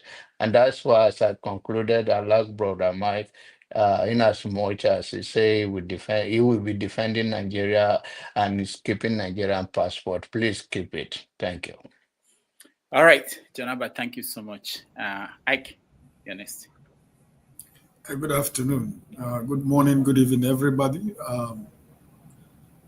Congratulations to Americans. You have a new president, right? Whether you're for it or you're against it. Like as people used to tell me, is your president Emiloko? Every time I say it's not my president, some people would tell me you have to live with it, and, and I think I'm living with it. But the point is that I'm not in Nigeria, so people who are in Nigeria should live with it. Like John Abba, I agree with you 99 and 100% your observations and your contribution. Some of our African brothers are celebrating that Trump is the president of America, but I think looking at what happened 4 years ago when he was there, looking at what America is today that he took over, anybody who is projecting that Trump is going to be the Messiah for them in Africa, I think you have to really go and take a dose of medication to understand that Trump is not for you. It's the American force, and the American force. What does the American force means? It's all about the white people. You don't have a say, you don't have a place. I think that, like my brother Michael, who is a Democrat, I think the Democrat has a lot of space for to think back and to meditate back and to take a lot of stock and evaluation. I think it is time that the old breed in the Democrats should go away from the scene. We have younger and smart politicians in Democrat that can be able to pilot the affairs of the party going forward. People like the governor of California, the governor of Governor Shapiro is the governor of Shapiro, right? I think Shapiro, yes. Wales of Maryland or New Jersey, Governor Wales. I don't know where is Maryland or New Jersey. They have a lot of young, smart, intelligent governors and some senators, people who can be able to run the affairs of the party. The days of Pelosi's and the Bidens. West is here, yeah. Where is she, in Maryland or New Jersey? Yeah, Maryland. She's here. Okay, the one of New Jersey is a multi-billionaire. The one of New Jersey is a multi-billionaire. So what I'm trying to say is that the Democrat is your opportunity now, because the majority in the House is just only 5 numbers in the House of Representatives. I think the Republicans only five number to be majority in the House of Rep. So it's not really going to be easy for Trump the way everybody is thinking. He can only go with the what do you call it? The presidential what do you call it? Whatever that he can go with. But if they want to go through the laws, I think everything is not going to go the way he thinks, because some of the Republicans also who use him to win election is not going to back him. I'm telling you, this is politics. Most of the Republicans who won this election in the House of Rep and Senate, when the bill begins to go to the House and the Senate, you will see that most of them is not going to back him, because they know what this man is. They know who Trump is. They just use Trumpism to win election. So I don't think it's going to be easy. The dark address of Trump, he has never hidden what he believes or what he wants to do. So like John said, nobody should be surprised whatever he says. But like John said, it's time to govern. And America really is on a crossroad, because sometimes when some of my black brothers from Nigeria talk about Trump as a Christian, I begin to ask myself, what do we really understand when somebody is a Christian? A man who turned Bible upside down, who doesn't know where any verse is in the Bible, is a Christian, because he's talking babadash in front of people, right? and the Christians think that this is a man who raped people. This is a man who groped women in their private part. This is a man who has no respect for women. This is a man who sees women as a toy. He doesn't have any respect for any woman. So I don't know where the issue of Christianity comes in. Does it mean that there is no a member of Republican who in his family or a neighborhood that they have gay people? Some of them has gay children, but because they don't speak it out, they don't use it to make campaign as the Democrats used to do it. It doesn't necessarily mean that they don't have people like that in their houses and whatever. So I don't really understand the idea that some of my Nigerian brothers are talking about. In as much as I am a Christian and I'm a pastor and I'm a preacher of the gospel, in as much as I'm against those things, but does it qualify Trump to be seen Trump as a Christian? That's my question, because most of these so-called men of God, are they not the problem we're having in Nigeria? This is all these men of God who gather themselves together and lay their hands upon Trump every time. Some of them who don't believe in this gay right has already gone back to believe in it. Because it's just everything is all about politics, right?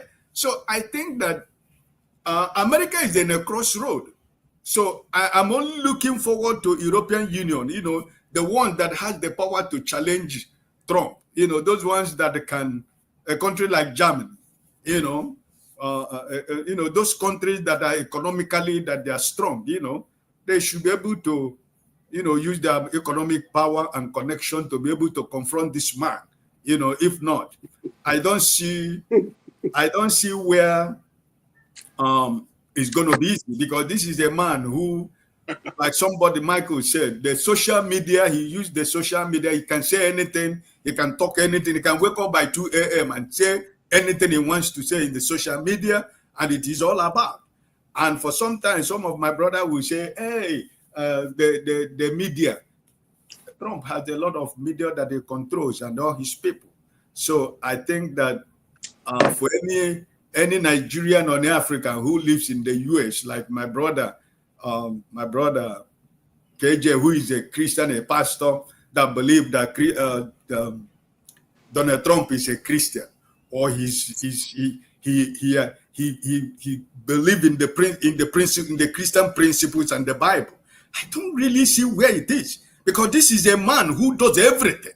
He does everything. So, and at the end of the day, I'm not trying to judge him, but decency, the moral decency of a president of a country matters a lot. Why are we fighting the president in Nigeria? Because we know that he has no track record. He doesn't have any credibility. There are so many things. We don't know when he was born. We don't know where he was born. The school he claimed he went was not even established when he said he went to the school. That's the president you have in Nigeria. So it's the same thing. So if you can be complaining about your president in Nigeria, the same thing is this man. This is the man who has never seen what it means to be a poor man in his entire life. He doesn't know what another man, the next man, feels about. So I think that we should take it slowly, right? America, I wish you guys the best, because I don't live in America. I have no business in America. But you people live there. But I think that this time around, that, like John Abba said, it is time for him to govern. With all this dark, somebody was asking, before he left and come back, he was asking Michael, why you're talking about technocrats now and professionals now? Why is it now that you're talking about that? This is the thing. It is the same thing we do in Africa. Political appointment, those who supported him is giving them appointment, whether they are qualified, whether they are not qualified, whether they have the record and the credibility to be there, it doesn't matter. This is MAGA. We are in the MAGA world, so we should have to accept that. But I think that I'm going to end like this, like what I said from the beginning. It is an opportunity for Democrats to let go people like Pelosi and the rest of them. There are a lot of vibrant young men and women in their party that they can just go back and begin to reorganize, because they have to reorganize to be able to make sure that they have people that can be able to speak on their behalf. So I think if this man wants to govern based on the margin in the House and the Senate, it's not going to be easy for him, because a lot of them who rode on his back, he's not going to support everything he said, because they know that he's crazy. Most of these people who are jumping MAGA now, they won election on MAGA. It doesn't necessarily mean that when he bring a bill in the National Assembly, they will join a party. No, it's not going to work. So I raise my case and I pray that I put my hands crossed. If he's the president of America, the day I want to come and visit Dr. Damages, he's not going to stop my flight not to come to New York, right? Because I have my ticket to come to New York and I paid for my ticket, so he cannot stop me from coming to the US. But for my brothers that are living over, all of you that are living over there, he just keep praying and say that, well, let him do what he said he's going to do. We are watching, and the world is watching. Thank you, my brother. All right. Thank you so much, Ike. Let me. Can I respond because Ike have been calling? Yeah. You respond just.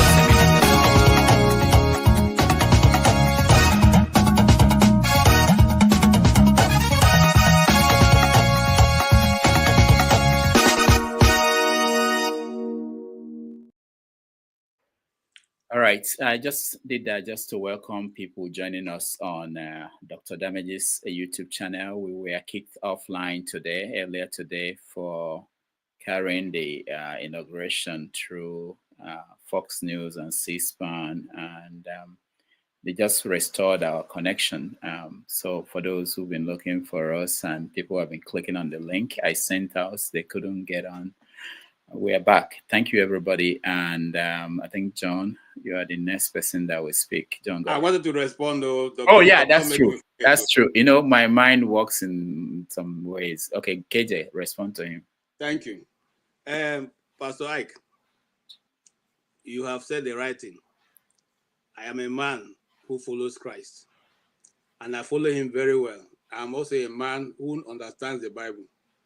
If you show me one place where God wanted to repair the community and he brought a pastor to come and do it, then I will agree with what you're saying. But since God don't use good men to repair, to do the dirty works, he uses dirty people to do the dirty work, then I think Trump is qualified to be where he is. Secondly, the last time I checked, being a president of America is not electing you for the position of the Pope or the Bishop of Canterbury. It's a political position. It's not based on morals. In fact, politics, if you study to a point, tells you there's no morality in politics. And that is what goes on. But I'm not even going to base my argument on that. Because I like for you, if you come to a position of being a leader, you have some quality that can endear the people or lure the people to like you. Now, Trump loves America, whether we like it or we don't like it. Whether he's taking the right form or not, that is still subject to discussion. Because just like Declan said here, one of the factors that we should always keep in mind is that before now, we all know what is seemed to be true. This is true, this is false. That narrative of being able to have a standard for everything is no longer being used. Social media has leveled out everything. There is a post that Rudolph highlighted some time ago. It's shame on you for being a Democrat. You know that before now, in the 80s, you can't speak that way. But now, in the advent of social media, somebody can tell you anything you want to say. Can even say shame on you. In fact, some people somebody have even told me I should be ashamed of myself for supporting Trump. You see, the thing is that we no longer have the same values and principles for guiding us, except those of us who decide to align ourselves with a certain belief and allow that doctrine to guide us in our character. If not, my dear brothers, when I was in primary school, I used to have a cartoon. One guy, I try to remember his name. He wrote that by the year 2000, people will be walking naked in the streets of America. And that time he was they bashed him. They talked so many things about him, and eventually today, what do we have? Are people not walking naked? The other day I went to Rudolph town. I couldn't even put my eyes up. I had to be looking at the ground to go because it was too much what I was seeing. But it wasn't summer yet. What did you see? You didn't see anything. Oh, come during the summer. Rudolph. I said I had to keep my eyes on the pavement and be walking like this because I couldn't put my eyes up. I couldn't put my eyes. So But now, but so some people who live there, I am the one who is stupid. I'm the one who is bush. I'm the one who is not modern. Now, can I use that my standard now to just judge them there? The answer is no, because they don't believe in what I believe. They ascribe to another thing different from what I believe. So when we are doing that, let's also balance out things. On the issue of whether Trump is coming and all these things you talk about, you people forget. See, if you know me in my younger days, I used to be an actor. I used to be a dancer. Okay, so if you go now and go and get my dancing time when I used to dance, with all the troops in Nigeria, and you see me now tying rubber and this, you say this, look at, and he says he's a pastor. That is what they're going to say. People evolve. This guy was an entertainer. But is there anything wrong with dancing? I don't know. No. I'm saying, let me say now. You see, why I'm saying that you have costumes that may not look, they may not make you look. You understand what I'm saying? The costume may not be exactly what you want to put on right now at your age, at where I am right now. And somebody who is looking for what to hold me or can go there and look at it. Maybe I'm even in one of the scenes, I'm holding a young lady, and they say, hey, look at it. That's the one we're interested in. Can you give us that picture? Do we have it? So those pictures are there in the archives. Anybody, in fact, I remember one of the guys telling me that he are waiting for me if any day I'm going to contest for governorship in my state. They will just bring out all those things and put them out there. These are people do that. You guys remember the story of the guy who bought 21st century this thing, who bought it off the internet. That's this thing. So when he got to 20th century and they wanted to change to 20th century, they couldn't buy it. They couldn't buy it because the guy, before the media got to that point, he already envisaged that this is going to happen. So he went ahead and bought it before them and held it. And when they got there, they had to pay him huge money. He became a millionaire overnight because of that simple this thing. What I'm trying to say so I don't take too much time is this. Let's allow this man just show us what he has got. As for whether he hold the Bible upside down or not, we are not calling him to be a pastor for us. He's not our pastor. He's not going to run any church.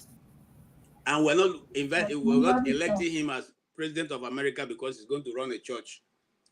God will use the people he has ordained to be pastors, and use the people he has ordained to be soldiers. Let's not take a soldier and put in the pulpit. Let's not take a pastor and put in the place of governance, and then things will go well. Thank you very much. As for Janaba, I won't respond to you. I just leave you to go. God be with you. You say, like tornado, the thing. Dr. Damage, if you can give me just 30 seconds. Okay. My brother KJ, I wasn't judging Trump. I was not judging Trump's. I was talking about the moral standing of a president of a nation. I'm not judging him. What we're talking about, our president in Nigeria has nothing. When we say what we talk about, we are not judging, but it's fact. It's factual fact. So I wasn't judging. I was just pinpointing things that I know and I see that at least when somebody is holding that the most powerful pulpit in the world, there must be an element of decency of a man. That's what I'm saying. What comes out of his mouth up to today is the same thing. He talks to anybody, anything he wants to say. That's what I'm saying. All right. Thank you. All right. Okay. Thank you. John? 1 minute. You see, that's why I don't do that. People don't know why. Not up to a minute. Just one this thing. Okay. If you are talking about morality, then I will ask you, since you love who has been there before, what's the morality that took them to Libya and kept Libya the way it is today? Is there any justification for that? If there's no justification, then let's leave that issue. Thank you. All right. Thank you. You see, sometimes I don't, not that I don't like exchanges. I know that one person will speak, another person will want to speak. And if you don't let the other person, it's a problem. Paul, welcome to the show. Yeah, thank you. We have Donald Trump as the president, and when you see the way politicians talk and do things, and it's kind of funny to me. If you see, but what I like with Trump is that the innovation that Trump and Republican is bringing into new type of politics that they play in the world. I like it. All the things that Joe Biden, because politicians all over the world, they overpromise and they deliver less. But the beauty of it is that America has already set these things down. That's why they have Congress that stays for only 2 years. So simply mean come March of next year, election will take place. yeah, sorry, campaign will start. And Trump overpromised. Trump probably may not deliver some of those things. So possibility is going to lose Congress. You understand? By November next year, he's going to lose Congress. By the time he loses Congress next year, it's almost a lame duck president. So these things do happen, you know. But one thing I like with Trump, the way Trump talk, the way Republicans talk, Democrats will lie a lot. Oh, they don't do like this. They dress certain way, they talk certain way, but they don't really deliver as they used to be. You understand? But KJ, I want to challenge you. Since the Second World War till now, go look the statistics. Democrat has been doing better when it comes to the economy than Republicans since the Second World War. Thank God you have a smartphone, you have a computer, you check it yourself and see it. And then for that, Democrat has been doing very well. But at the same time, they might do well with the economy, but they fail in so many ways. You understand? Today, Texas, everybody run to Texas. But guess what? Texas is losing it. Texas is losing it. Florida is losing it. These are the two big red states. They are losing it. Guess what? Democrat is also losing it. California is number 50. Losing it, people are leaving the state. What is this? Boston, Massachusetts, they're also losing it. A blue state, they are also losing it. New York is losing it, like the red state is losing it. People are moving now to the South Carolina and North Carolina. Simply mean the far right that Republican is doing with Texas. People are leaving the states. The same thing. People are leaving Florida. The same thing. People are leaving California. People are leaving Boston because of the type of things that they do. So, and Trump, one thing I see Trump do, Trump know how to pick popular thing and make use of it. That's why Trump could win this election. But very many promises that Trump promised the first time, he didn't achieve many of those things. Trump only ruled for 4 years and Trump borrowed almost $8 trillion. While cumulatively, Barack Obama borrowed less than 7 trillion for 8 years. But Trump, for only 4 years, Trump put the economy of the country 8 trillion for only 4 years and everything. Then when you look these things that because subsidy, I want to tell all my Nigerians and my Africans, any one of you who have a job up to 2 years, any one of you who have the good credit, any one of you who have loose cash, please go buy a house. The economy will not get better anytime soon. Neither the price of things going to go up because people don't understand what is tariff. If you put tariff on something that is coming from China for $10,000 and you put a 50% tariff, then that thing automatically is $15,000. And everything. China don't pay the tariff. It is we that will pay the tariff. China has already brought the product. And common mass that tell me, if China pay people $2 per hour to do this job, and they put tariff, America will still pay $20, $18 to do the same job. So to some extent, China may even not care with the tariff. It's still going to affect the American market. It's just that the quality thing with Trump is that Trump knows how to bully and cause all this panic all around. You know, he knows how to cause the panic. But I think Trump also wants to do everything within his reach to write his name in gold. Like when you look the Greenland thing, these things has been there. When you look the Panama thing, Trump want to pay Panama karma with what Panama did to Trump Tower in Panama. How he lost that place, the tallest building in Panama. Trump want to punish, and at the same time, you want to punish, then at the same time again, the same man want to write his name in gold. So the way Trump is going about it, I don't see the economy so stable. It might cause all this panic. People will get scared with the Canada thing, Mexico thing. But the Mexico president, I think that lady is really, really doing very, very fine. If she can stand the test of time, if they don't use other politics to weaken the woman, I think the woman is standing the test of time. Like the way she replied Trump, if you talk about all the drugs, the cartel will have all the guns that they have to make them cartel. All is also coming from America. So when you stop sending guns to Canada and Mexico, then we'll stop bringing drugs so we can work together and stop these things because it's not working for both countries. You know, so Trump may talk the talk, but if he want to use all this tariff, I don't think it's going to work well for him. He just want to write his name is good. Then when we go to my African side, when people talk religion, it just makes me laugh. Sometimes when you see people curse people like the celestial people that they used to have so many wives. This is Trump who have 3 wives, 5 children for 3 different women and every other thing. I don't see any good Christian in Nigeria that will support that type of person to be a pastor, because the only religion, Pentecostal or whatever, celestial that do things like that in Nigeria, we talk down on them. You understand? People make mockery of them. But Trump, he have 5 kids from 3 different women and every other thing. So what do you want to expect from this man? This is a man who don't really understand religion. So we should just quickly take this religion. But what America do with religion, they've been a religious country for years and everything. Democrats pick the parts they want to pick. Don't forget the poor among you. You go to blue states, they give you a lot of all these handouts and everything. You go to red states, they make you work for it. You understand? So on that aspect, Democrats also follow religion. Don't forget the poor among you. You understand? And when you come to the LGBTQ and everything, I think Democrats take it too far, and it also affects them. You also cause them tremendously. They lose a lot. Then when you want to talk about somebody make mention of Mr. Ike, make mention of Democrats and these old people. I think that is the biggest problem with Democrats. And until Democrats wake up to understand these things, you understand, even though they lead in the house, we see somebody like AOC, when you want to make a 78 years old man who is having prostate cancer, who is sitting on a wheelchair to still be a lead, when AOC can do the talk and everything, you are not going anywhere. The era when these so-called old politicians work very well, those are the era, like my father's time. I convinced my father tirelessly to watch Channels News. My father will not watch NTA, VOA, BBC.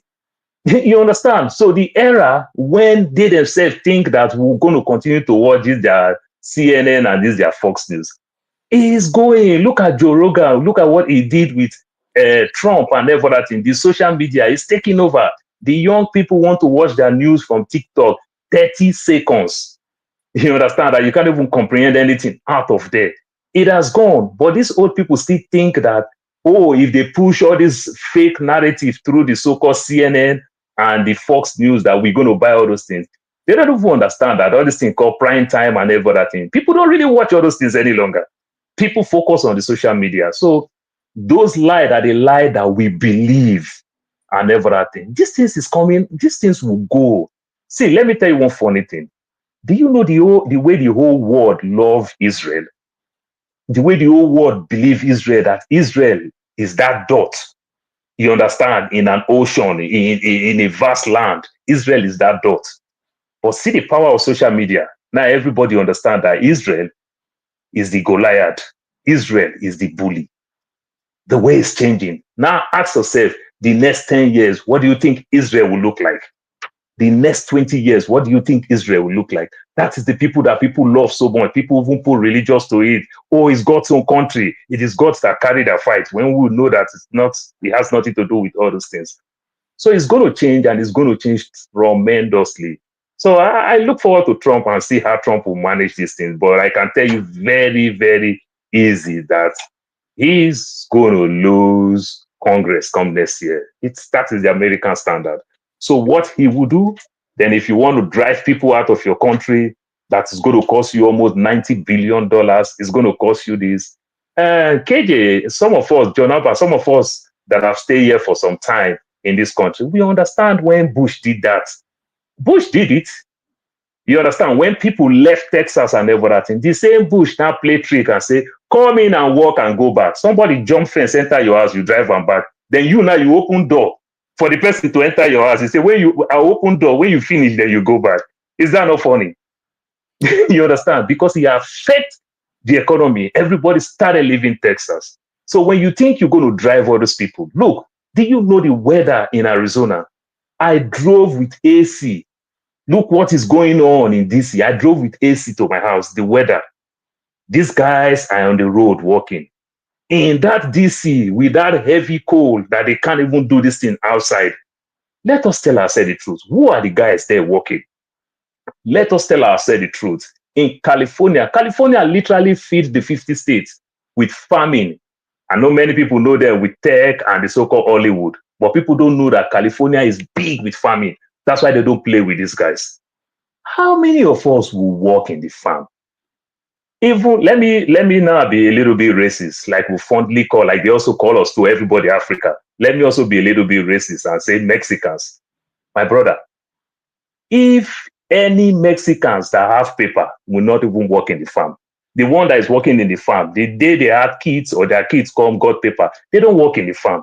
So in excess of it, the guys who work in the farm, they are cheap labor that even make this food that we eat cheaper. You must understand all those things. So when Trump say all those things, I understand that Trump is not a stupid man to that extent. I don't see Trump do it the way he's saying it. Yes, the guys who work on Friday and got his paycheck and fight with his girlfriend and the girlfriend call the cops, that one is going, no two ways about it. But say they will go to the farm, they'll go to the farm, they'll come to the road, see these guys who is doing all this construction on the road and pick them. My brother, even though the guy who have felony, the white man, the black man who have felony in the United States of America, come back, even when they can even get construction job, they don't do it. They rather prefer to go back to jail. They say, God damn it, shit, it's too hard. Let's tell ourselves the truth. So Trump is not stupid to cause all these things for himself. So he might say all those things just to make his base happy. You know, the way Trump is coming, some people who don't understand the way immigration work and every other thing, who just hate the fact that I'm their lead.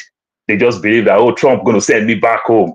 You know, those funny things because they don't really understand. So I know they are coming from the place of ignorance. And Trump used that ignorance to make them get up from their couch to go vote. And I don't think that's what he is doing. But now that he's on the power, I don't see him do some of those things that he promised to do. That's my take. All right. Thank you, Paul, for that detailed take. Let me just say a few things. Janaba, I know you want to speak. Wait, let me just say a few things because I have to go and eat breakfast. So, KJ, there's something you said that I touched me. We were talking about people in New York because I defend New York, the way they dress.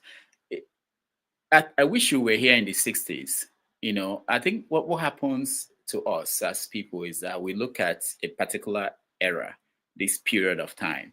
The world changes. You know, there will be a time that people will not wear anything, and then the world will become more conservative, and then turn again. So sometimes people think that this is the end of the world.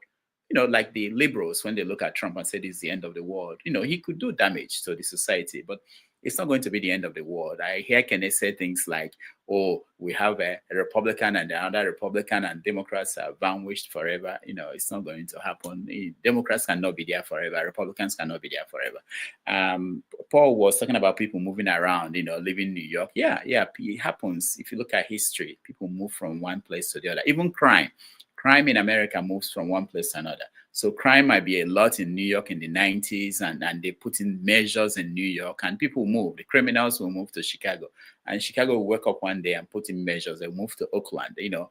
So that's how it is. So the point is that for us, most of us here are older people now. Young people are coming up. We have to always be concerned about young people. One of the things I worry about when I hear Trump and people like Biden sometimes is that the young generation coming behind us, they don't think like us. So like issues of climate change, you know, this drill, baby drill, you don't find young people. My daughter will not say something like that. My kids, they don't believe it. They don't understand that. They're moving on towards a more sustainable tomorrow. But we, the older people, want to hold on to these things we're used to, you know, things like gender. They are comfortable with that now. The young people are comfortable with that. You're not going to reverse it. It doesn't matter what Trump is saying or whoever comes to power is saying. You're not going to reverse it.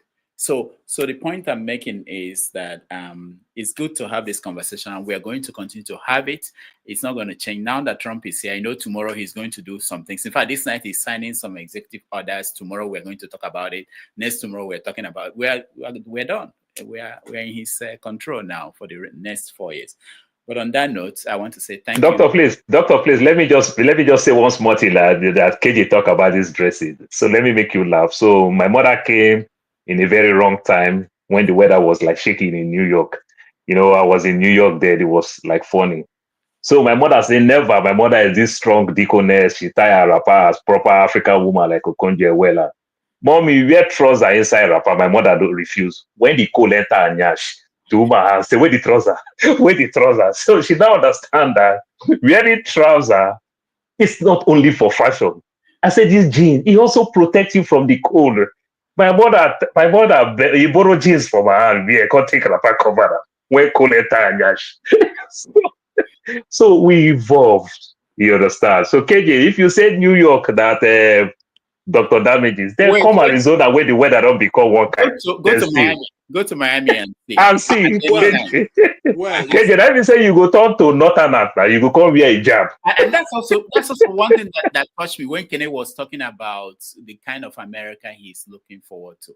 To me, I was thinking, is this not Taliban? Is it not Afghanistan that we're going back to? Because you know, conservatism, there's a way it goes back, and it takes you to that point where you may see yourself aligned with the conservatives in Taliban. Anyway, go ahead. Go ahead, sir. No, I'm done. I want to hear Jonaba and you, and then I'll go. Okay, if I may, Yeah. Because of all you have said, I've just gone online. I want to register to do a course now on American government system and all the rest, which is taught from somebody in New York there. Because you see, the thing is this, and I'm referring to what you just said about how trends move. Now, I want to give an example of the animal kingdom. The little baby of a cow, the calf, learns how to chew grass from watching the mother. The day the mother decides to climb tree, the calf will now begin to think that cows also climb tree. So the fault of the changes that we are seeing is within us as the people who are here now, the fathers of the children. We are not telling them, because that is how tradition is passed from one generation to the other. There are certain sayings now that the Igbo say. They say every time you say Igbo man say, who I not be me talking. The people who have lived before me centuries away, they have been passing that through the word of mouth today, that me I'm able to benefit from that their proverbs. In the same vein, if it gets my turn now and my son, I refuse to tell him how these things are done. He obviously thinks he's a European, and I keep telling him every day, you are Igbo and you are Nigerian. Doesn't matter where you are. You are in America, yes. Make the money in America. Know your tradition. No. So this is what we must base on. I'm not saying that I'm against this, and I'm not against anybody wearing trousers. I'm simply saying, if you want to dress to the point where we say all your undies there outside, there's no need to wear the skirt again now, because it doesn't make sense. Kuku wakada way make we know say everything there outside. Okay, but again, I will not hold them, because like I said, the morality is no longer part of the values and principles that we hold on to now. You just hold on to what you want your family members to know, and based on that, they'll know it. I rest my case there, sir. Even inside there, they can still grab it. No, look, the Bible says, train your child the way he will go. Once he grows, it's no longer your sister. As Rudolph then now, if the children grow up and they decide to go and become Michael Jackson in Hollywood, that's their business. He has given his own. You are giving So your own training. if moral count now, that what you are saying is now you are going to what I say now, that moral count. But before you say Trump is not there for moral, and now you say they can wear clothes, and I said even that the president now say even as it's covered, they can go and grab it.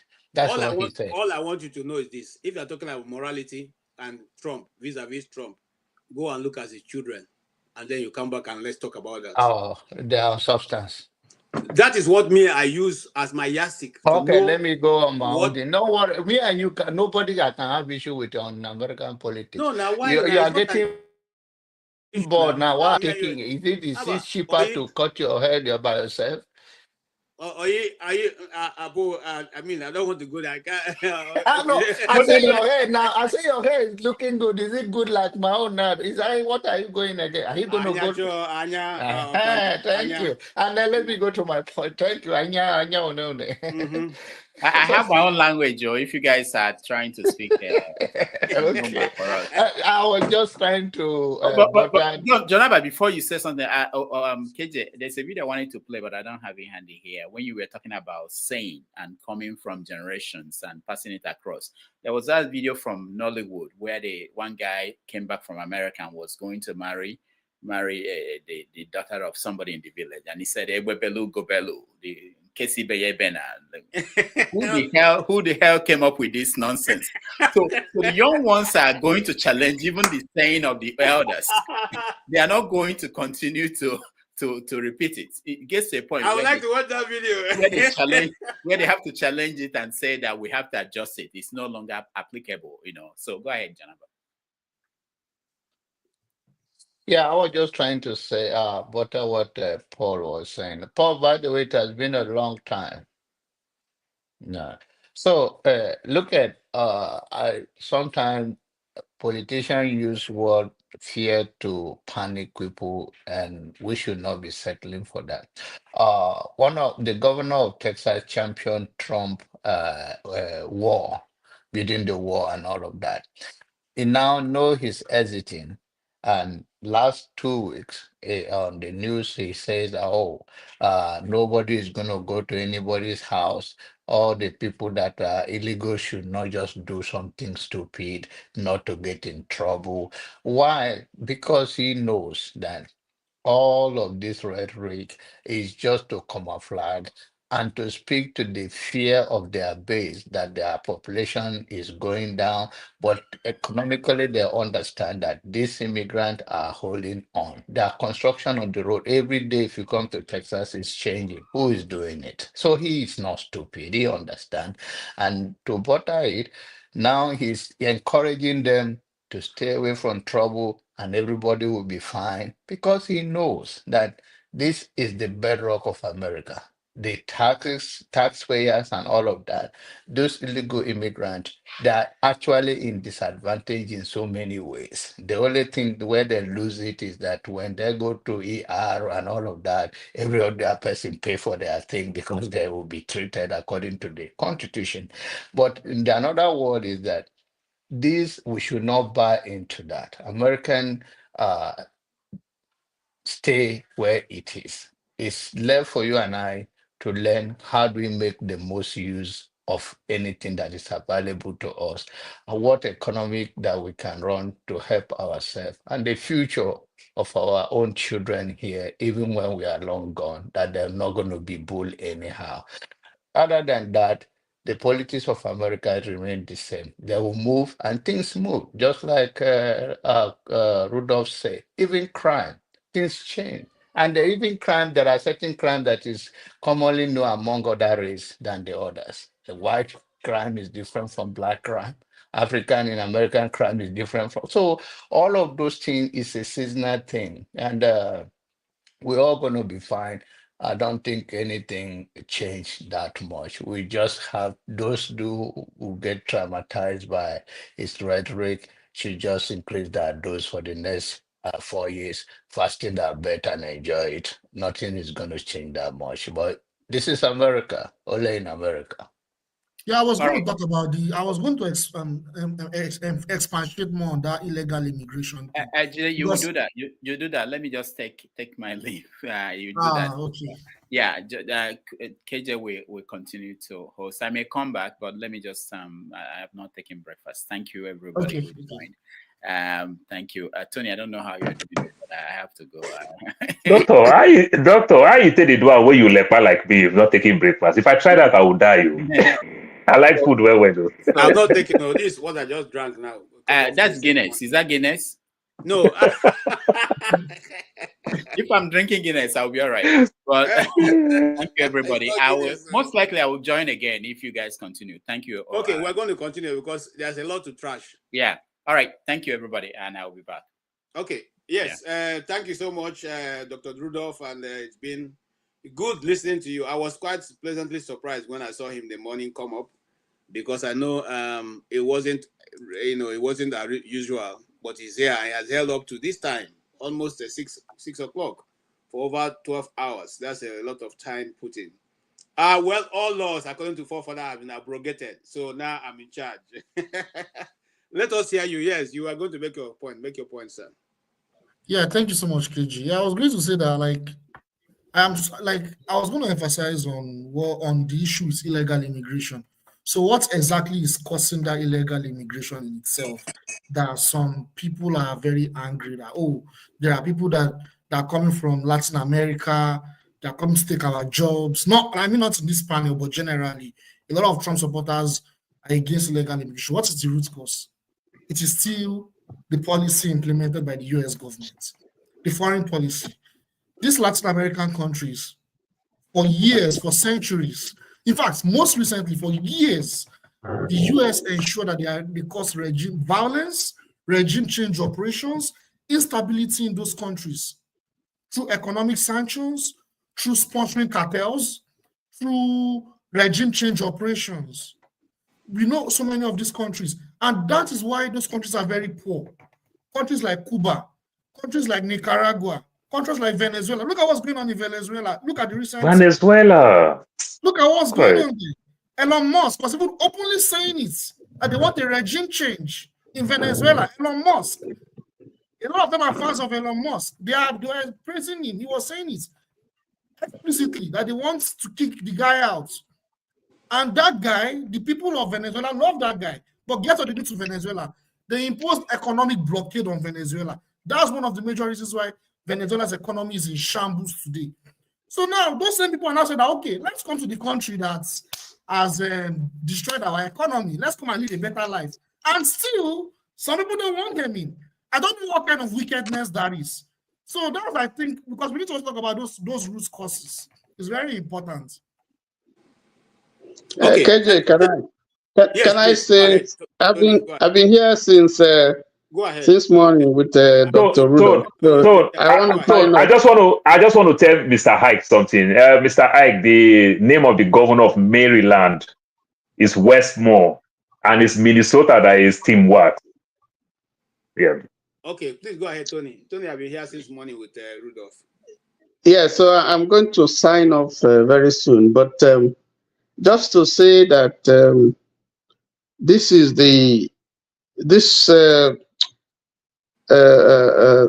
period, I think, is the second coming of Trump. It should be better than his first term. And I say that because he has a lot going for him. So I'm expecting that he will do better. That's not saying I support his policy, because if he fails, he will have no excuse. First of all, he has the executive. He has majority in the Senate and in the House, even though it's slim. The Supreme Court has kind of given him some support that he can do almost anything and be free. He has some measure of presidential immunity to do certain things that ordinarily people will question. And then, of course, he has a majority of the people in the Supreme Court who are Republican, who are Republicans. So, good night, guys. Good night, everyone. Hello. Okay. And then the men in the House and the Senate who ordinarily will stand up against him have literally left. So the people that he has in place now are basically, people who are, MAGAs and Trumpian in orientation. So they probably won't give him too much tough time, like they did in his first term. And then I make bold to say that he's inheriting an economy whose fundamentals are very, very strong. Again, you also have Russia very weakened. It's almost like we have a unipolar world now where America can almost boss people all around, because Russia is so weakened that with the sanctions and with the war, is distracted and is really not in a position to wield the power that he used to wield. And then, Tony, are you sure of that? Well, that's my opinion. Okay. That's my opinion. I could be wrong. Okay, let me ask you in line with that. Let me finish. Let me finish, and I can. And then today, you have a U.S. army or military that is not actively engaged in any war anywhere in the world. So that at least brings some limitation in terms of things that you spend on war. Then somebody talked about it. Trump has been able to galvanize social media and to use it actively to propagate his policies and so on. So, and they are still there. And then you also have the coming together of the club of millionaires, to support him. So I think these are some of the advantages that his second coming, brings. And I'm expecting that he'll be able to leverage these, what I call advantages and use them to do to carry out his policy of making America great and making America number one. All said and done, I just wish him well. I didn't vote for him. He's not my ideal kind of leader, but the Americans have spoken, and so be it. So those are just a few things I want to say. Okay, thank you so much.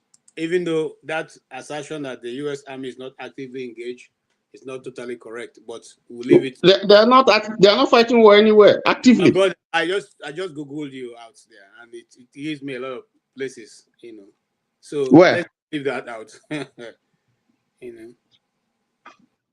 There are okay. plenty.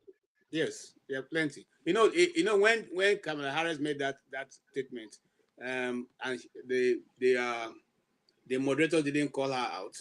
The press actually took it up and said, why did she call her out? Because she knew that that's not true. And when, and one of the things they held Trump against was Trump knew that the army was actively engaged in other places. They asked, why didn't you push back about that? Anyway, that's a different case for another day. You are welcome, AY, the man of the... Yeah, they are actively engaged. Can you tell us? No, let's go. Just go ahead and make your listen. Later we can talk about that. Go ahead and make your contribution. Okay, yeah. Good evening, everyone. Yeah, KJ, I can see you are very happy today. Congratulations, anyone. I've been listening, I've been working, do a lot of stuff. I listened to Paul's contribution, and I feel that was a very solid one. Mr. Okuwait too. I heard when Okuwait was pushing back at you, which actually, that's what I'll be saying, right? So, KJ, I know you'll be doing everything to defend your man. I mean, there is nothing wrong with that. The only bad thing is when you now start attacking President Tinubu, then we'll begin to question, where do you stand? When you try to defend Donald Trump and bash Tinubu, then we will begin to question a lot of things. Yeah, I think we need to start with the truth. There is a very good point Jide made when he said, why the illegal immigrants, why are they popping to America? That's a very, very good question. What is happening around the neighboring countries? Somebody mentioned Venezuela. Venezuela has the highest crude oil deposit in the world. Today, and 10 years ago, fastest growing economy in the world. Fastest growing economy. So you ask yourself, what happened? What's going on? So these are a lot of things. Trump is there threatening the highland they want to get, threatening even Canada. She's not even scared, And I heard Trump, KJ2 defending him on that when he said he's going to collect which island? Panama. He said they're going to turn Greenland. He also said today they're going to turn New Mexico to not New Mexico. What do you call it? I don't even want to remember. To be honest, he's just full of it. That guy is full of it.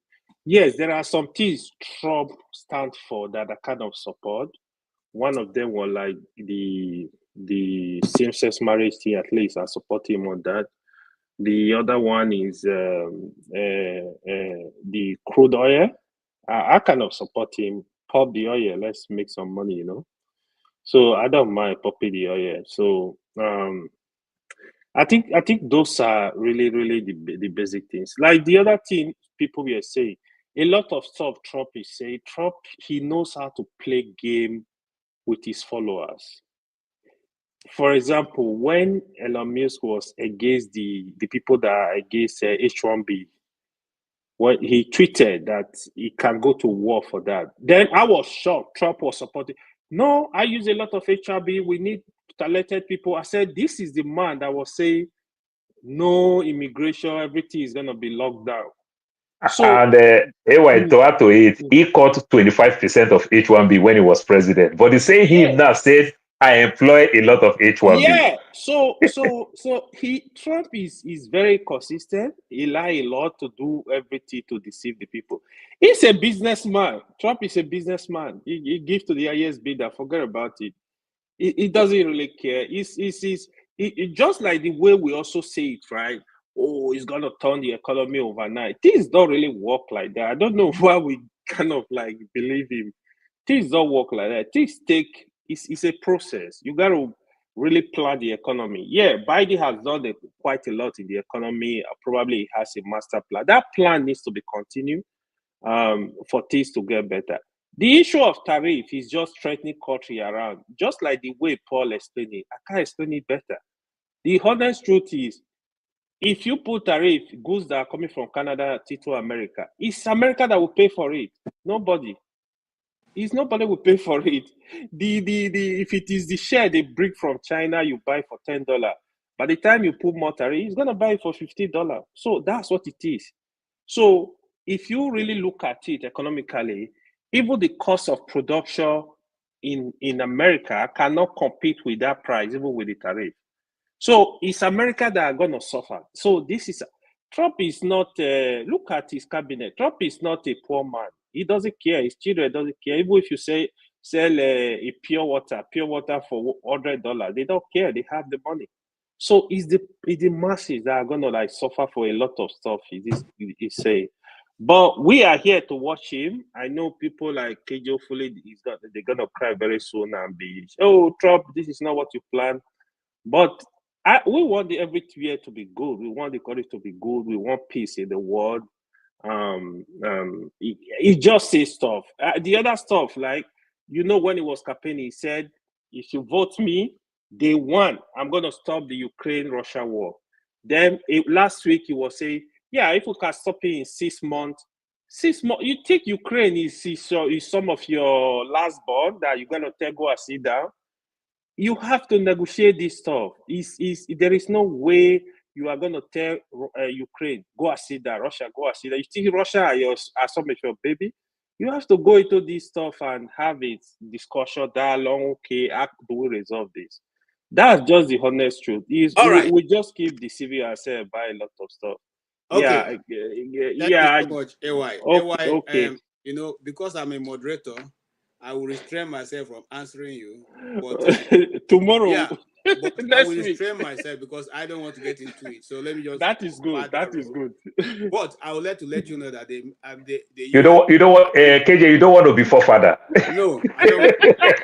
Yeah, but the U.S. Army is actively engaged in the Middle East, in Europe, in the Pacific, in the Asia Pacific, and in Africa. They are also running a troop somewhere in Europe called the Global Operations that monitor activities of weapon and movement of weapons all around the world. Oh, that is what you call active, right? I mean, USR, they are always Hold doing on. that. See, There was I no don't want time. you to parley away from that. The U.S. Army is actively involved in operation that involves in inherent resolve. That's what that one is called. It's a joint operation that defends that defeated the ISIS and that also fighting ISIS in Syria, in Iraq, and they also have significant presence in Kuwait, in Bahrain, and the United Arab Emirates. All these are fighting forces They are there. I can give you the numbers. So I don't want KJ, let me No, just no. put in, So, please. so KJ, Sorry, KJ. Paul. Sorry, Paul. Okay, go There was ahead, go ahead. never a time US are not engaged in this kind of activity. There was never a time. What are you saying now? Oh, No, boy. no. I don't want to get involved. I You, just mentioned no, it. Let's no. move on, please. Let me say this. When we say active, I was thinking you are referring to like active war. War. But when it comes to you, Those who are in that's Syria, why they have warship all over Syria the war stop. Were they playing there? You see from my mouth, you want me to tell you that there are boots on ground in Ukraine? I beg, make it no bring me outside. I beg you. Oh, all right, let's move on. Please don't bring me outside. I have more information. Okay. Okay, so let's go ahead. Mr. Ike, you have No, Paul is here. Paul, go ahead, sir. Now let me ask you a question. Let me ask you a question. Which is what I'm interested in. What the policy of Trump concerning illegal immigrants? One of the things that we heard, which is the border czar said with his own mouth, and I'm not going to quote him verbatim, but he said they are actively more engaged with people who have committed crimes and who are already even in the removal notices. They have been served removal notice. They have gone through all their processes, but they're still here in the US.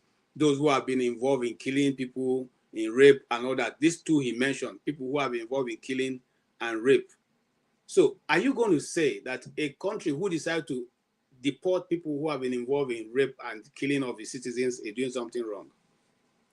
Yeah, KJ, certain things that Trump did in his first time, I really commend him. Like this thing that I live in the border state, 2 hours I'm in Mexico.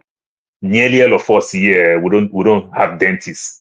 You understand? We just go to Mexico, go see our dentist, which is cheaper. And at the same time, you discover that 99% of these dentists practice in America, which is very, very cheap for us. So we use it to cut costs. But why am I saying this? So Trump introduced this thing where they deport people before you even reach house. You see the person that they deport, you see the person tomorrow in on depot. So Trump introduced another style. So let me use Lagos now, this Lagos style. Now, this is Badagry, this is Kotodu. You understand? So if Trump deport you and go drop you in Badagry there, before you reach, they come back again. So Trump will put them in aircraft, go drop there for Sokoto. Before you from Sokoto reach Abuja, you don't settle for Abuja. You don't start new life for Abuja. You forget about travel. But what Trump want to do, there are over 500,000 people, immigrants, that are in prison. 1 million. Instead of 1 million. It varies. They say 500,000. The 1 million who have all received all who have been processed, and So, majority of which are people who have killed or raped people. So these people, it is just simple for Trump to let these people go, which is cheaper for taxpayers. But KJ, how funny it is if you understand the way this system works very well, the way our country works, you will laugh and laugh and laugh. For example, my good brother John Abba will tell you more. So KJ, you live in a small city where you hear that this small city, white community, very small city, you understand that you will be so shocked that they even have a Congress person there. Where is the population to this big city? Guess what? They put a prison around them and they count everybody in prison to say that is their population, to give them one seat there. This funny thing that they do. And remember, very many of these prisons are private prisons that are contract.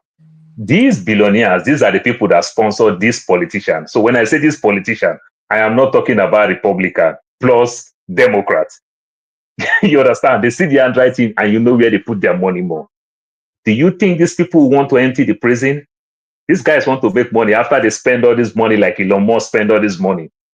Do you think that? So politicians will talk too much, but they will not do what they say.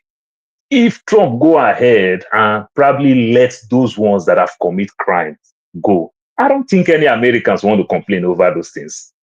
Do you get my point? But remember, individual will also take it. That individual racist will also take it. That individual tribal, this fight between Mexicans and Puerto Ricans. So just imagine that highest person who happened to be a Puerto Rican, you understand, who want to take advantage to punish the Mexicans because of their own rivalry and everything. We overdo, and it's Trump that will bear the brunt over these things. So they will overdo, and it will really, really affect. Like I said, these people do a lot of dirty job. Sometimes what we call immigrant, the definition of some of these undocumented immigrants is what we call in Nigeria casual, contract staff, where you work in the bank, somebody is taking Christmas bonus, 13th month, this, that. The other one, they call him contract staff, will not get anything. That is what you call immigrants. You know, they work all this work, they do all the hard work, they don't get anything up to their health. I remember when Gavin Newsom in California said, let us give these people some type of health insurance. People complain. But it may sound when you see it, you know, when you watch this type of TikTok video, when you pick a snippet and just code that, oh, they want to give immigrants that healthcare insurance and the likes. But KJ, the man who work in the farm, the man who do this dangerous job, the man who work in this heavy cold and heavy sun, how you don't want this man to take care of himself? You understand? And at the same time, different governments never let these people go. Remember, Democrats will use it to campaign when it favor them. You understand? When it will affect the economy, they will use it to win election. Republicans will also use it to campaign. When he also favor them too again, they'll use it to win election. You understand? But the bad part of it is that the both parts don't let these people go. If there's anybody that tried it many years ago, it was Bush. And the same Bush again opened the door and say, come back. Because they are cheap labor. They are cheap labor. Like I say it again, the definition in Nigeria is called casual staff. We enjoy them. See, very many of us will say, oh, Mexicans are very, very strong. Like as they will say, Hausa man strong well. The one will be politician not strong. And the one way don't get anything is strong. The same Mexicans, the one that was born here, the one that have paper, they are not as strong as you think. The one that don't have paper is very, very strong because they are reduced to almost next to nothing. So they don't have option. They have to survive.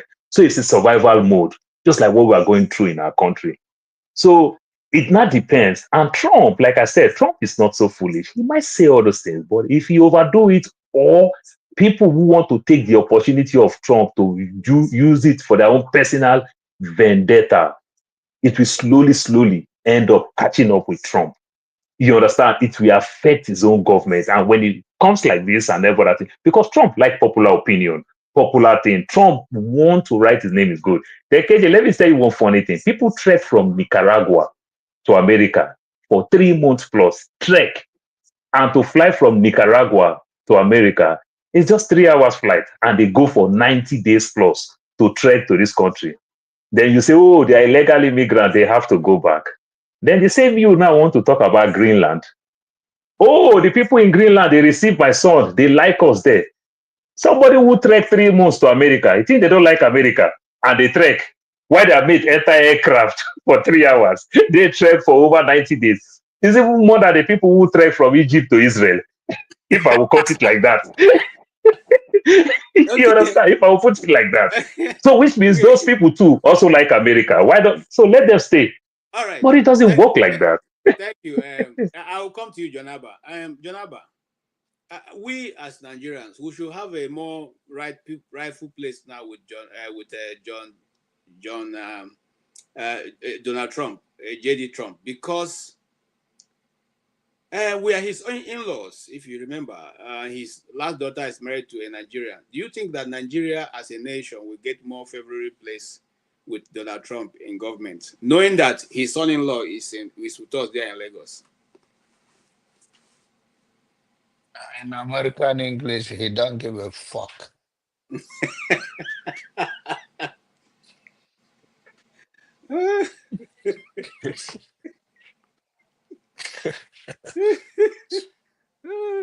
Okay. You know, one thing that we all have been saying, Trump is a business guy. Trump is a smart guy.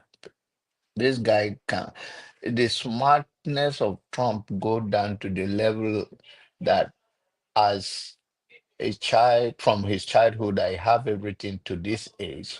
This guy know everything that happened on the street. He know the street.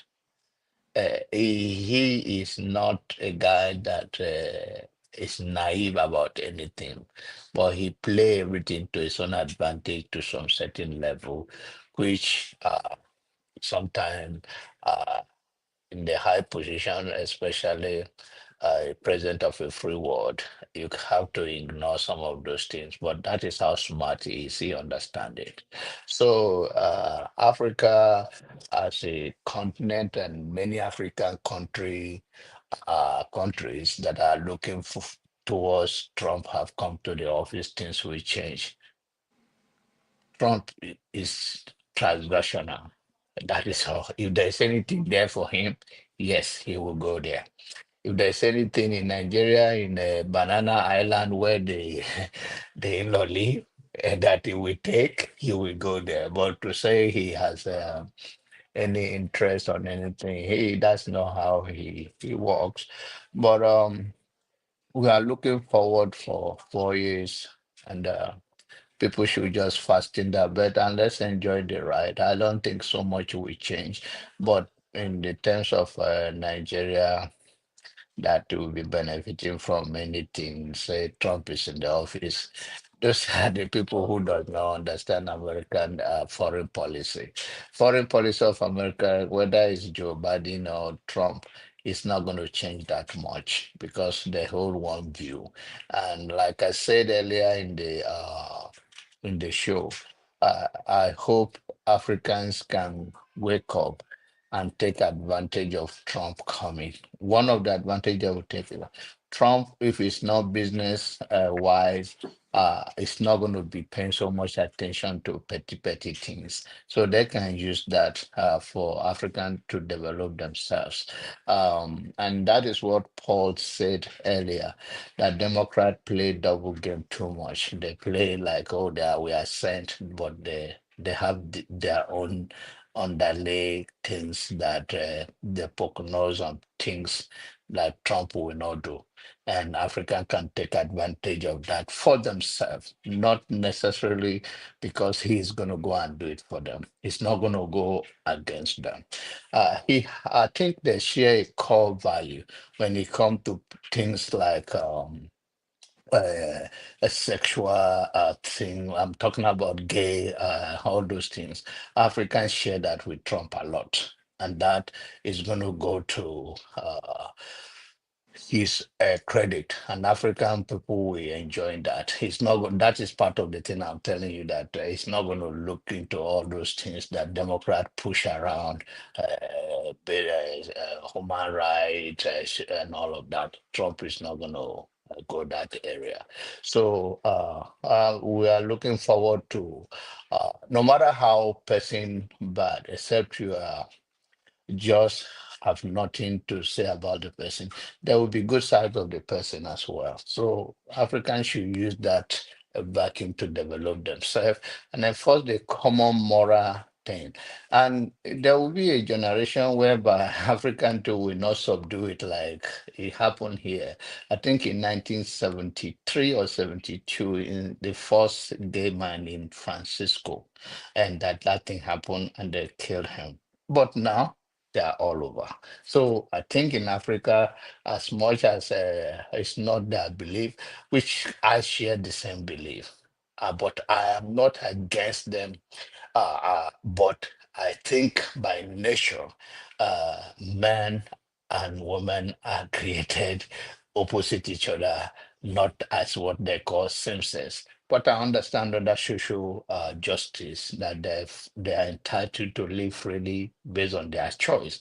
But that is a choice of human. It's not by nature.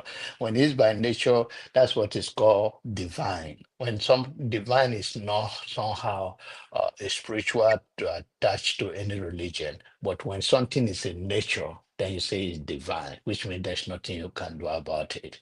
But we say it. Hope he can visit Nigeria.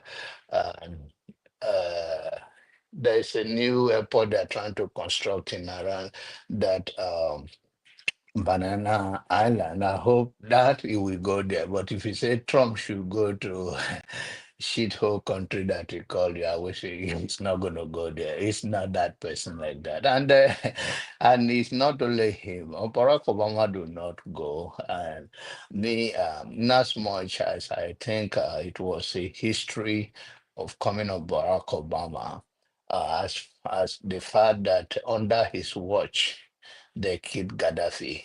I don't.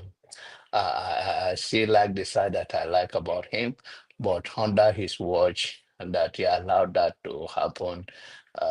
And that is one thing I want to talk about this instability around the world. In Trump, under Trump watch, some of those things will never happen. Not the one that Joe Biden is shaking hand, is shaking nose, that will not happen. That will not happen. If Trump say back down, back down. Trump know how to negotiate. He knows something people don't understand. He knows his influence and he know he carried the forces of America behind him. So some of those things that Joe Biden is talking, you cross lead line. The same thing that Barack Obama did with Syria. He said, "Oh, this is this thing," and the man did it and get away. When you do that, you are showing weakness. So the person will do and undo, and that's what he did until eventually. So that assuring that we're going to have a better world with under in terms of war around the world under the watch of Trump, except it's the war that he want to do. Like I saw Elon Musk talking about it. It was so childish. Even my son will not say that, oh, we'll go there and put one flag here and the other flag here. When I saw Elon Musk, I say, money misroad where my father they talk those days, it still they exist to this day. This is money misroad. How can you be so much and you reduce yourself to nothing talking like that? I think that's why, in as much I have issue with some KJ view about things. I think KJ is presidential. I think you're supposed to be the Elon Musk. Go push him out. That guy, they should paint his face like a black monkey in one forest in Africa. That guy doesn't deserve. You shouldn't come and say, "Oh, so he's talking about the Gulf of Mexico and Panama." That they're going to put two flag now, one here, one here. Well, they're looking for a cheap target. They should go. Okay. Okay, thank you so much, Jonaba. I hope that thought will come back to that discussion because Then KJ, before I go forget this Nigerian story that people always talk about, this Michael Bulos and everything. He's not Nigeria. He was born in Houston, Texas. His parents are Lebanon. Yes, they owned big businesses in Nigeria and the likes and everything. And then so you just it, he comes to Nigeria to. I don't know him.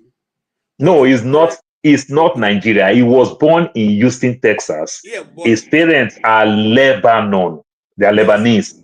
You well, understand? So they own business in Nigeria, probably visit Nigeria for his parents' businesses and everything. No, He's schooled in US, he's schooled in he gets his masters in London and the likes. So when it's just like KJ, in as much as we parents, we want everything to say, I want to say my son is Nigeria.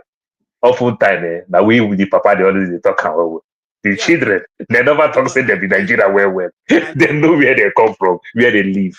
I know that in the wedding that was conducted, I know a certain Nigerian pastor who was invited specially to come and do the joining and all that. That will be Paul Pharisee. Actually, his father is Nigerian. Okay, so his father is now, Nigerian. let's not debate. I'm coming to AY. AY, no. Businessman, hold on. No, let's put that record straight. Hold on. That guy, no, Michael, that record is not our business now, please. Good.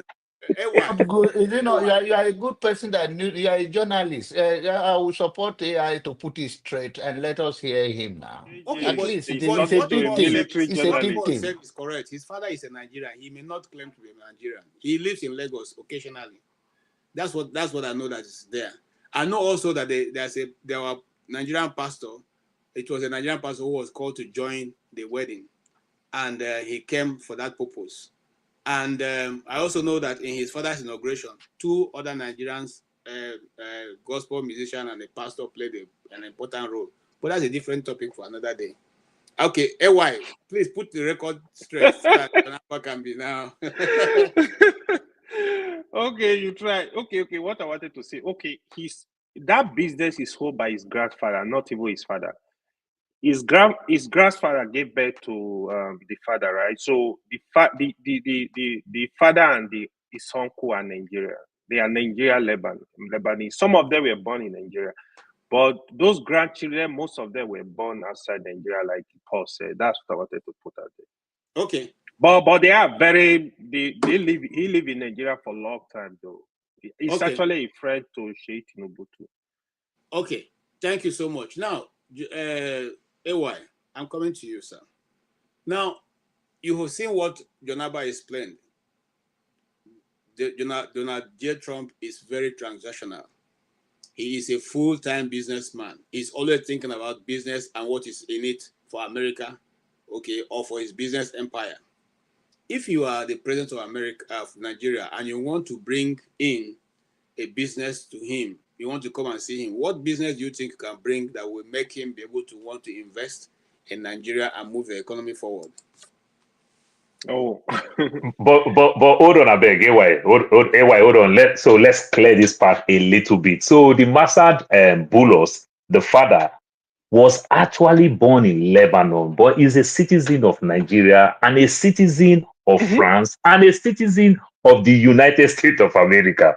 But he was born in France and they are Lebanon. So, KJ, if we want to talk well, we all will talk same thing. If we want to talk well.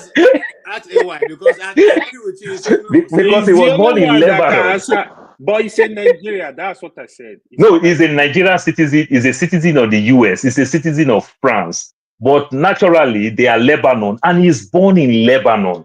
But because of they own the Caterpillar business and the likes in Nigeria, they've been in Nigeria for a very long time. But now that is the father. But to the son is born in the US, school in US, did his master's in London. You understand? So the Nigerian thing, because of the father, I love Nigeria, come to do business in Nigeria for a long time. You understand? Manage his own father's business and everything. So they have this flair for Nigeria. The father speak Yoruba. The father knows how to speak broken. So truly, why if you want to say that Nigeria, because he go full person that way, he don't speak Yoruba, he speak broken.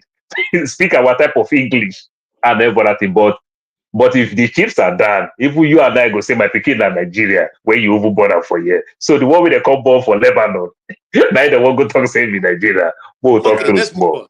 Let's move on. Okay, KJ, the question you asked me, right? Yes. If I am the president of Nigeria, I would Do you have seriously. A meeting with Trump? What is the if business I have angle you are going to Trump, present? Knowing that, hold on, sir, you have 30 minutes with Trump, and you have come to bring business to your country.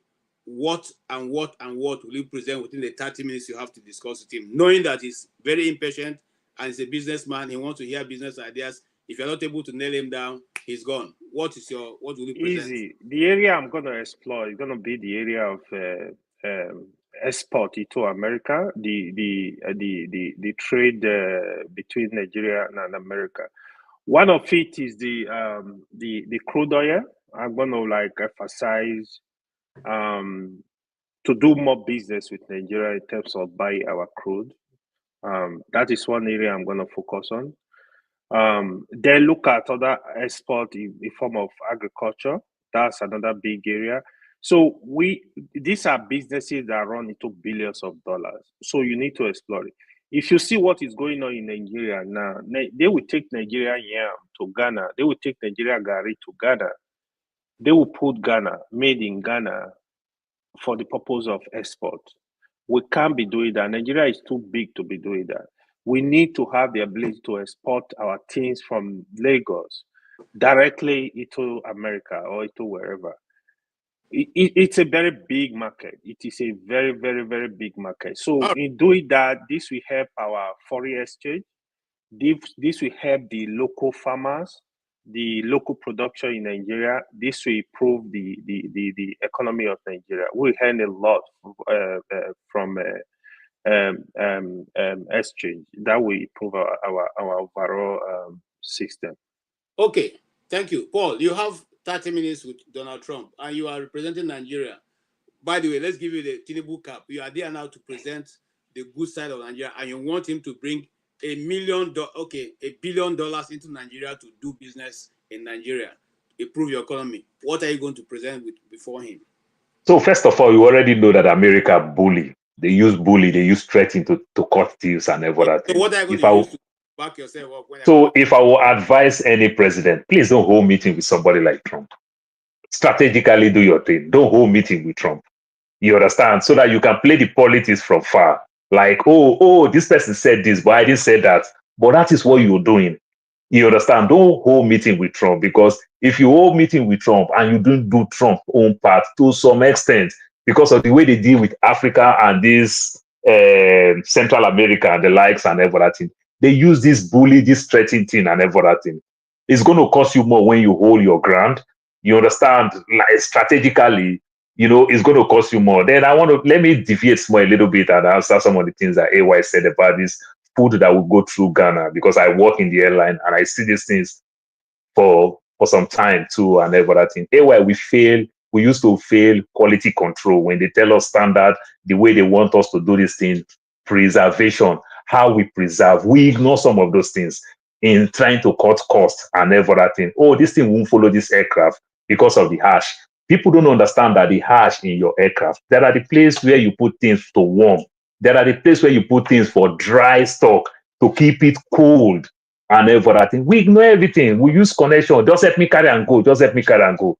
Then they say fake quality control. Don't come. See, AY, I know we all travel used to bring all this our fish, all this our egusi that we carry come. When casually immigration will just answer, do you come with this and that? You say nothing. If they catch you one, nothing will happen. You will travel 10 times. Every 10 times they put you one corner, they search your bag. You understand? Because now you're on the watch list and everything. So to remove in some of those things. So it's just better for us to do these things where the Ghana enjoy AGOA, like Nigeria enjoy AGOA. But the business people there will try to cut costs. When you put Gary, we already show them the type of Gary we'll bring. Then we'll use that old format of bring Gary, put cocoa, put cocoa, put cocoa. Yeah, Gary, and everything. I say, leave them in a chopper. They don't get option. No Gary for America. You understand? So we fail quality control and how we bring it. So we don't oftentimes meet the standard where they ask us.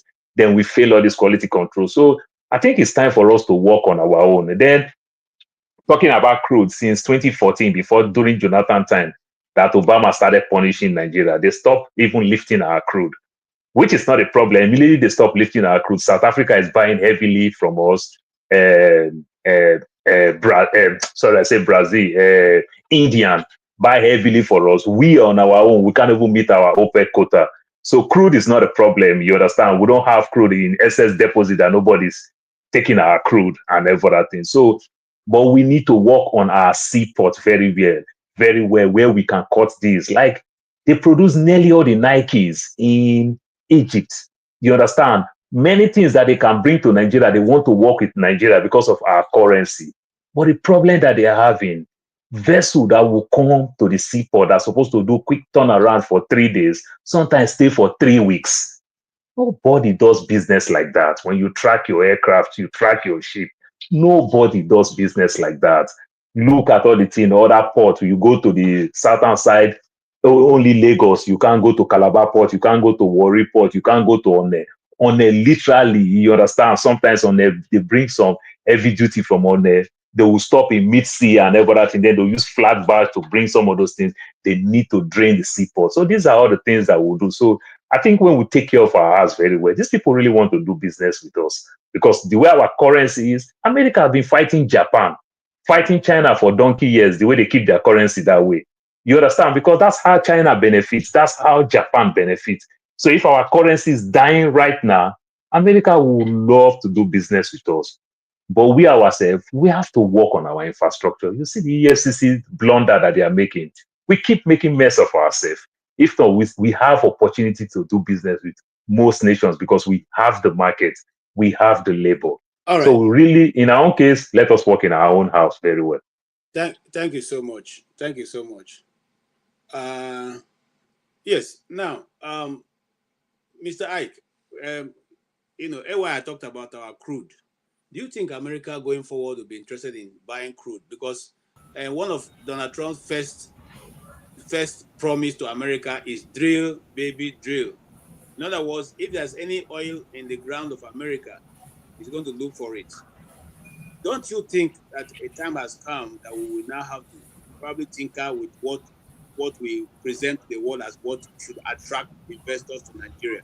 And also, when it discussed that, tell me why Nigeria is not using the deepest part of Nigerian waters, which is Akwa Ibom. Akwa Ibom seems to have the deepest part that can take any ship in this world. Why are we ignoring to use Akwa Ibom port to import and sending everything to Lagos? It takes so long to turn around. Well, for me personally, I think the issue of the port, I think it has a lot of political undertone, because Paul was talking about the Warri port, the One port, the Port Harcourt port, the Akwa Ibom, and the Calabar port that is not being used. They're just there. We just say we have seaport in those places, but it's not being used. Why? Because it has a political undertone. Economically, they want to punish an Igbo man.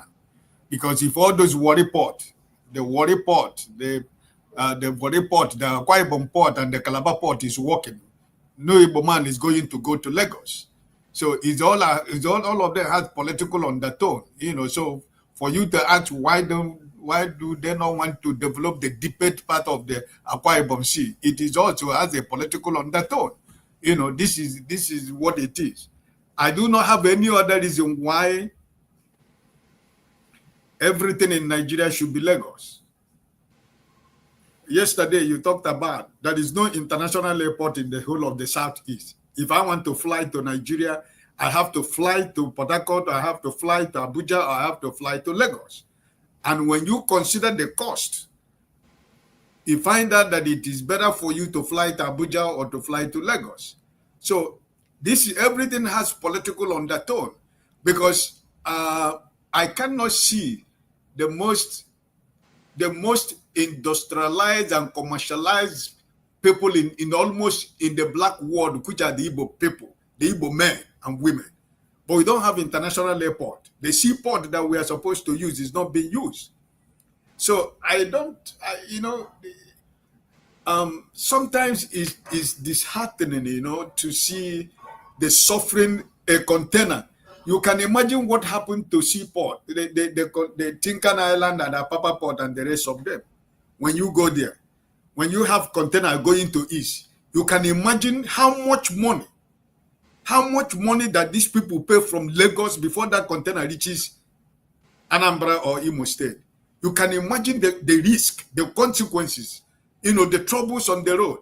The same custom people who will clear that your container, the container is moving. Before you reach a Butemeta, they block you again, collect money. Before you reach Ibadan, they block you in Ibadan, collect money.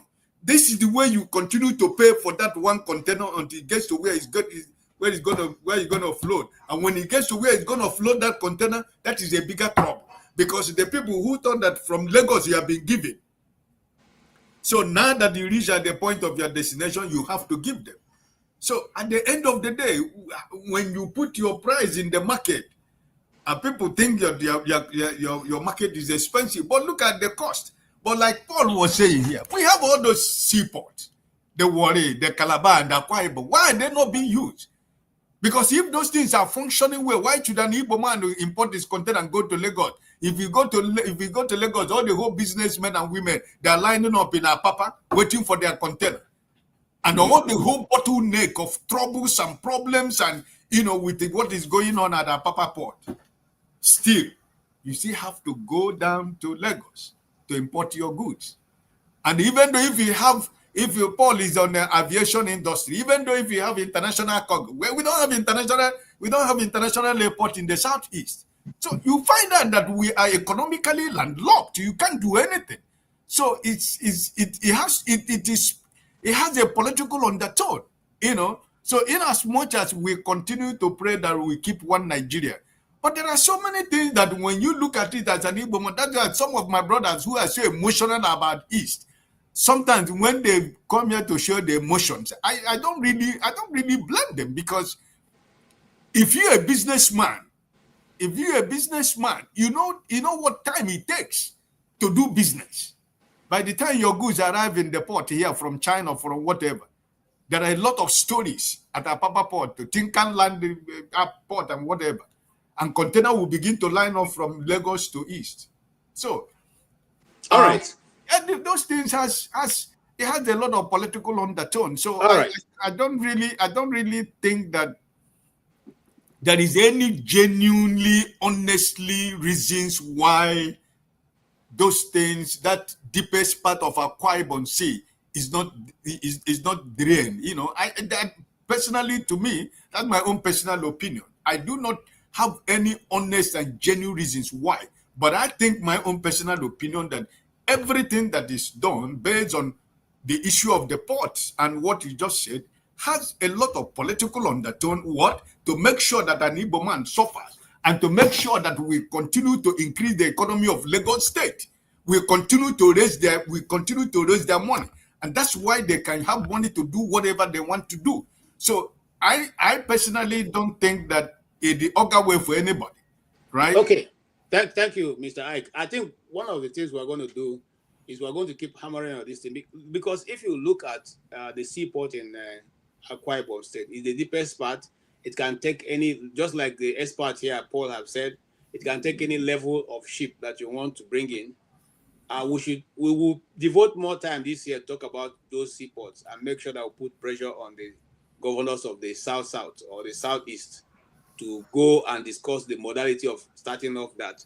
But Adama is here and she's in the medical profession. And so now that Trump is here, if you have been detailed by Nigeria to go and discuss on what investment that you want to bring in the health industry in Nigeria, tell us how you're going to do that.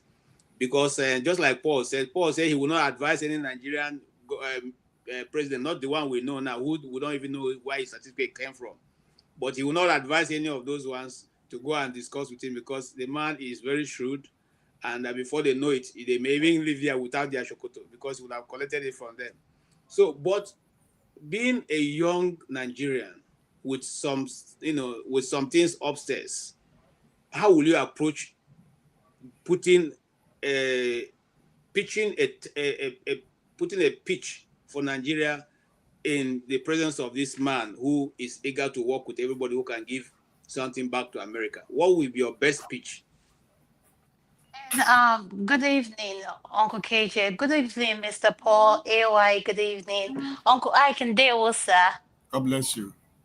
Uncle KJ, please, which man, so I'm clear on who I'm giving the statement. Are you speaking about our president-elect or are you speaking about Nigerian president? He's no longer president-elect. He has been sworn in. He's now president. Okay. Oh, our president. Okay, yes. Okay, these are our current and then presidents. A Nigerian president have detailed you to pitch on behalf of Nigeria what way that they can be able to draw out something tangible for Nigeria. What will be your pitch? First of all, I just want to say congratulations to our presidents. We've made history, 34 felony counts. I think I'd rather sit with Tulumbu. Tulumbu is like an angel now. America has nothing on us, so let's be clear on that. KJ is going to fight you. So, KJ, I'm surprised you're on this thing because Washington, given the cold weather, I'm surprised to see you on the live. You didn't get the ticket. I was hoping to see you, and I've been there all day. I didn't see. Peter, listen. I know where you're going. Where you're going, no road there. You understand what I'm saying? People have been out there since 1 a.m. yesterday night. They slept outside to get in. I know that the media will not cover that. But however, I'm not one of those. I'm not a Trump fan. Like I said here, I've made it so clear, but people I've never been. I like I said earlier here with Dr. Rudolph, and I'm not ashamed to say that if I'm a Trump, this I will support. If you want to know who really my candidate in that last election was Tosi Gabbard. That was the person I supported. I think he has a lot. Okay. But I won't say that. Hold on, sir. You see, I'm a moderator here. I don't want to get into the conversation. Then I can face people squarely. No way, please stop interrupting my uncle. Let him land. I feel I'm hogging the mic. I don't want to hog them. So continue. Let me leave Adama to answer the question I asked her. But finish your summation. You said I just want to be clear. You no longer support our incoming president, our president, not incoming. My position has always been very clear. I read the news, I analyze the news. I analyze. Okay, let me give you an example. You just call him a 34 felon guy. You forget that there's an appeal on that, which is still substantial, which is still standing, that not been finished. So you're even addressing him by that. Is what we know or what we have read that the Democrats wanted to achieve. So whenever they make the statement, they say a 34 felony guy. Okay, but have you ever bothered yourself to read between the lines on how those charges came and how they even became 34? Have you ever bothered yourself to check about that? I don't jump into these things because I follow the news. But when I come here, I do not want to come and begin to stare people and explain as if I'm Trump's brother. No, what you believe is what you want to believe. It's okay by me. KJ, let me say this. Okay, that's it. KJ, let me say this. I would really love for you to stay in one place so that when things are going bad, we can face you. Because now you are kind of exonerating yourself from supporting Trump. Listen. We need to know where you stand. Everybody loves a winning team. Let me tell you something. Everybody loves a winning team. So if I was a Republican by any means, I would have told you that. But I am not. You are not a Republican. You are a Trumper. Neither am I a Democrat. In fact, I'm more. I am not a Democrat. I'm not a Republican. I'm just a citizen. But you are a MAGA. But you are a MAGA. I am not MAGA anybody. I am only MAGA for Christ. So if there's anything like MAGA for Christ, that's where I stand.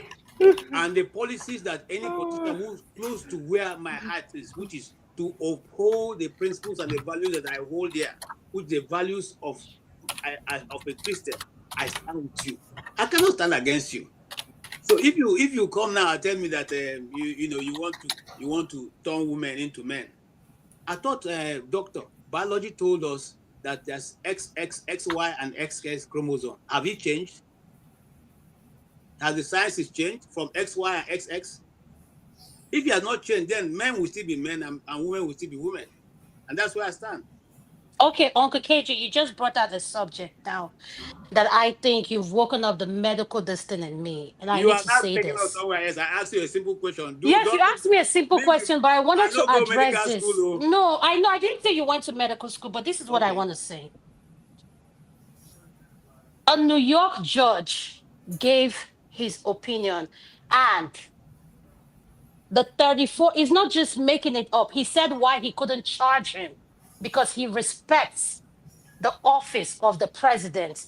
Even gave the copy to the highest court of the land, and the man approved everything he said. So now, all I'm trying to say is Nigerian presidents who we question his educational background and a criminal, who is more reliable? So if you want me to sit on a seat and pitch Nigeria,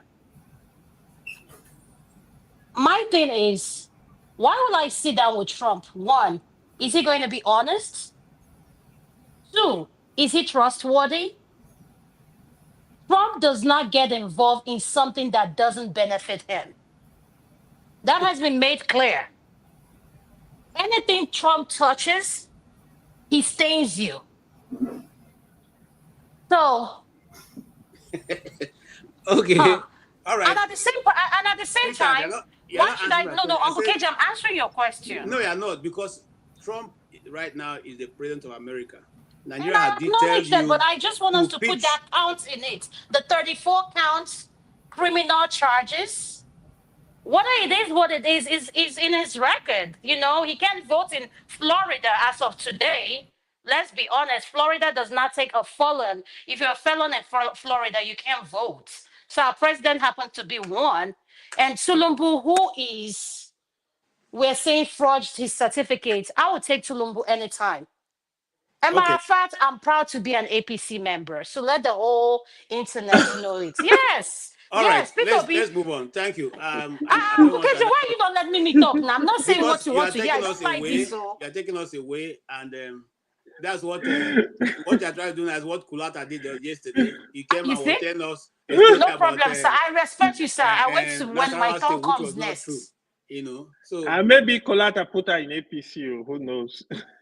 Okay, so now listen. The truth is that we are not here to discuss. Maybe another day we can discuss the issues of the 34 felony counts. But today, that's not what we're dealing with. No, so let's limit our scope to the inauguration and what Trump has presented. If any president, if anybody representing Nigeria economy is almost in shambles. If you have to make a pitch for Nigeria, that's what I'm asking. What are you going to pitch? It's as simple as that. Okay? But I will pitch. Can I say something to answer that question? I will pitch for every illegal immigrant that do not have their destined to be deported. That's what, if Nigeria send you to come and pitch for Nigeria. That's what I'll pitch for them. Why? That's strange. Because we do not like someone who is put together. We like someone that is rough on the edges. And Nigerians are part of who elected him. So to support what Trump is moving for, he said he wants to clean immigration, deportation. Nigeria should be included in that list. Have you ever listened to the border czar chief? No, Uncle KJ, I don't care what the border say. I'm telling you, say pitch for Nigeria, right? I'm asking you because of what you say, I'm following up with a question.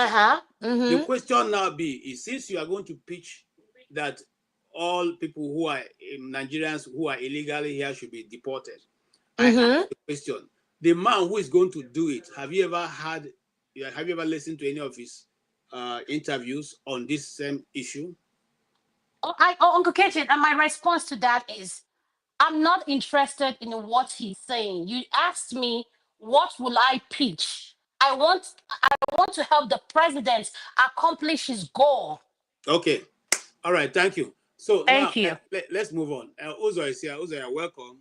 Adam has said that if he's given the opportunity to appointed by Tinubu to come and pitch for business in Nigeria, he would rather want Trump to use the money to deport Nigerians who are here illegally.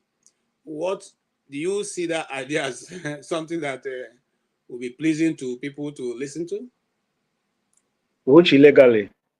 I have my neighbor here is a Cameroonian.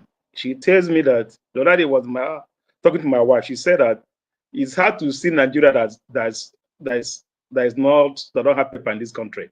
It's very hard. All right. In every 10 Nigerians, I tell you that 8 come with their food documents. They enter the flight. Those that are crossing border right now. In every 10 Nigerians, 8 of them enter United Airlines or Lufthansa to come here. So yeah, they are all documented, whether I like it or not. Their paper may expire, but their names, their fingerprints are all documented. So that is number one. Secondly, I don't know why we are just here tearing our coat all over the place. We are Nigeria, for crying out loud. Yes, we are opportunity to be here to get some certain things that benefit. The people that own this country don't even care. If some of them are working place, they don't even know that today they inaugurate. They vote for Trump. They don't even know that today is inauguration. I told them, I attended inauguration today. They say for Trump. They say, some of them don't even know what you're talking about. They are the one that's like Trump go there, Trump go there. But today, they don't even know that the guy is doing inauguration. They are all at work making their money. Secondly, one was like, now it's one man, one woman. I said, but he vote for Trump now. He said, but he's a minister. He minister that always he marries he marries men and men. He said, now you should be one man, one woman. I said, that means I don't have a business. So the problem is that I see that let's talk about ourselves, not how you're going to benefit us and our kids. Not people we are talking about. I don't even care. Trump doesn't care if you're Nigerians, if you're anywhere you come from. As Adama said, Trump only knows what benefits him. He doesn't nothing again. He won't benefit him what he knows. Anything that benefits him, that what he doesn't care whether a Democrat or Republican. He doesn't care. So that's my point is, let's just stop all this Trump would drop no do. As I told the guy in my office today, just like Obi said, Democrat rule, both or Republican rules. All right. Tell me if you're going to buy gas cheap, then I will also join to buy gas cheap. Everybody is going to, if the Trump is good, everybody benefit. If it's everybody benefit. So there's nothing bad there. It will benefit. And the protection is that I'll tell you the truth. Most of people claiming for protection are also people that immigrant that came here without paper. People that are hearing this, most of them are all Mexicans. Most of them are from all these North American. That's people like I went to the Caribbean joint the other day. Most of them are like, you can't enter this country with that. I said, but you're an immigrant. You stop me that not to enter. All right. You came here without a paper. You finally got a paper now, but you are trying to stop it. People hearing this. Most of them are also immigrants. Not the original white people or this. Most of them that are heading this thing are immigrants also. So who deceiving who? We're not. People are just deceiving themselves for nothing. For me, my kids and my family is what matters. All right. You know, if I put food on the table every day, that's what matters.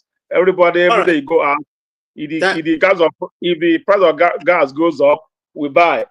If it comes down, we still buy. You know, it doesn't matter if you're Republican or Democrat. If the price of gas goes up, everybody go to buy the same amount. It comes everybody. So let's not to see our cloth and start comparing Tinubu and Trump or Apple and Orange. What want to compare? Both of them they have their own advantage or disadvantage. So where Tinubu is bad, Trump might be good. Where Trump is good, Trump might be bad. So you can't just stay and start comparing both presidents in different ways. Trump will know where he's good. So let's stop comparing. I like your submission. Please, I want to ask you guys here, who is Boom Boom Ray and this Quinty A? And now a man of prestige. I don't have any problem with Adama. You don't know where me and Adama have come from. Please. I don't know what that English you're speaking there. Just enter my listening. Boom Boom Ray. I don't have anything. I'm not fighting for Trump and Quinty A. I'm not here to pander to anybody's. I don't know why people get these things that you write on these things. Anyway, to move forward. So let's move forward. Let's make an advancement. Yes, from Trump's appointment, I noticed something, Paul. I've not been able to identify a core black-skinned individual in his appointment, and that worries me. Is that a reason for that? Yeah, Trump. Paul. Yeah, it's kind of funny when we see all those things, and it's the beauty of it. It's still good for democracy for the black people who come out immensely to also vote for Trump to send a message across. They know Trump is racist. They know Trump will do what he's doing and everything. But if these people has been there for almost 50 years and Democrats keep promising them, even when they take over the whole house and everything, and they won't do anything, they know. And Trump just helped them do something right and everything. If they go back to Democrat again, that will also be good for the economy, for Democrats to try to do the things that they want to do, because Democrats fail black people tremendously. I don't know how you can explain it when you can bring all the brown people to black city, like Chicago, you understand, like New York City, you understand, you keep purging, you bring these people to Newark, when you know that brown people a lot live in Elizabeth.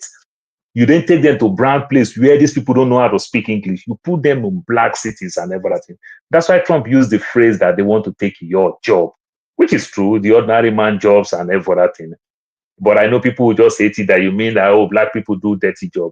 All of us do dirty jobs. Estella said the truth. So Trump is doing who Trump is. We know Trump for the way he is, even though Vivek too. Vivek now, we're hearing all rumor that Vivek is contesting, is going for governorship because they're sidelining. All you hear is Elon Musk. Two of them supposed to manage Dodge. But Trump is just talking to only Elon. He's not talking anything about Vivek. So they push Vivek one corner to the extent where Vivek just understand that, let me go do governorship. I'm already popular enough for me to go for governorship and see whether they will rally around me and everything. So Trump is Trump. So when Trump talk about Trump America first, the real definition of America first is white first. Let's tell ourselves the truth. Is white first, not America first. When Trump call America, it's not talking about this other conductor will join America. It's talking about white. You understand? Okay. I'm telling you, that's how Trump see it. I will come to AY. AY, I like what he said. He said when you're talking about America first, he's actually referring to white first.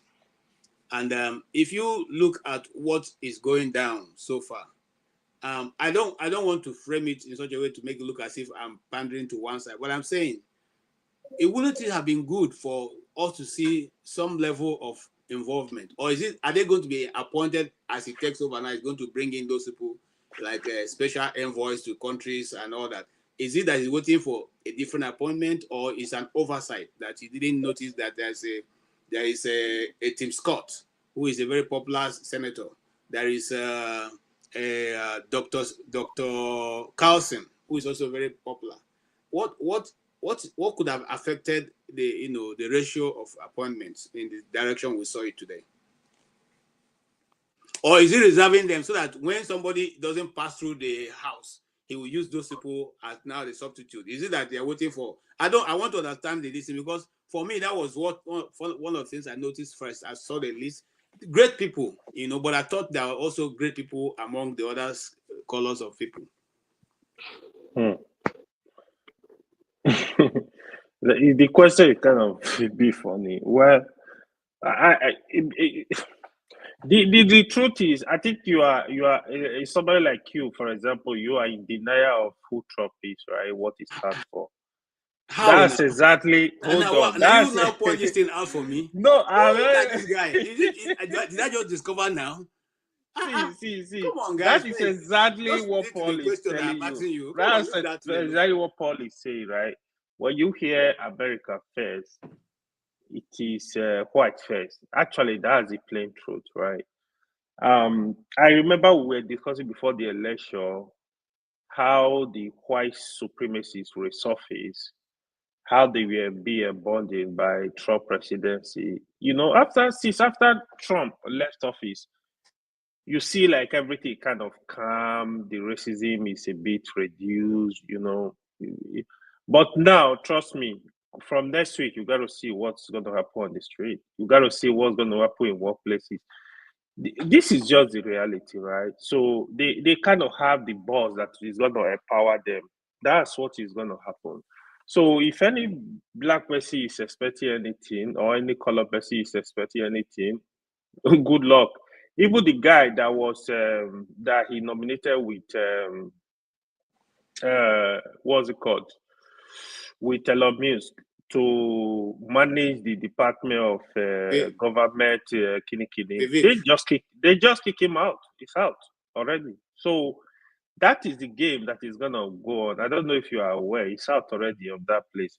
The honest truth is that is what is gonna go on for the next 4 years. We're just gonna deal with it. The only thing is gonna blackmail people. I tell you, oh, I gave more job to black community. I gave more job to India community, and they are there threatening everybody already. It is sad, yes, it's their country, but that is what we're gonna face. It's just like I heard one man that was really making a lot of sense today. I didn't really look at his name. It seems he lives in Europe. So Trump,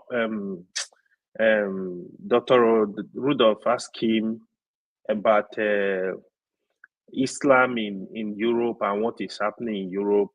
When he said he lives in Uganda now, that he thinks it is going to get to that point where people are going to move out from all those places. Actually, that is where we're going to head to. That is why the importance, we have problem as people, the importance of building our country, of pressuring the people in power to build our country cannot be overemphasized, because that is the only place I know that is my home. That is where I call home. And my whole any other passport, to be honest, my home is my home. Where the chips are down, that is where all of us are going to move to. Nobody is going to tell you, leave this country. Nobody is going to tell you, leave Nigeria. Thank you so much. Yes, Mr. Ike, I don't know if you heard my question, or should I repeat it again? Or should I move to Dr. Adama? Which one do you prefer? No, repeat your question, because I step away. Remember, I'm still making money for my family. I'm still in the office. Dr. Ike is always working. Now, let me put it this way. Paul said something that I like. He said, all of us do one job or the other that we didn't really like. I did, when I first came in, I did a job, the DoorDash thing. I did it like for 3 months or less than that. I can't remember now. But one of the things I noticed is that, that's the only first time I noticed a form of racism once. And there were children. Okay, I had gone to the house, and I guess the children were playing, but you see, they see me and they remember the monkey they just saw on their television. So they were making some monkey sound, and I wasn't annoyed because you see, I just like Uzo said, plane bring me come here. I know pass through Mexico. I was able to afford the money for everything I paid. Now plane bring me come, so I don't have that mentality to get annoyed that you are trying to. No, because I see you as I don't have that mentality. So I laughed. But when I left that place, I called the daughter. I said, I just want to make a report so that it be on the report. Because I know that probably later on they probably will say, oh, one black guy did this and did that. So I made a report and they said, okay, they just put it on hold. Why am I saying that to you? I'm trying to say something. I haven't looked at the nominees so far who are going through screening now. We're not able to identify, or me, I've not been able to identify a core Black American in it. Is it that he's waiting to appoint them in the second time when maybe if this don't go through, there'll be a second 11? Or is it that he's waiting to put them in strategic positions where other people are yet to be filled? I know that for a president, you have over 300,000 jobs to give. So is it possible that he's waiting to put them in those other places? Or what is the reason why choosing all these people? Well, the reason is not far-fetched, my brother KJ. It's all about America first, So it's the Black Americans, the Black community in America, the Black Americans, right? Trump is a racist. I mean, do we need to debate that? It doesn't need any debate. So his own is that he doesn't hide it. But right? when you say that, I want to remind you that during the days of the fighting days of Tyson, Trump was one of the only persons who used to sit by his ringside all the time. That's one. Two, I want to also remind you that when Nelson Mandela left the prison, I was supposed to come into America for an important occasion.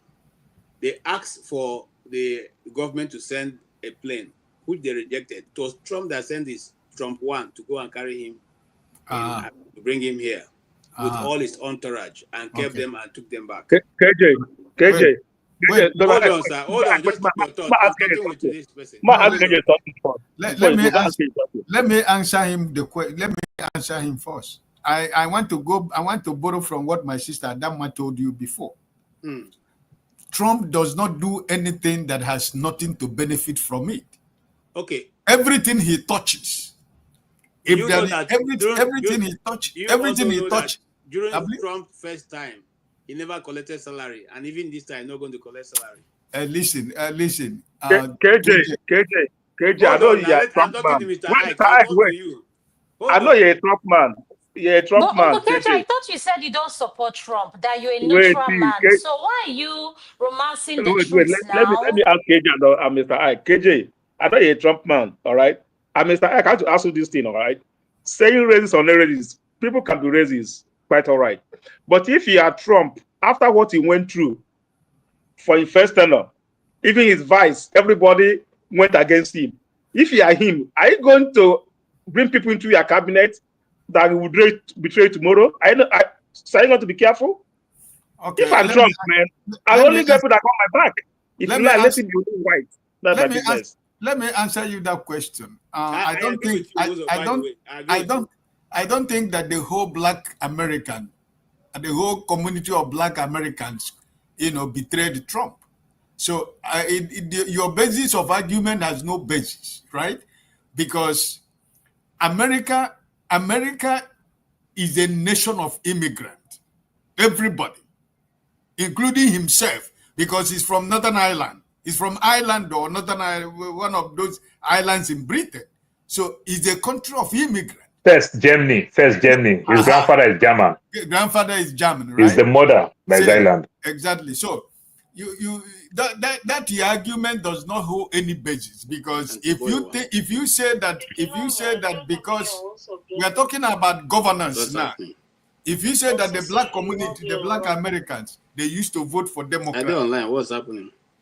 Hey, Uncle So I don't KJ, know can why you that mute? idiot KJ, mute Uncle yourself. KJ, doing that. KJ, mute Uncle yourself. KJ, can you mute?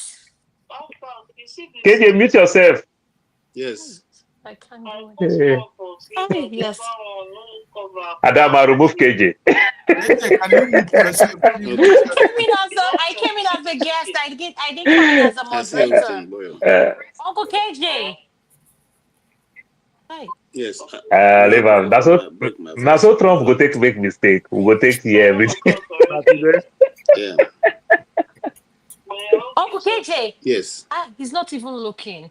Uncle KJ. Uncle KJ.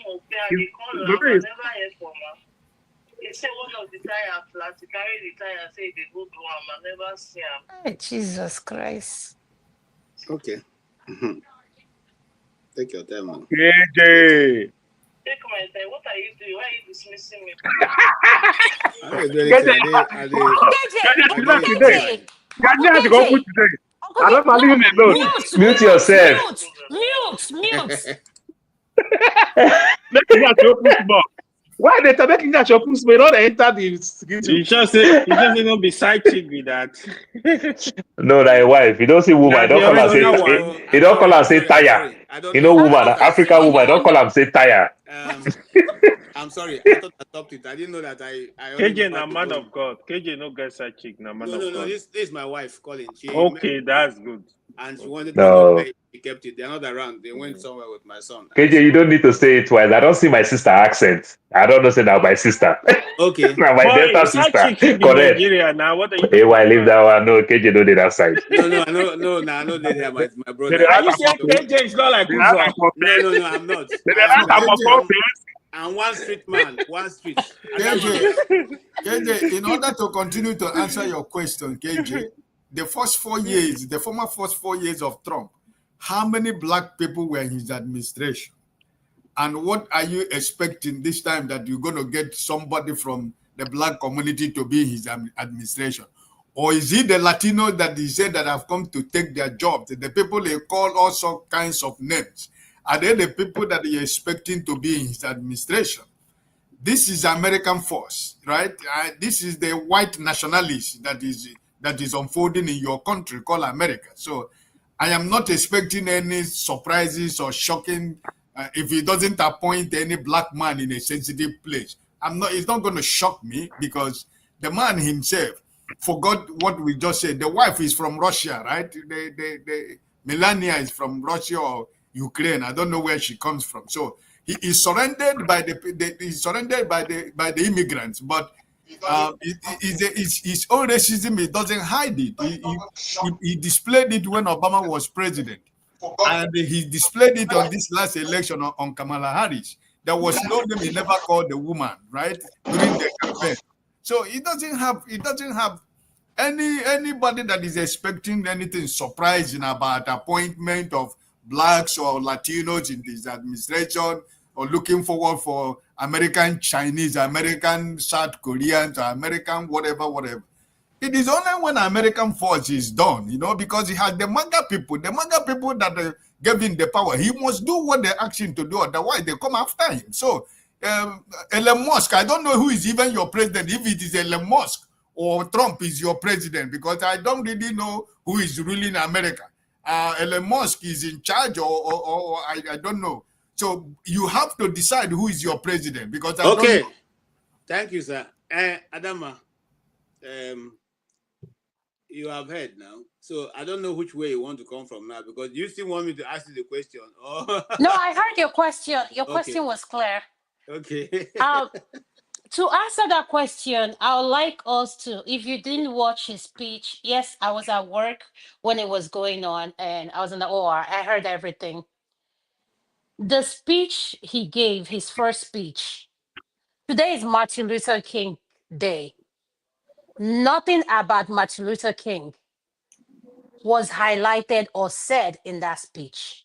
For every Black person sitting here as a panel. So why would you expect him to have any Black person in his cabinet? We're expecting too much. And at the same time, America is where it is today because that's where they want to be. So let us fasten our seatbelts. Racism is going to be high. The speech is not a united speech. I felt like it was a promotional, a pitch for his people. We're here now. We're the one in charge. That's what there were some highlights where he made some sense, but overall the speech is for his base. If you cannot recognize that today is Martin Luther King Day, everywhere in United States of America, they honor today. Nothing about it was said.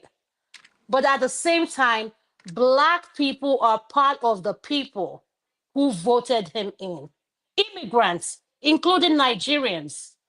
So what else do you expect? I would say, let him do whatever he wants. It's not going to change anything about my lifestyle. Nothing, none of us here.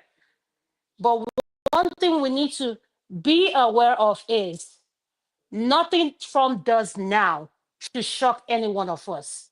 He told us who he is the first 4 years. The next 4 years, I wish him the best. I hope he puts the country first. But knowing who he is always about his ego.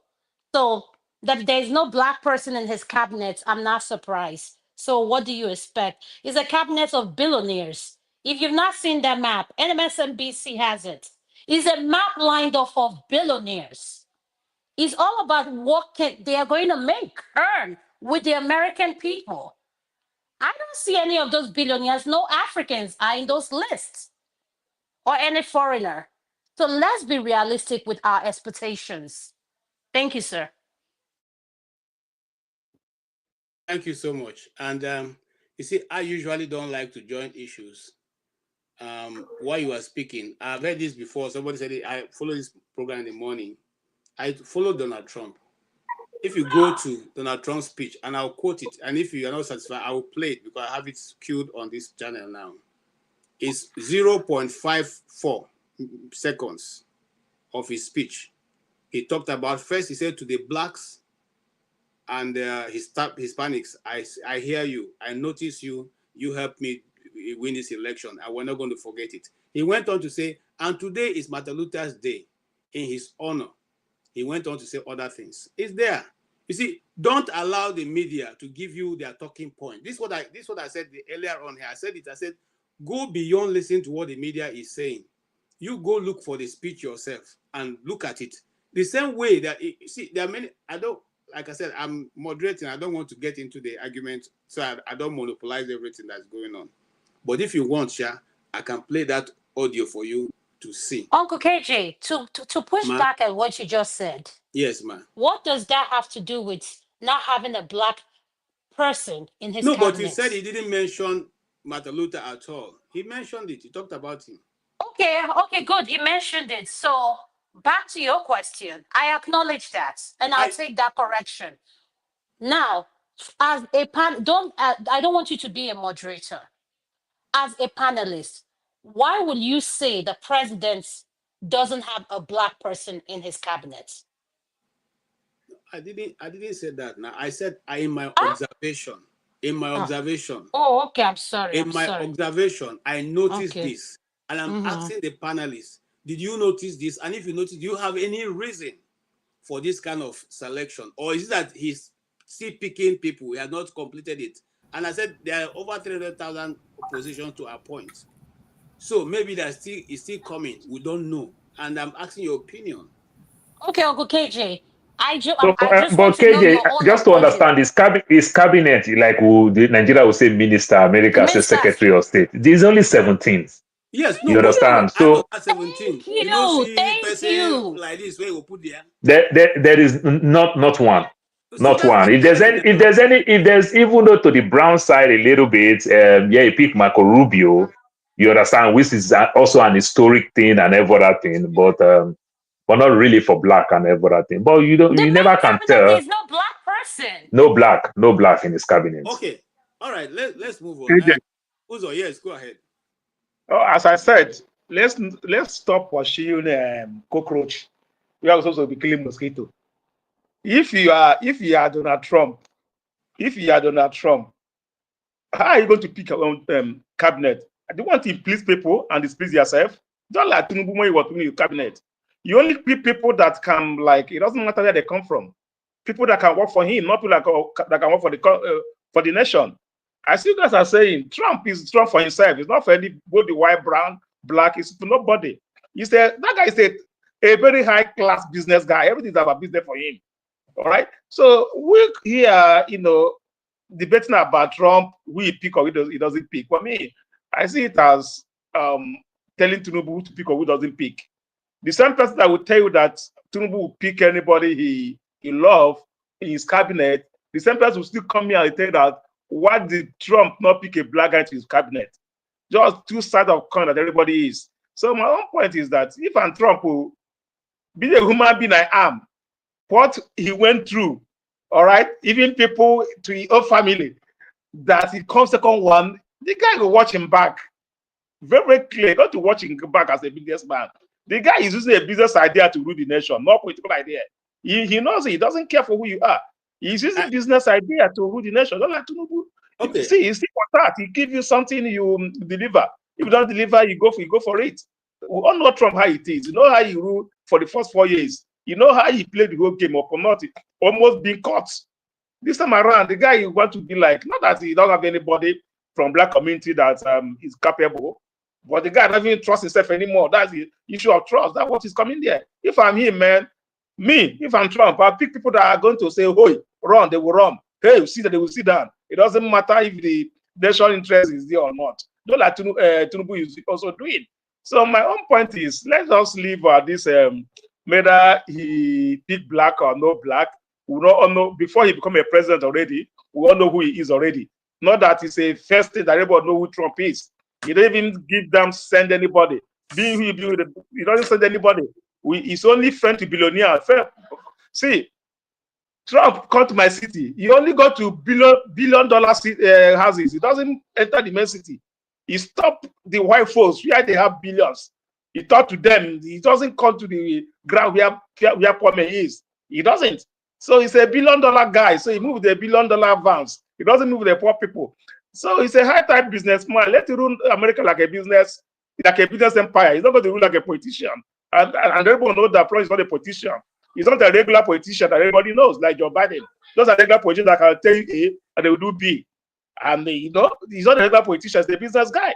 So my point is that let us stop and comparing, expecting anything from Trump that what he did last time. He's going to even be like, he's going to like propel it to what he did last time. It doesn't matter who you are, both the Hispanic, everybody, we are talking about races. The blacks here have races. Where my wife works, people that are almost, hey, you Nigeria, you think I come here and take our job. He said, black people also say that. You can come here, you go to any hospital here, see Nigeria and see Nigeria and see here. You want to take a job. You work 40 hours, you work 80 hours. What do you call that? It's all over the place. KJ, you as you said, when you are doing, see, everybody do every work here. The whites do dash. The whites clean house. They do every job that a black guy doing here. But it depends how you prepare. There's no job that is made for me, no job that is made for the black, white. It depends on your capability and your technical ability. You get what you want. All right? Just do the right thing and leave the rest. Yeah, this country is not for us. And I tell you, this year, most of us will come here, we say, hey, go. Pack your load, go back to Nigeria now. They won't. They will just stay here like, this is not enough for me. Go. Pack your, all of them will go here. It is something. They're still here, claiming that this country is not for us. That's my problem I used to have. People will be claiming Nigeria is my country, nobody will be like, oh, pack your load now. They won't pack your load, we'll still be here, condemning the country they live in. Me, I don't condemn the country I live in. This is where I have my kids. I can't condemn them, but I won't see good and say bad is bad, or I'll see bad, I'll say it's good. The only thing is this. Let all of us be careful. What you want to do good, you do good. If I went to pump my gas, it become high. I say, is that you? It become low. It's low. As I said, it's not easy again living here in America. It's not easy living here in America. Most stores, like most stores are closing down. All of us observe. So the drink can still have in my house, the red wine, everything. I bought it. I bought the red wine like $2. I full everywhere. Like stop closing. Something they sell like $10, but still there for $2. I went there. I bought everything I need to buy. So that is what is going on. So we just need to like stop blaming Trump. He doesn't blame a black person there or a white person. That guy for himself, and you don't even for KJ, not for KNSF. You don't even though what is, he doesn't even care. If you, my brother, people, all the other people that voted, see, Nigeria vote Kamala Harris because of. Let me tell you, all my friends that voted against Kamala Harris voted for Trump. They vote for their own personal reason. Women power. They don't want a woman to be in power.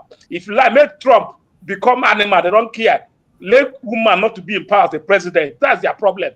So everybody have a reason why they voted for everybody voted for. So most people I know, they voted because they don't want the woman to rule them, because they feel that women are doing much, especially those women empowerment here in America, like Nigerians, they are being affected a lot. So all of them use their annoyance.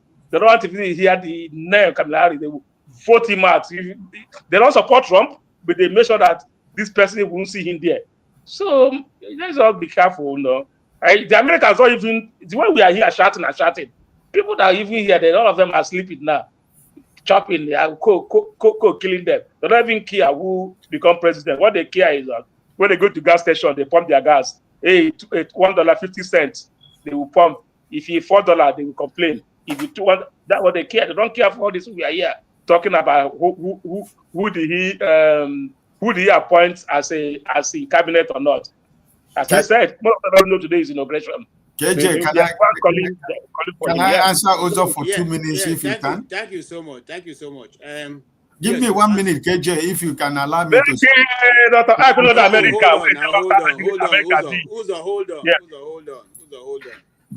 Hold on.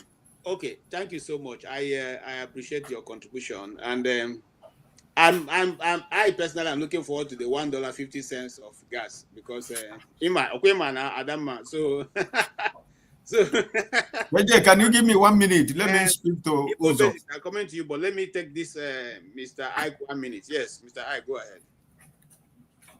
Uzo, listen. When people, nobody's talking down on the country where they live. We are talking about facts and realities.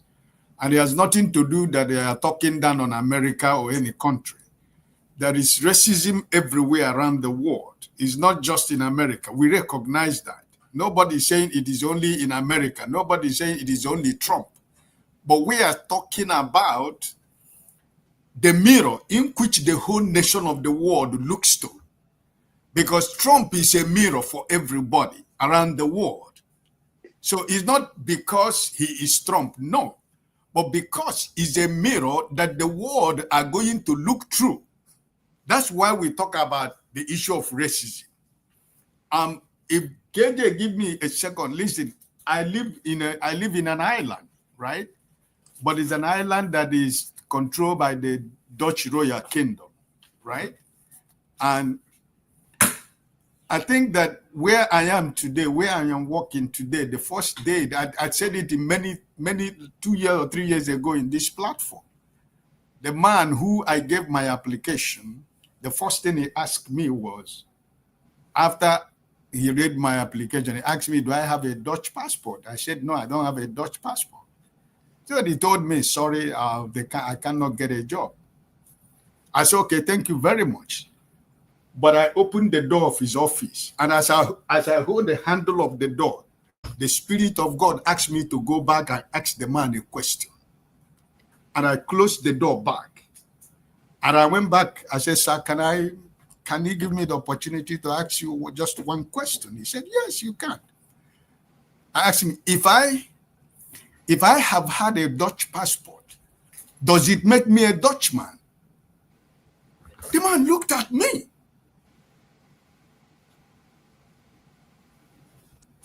He stared at me for more than 2 minutes. He couldn't say nothing. So as I went to open the door and go, he said, no, young man, can you come back? I said, yeah, if I have presented you with a Dutch passport, does that make me a Dutchman? So he asked me to sit down. I sat down. And he asked me, you know, I mean, what gave me the, you know, what gave me the power to ask the question? I told him I don't need no power to ask the question because what I am asking you is a fact. And because you refuse to answer the question, because you know actually that is the truth. So that's why you were surprised and shocked that I was able to ask that question, because he felt as a black man or black people, nobody could have asked you such a question. So I stood up again. He said, please, can you sit down? I sat down and he looked at my application and he said, listen, people like you, I need them in this company. Men with boldness, men that can speak straight without looking at whatever color you have. And that is where I am still working up to today. I'm in the office today. And that man who was my boss then became the best friend I ever had. He has moved back to Holland, but the family relationship still exists tomorrow. So what am I trying to say is that there is racism everywhere, but it all depends the way you approach and accept it. I said something yesterday, and it goes back to what we are talking about right now. I said yesterday that many of us are where we are, but we don't know why we are there. We don't know the reason why God has sent you to be there. You don't know the reason why you are there. But the mindset of people who live outside the world is all about to make money and go back home wherever you come from. But actually, it might not be the reason why God gave you the privilege and opportunity to be where you are. You get to find out why you are where you are. It doesn't matter how many billion you are making every month. But are you living your fulfilled life? Is it your mission? Is it your call? Is it your destiny to do what you are doing right now? I rest my case. Okay, thank you so much. And I appreciate that story. Because there's always something to learn when you hear such things. Yes, Igbo basics. Can you give us your wisdom? So because I call Elizabeth, Igbo basis just show up. No. Good evening, sir. Good evening, sir. My brothers and sister, they say that they say that Okemong Nakariana Afia Moazeria Korea Bo. So it's like Nakarianu Biago Onchara. When a lizard there for bush too long, if you look at them, you all rust finish. But like I said yesterday, all soldiers know they die. Sometimes they just fade away. But we are still strong. Brother, I can't mefula. Is it alamefula? Alamefula or ahamefula? Alamefula. Alamefula. Alamefula. No, alamefula. Alam is that my land no go get lost. Yes. Or my name will not be lost. Whichever one it is. I just wanted to, on a lighter note, to ask Brother Alamefula. I wanted to ask him whether, because he don't clap hand twice or three times, I want to ask him for that island where they day, whether mosquito they are too. No, that's fly. I can see the fly from my own screen because I have a big screen. Okay, no problem. So he'll tell me when he comes back. Indeed, it's Martin Luther King's Day, and it's quite a pleasure to join such a hilarious group that keeping the flag flying and the candle burning. To me, I have listened to the program through the course of the day, and I was listening the other day when Brother Paul had opened up quite a whole array of realities, no matter where you're there. And I was just nodding my head. But today I have seen through your conversations with the Panama Canal and want to ask if you were representing Nigeria, representing Nigeria, presenting since Trump is in the office now, and then you went on all the way to talk about what Nigerians would. You talked about talking about. Okay, let me just put it this way. They say everywhere na home. I'm not going to say monkey say everywhere na home, but they say everywhere na home. Ebonyi because now watch you, wherever you live now, there where you go to defend. With all the things that are going on in life today, sometimes we tend to forget some of the basic realities of what we are following up on. Trump is coming in. In your conversations today, somebody met, I think it was Uzo, that clearly stated that 80% of Nigerians, again, I talk about Nigerians, or some Africans, almost Africans who are here, they came here legally. They are fingerprinted, they have passport, they did not run across the board. Even though there were some who went to South America and then they tried to climb over Texas in order to come in. Even though there are some who overstayed their visa and decided, I will dug it out here until thy kingdom come. Even though we also do realize that majority of us, especially from the old stock, when we came here, we came for the golden fleece, as it was termed. We did not come here to come and stay. And as things change each and every day, one thing we tend to forget, we as Nigerians, was that there was a point in time when Nigeria was envied all over the world. During our time, you present your Nigerian passport right in New York, you're already seen as a bright star. You're welcomed. There were people who were clamoring to be a host family to you. As at that point in time, you carry your Naira, come from New York, JFK, you can change it right across the counter to dollar or any other money or denomination that you want. As at that point in time, the flying elephant, we had a whole hub down at JFK. Nigerian Airways were flying. Some people were flying in the morning, take care of their business in New York. At night, they fly back to Nigeria. Those are the days. That were the good days. And we tend to forget how far we have come to be where we are now today. It's not to take us down memory lane, but if you don't know where you are coming from, if you don't know where the rain begin beat you, you will not know the time that the rain has stopped. So with all these things that we're talking about, I went to Lowe's. Let me take it from there. Just a moment ago, because I was trying to fix heat here. And by the way, Paul is gone momentarily. Paul said that they had heat in the place where he is, that he was riding home with an air condition. We have snow outside, so we needed heat.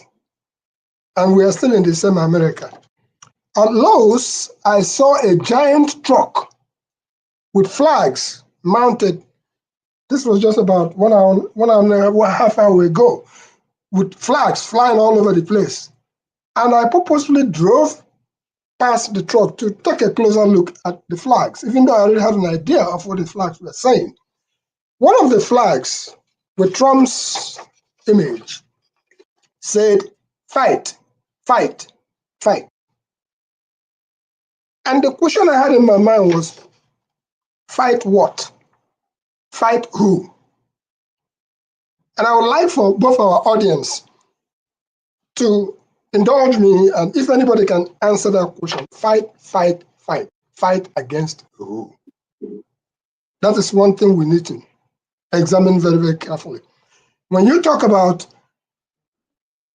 what's obtainable today, gas prices during the election came down, and they were somewhere hovering around $2.95, $2.80. And right now, as of today, even Wawa that is everywhere around here, is at 309. No, it's even 309 was a good one. Wawa is about 317 or something. So it's resting around there, meaning that whatever is going on around the world, America is not in isolation. They will always try to find a way to take care of their own situation. Because if grain prices goes back to $4 and $5, the same people that are shouting today, it hits that gas of a thing that we think, it hits everybody's pocket, whether you like it or not. So by the same token, when you talked about the Panama Canal, it looks like we all have short memories. Have we forgotten that there was a blockade of some kind in the Panama Canal just a couple of years ago? And as a result of that blockade, what happened? I mean, it took a long-lasting effect.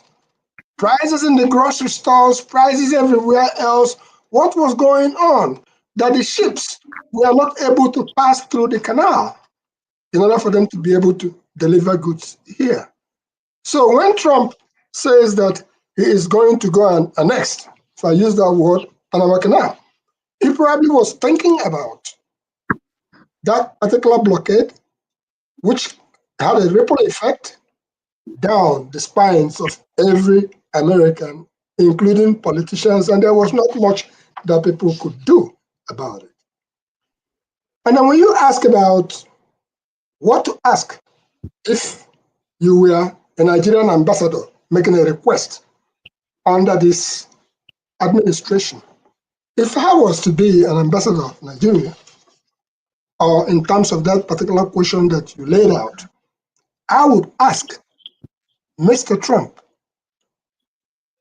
or the government of the United States, can you allow Nigeria to be paid fair prices for the resources that you are deriving from Nigeria? I'm not just talking about oil. Can Elon Musk allow for the resources, the minerals that are being mined, that is benefiting his electrical or electric battery productions over here?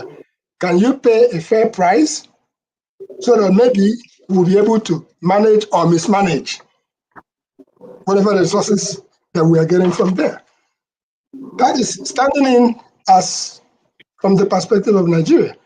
And furthermore, I would also ask, can we, or can you please, towards 2027, don't play partiality in our political system when we go out there to dog it out.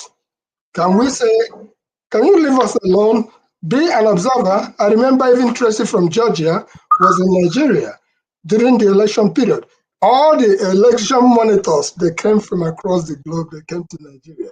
Yet they sat down there, and both the thing that was manufactured by a company around the United States was shoved down our throat. IRF was shut off. The thing was shut off. And they couldn't say, you can't shut that thing, or can you allow it to happen? You know, with your almighty power that you are preaching democracy. You saw it happen. If it happened in the United States here, where a polling transmission machine was shut down, would you allow that to happen? In other words, I'm still talking from the perspective of being a Nigerian ambassador or representative.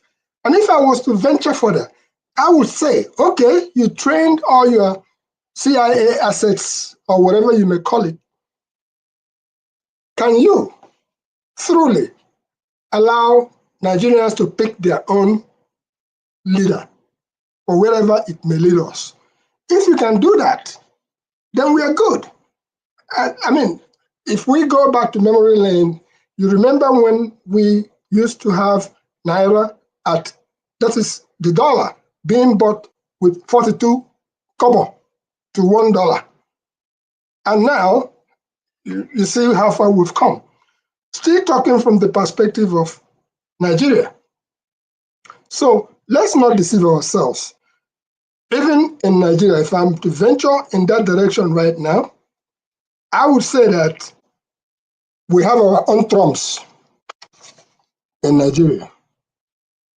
The question becomes, how do we handle those our own trumps in Nigeria? There are trumps all over the world in different shapes or different forms. Trump University, fake it until you make it. Mr. Trump is a businessman. Likewise, we have businessmen in Nigeria. And in our own case, they brought us Christianity.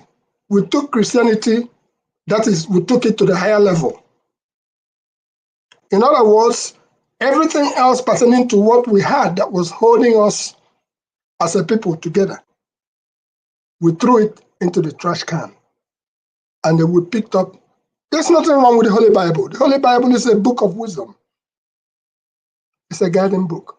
But today, instead of going to work, our people are going to fasting prayer. You cannot pray yourself out of any situation. You must go and farm in order to eat. You have to cultivate the land. You have to plant to eat. It's not everybody that has to go to the... You can be a plumber. Over here, maybe I should have become a plumber instead of all this other... You can get whatever education you want to get. Pick something practical that you can do. As the heat breaks down, you got to call a plumber to come and fix it for you. And you must pay premium price. So if I was to venture into the same concept of our own trumps in Nigeria, I know it might sound somehow, but I always bring in my own state.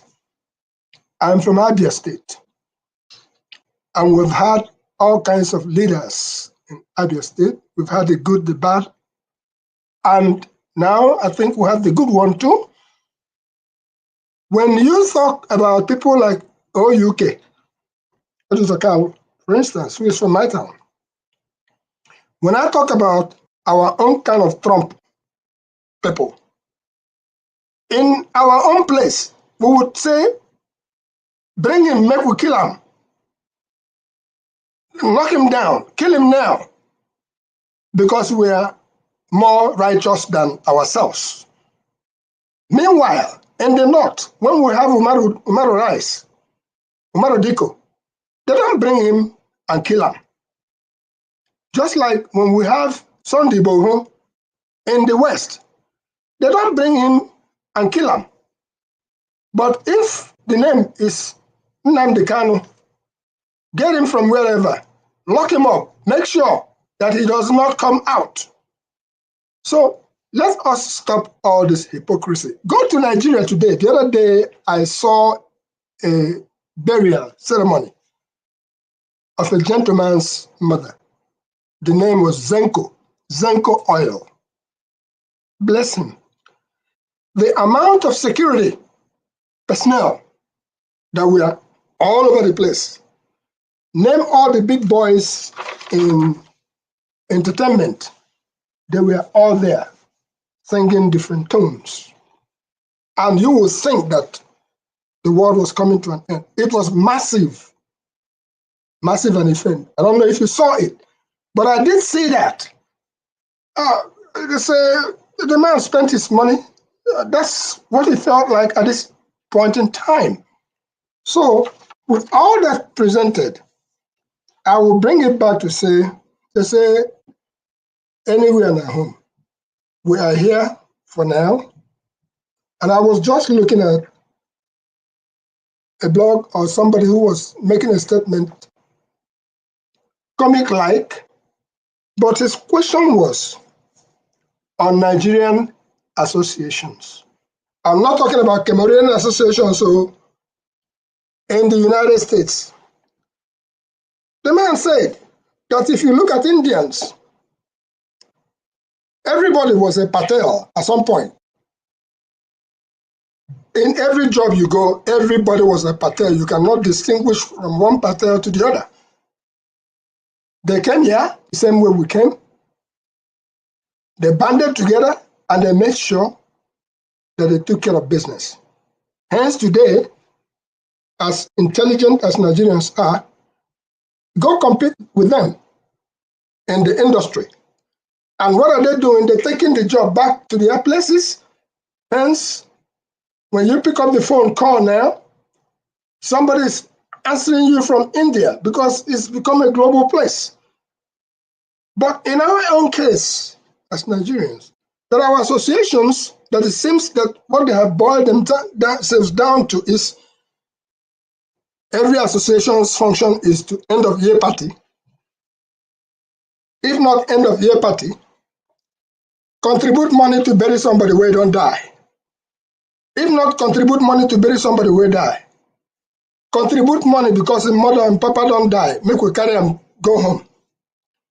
Contribute money because those will never die, make we make sure say we carry them home. Eh? So what are we talking about? And this is a place where insurance is at play. And I will always remember the Joy.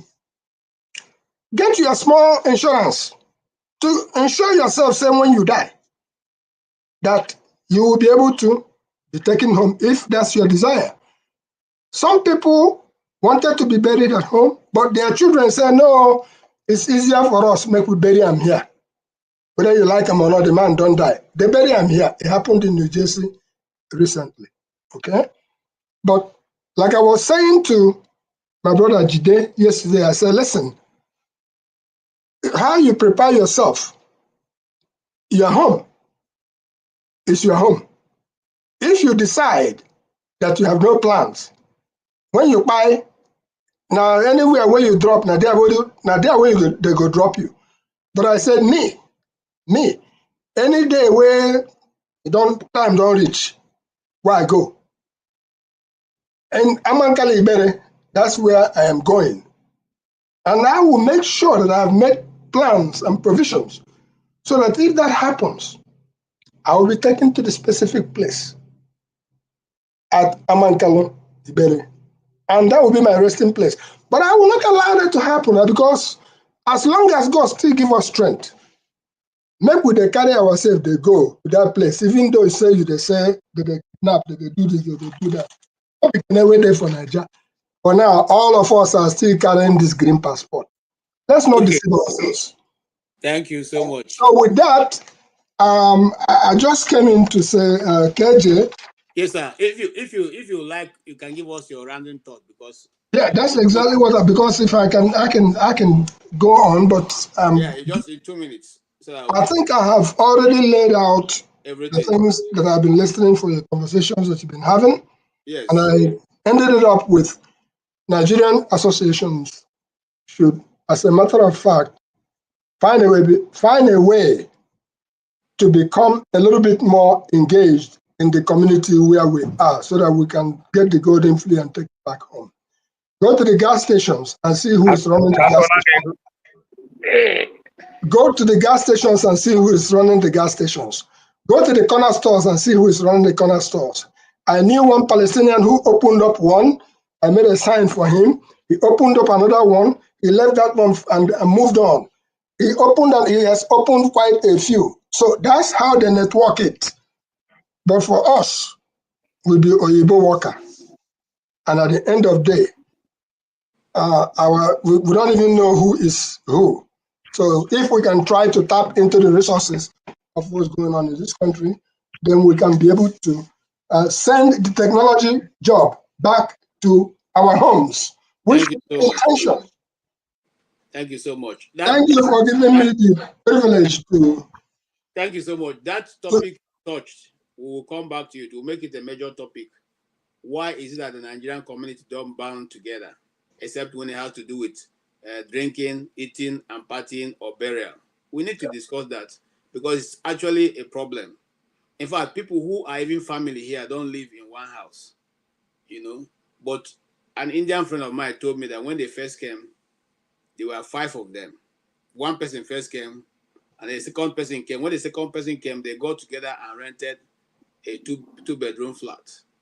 And then one person, they eventually brought their person, the third person, the fourth person. When it became fifth person, they rented a very big 5 bedrooms. And then they divided themselves. Man just telling me this is a concern for him, because talking to me, why is that you people, you Nigerians especially, you don't bound together like we do? They rented a big place. They divided the work. While the men are working, those women who are not working, they divided. One will take care of all the children. One will do all the cooking. One will do all the cleaning. One will do all the other running around, buying food and all that. And at the end of the month, they give them each one maybe like $50 or $20. All of them, they will contribute and pay those women, and then they pay their rent. And that's how they are. They will keep that place until they make money. When they make money to rent different houses now, they will keep it until when they are ready to break from that point, they break off, and then they bring in more people. And that's how they've been able to bring all their family members are living in legally, and they're doing it legally. All legal, everyone.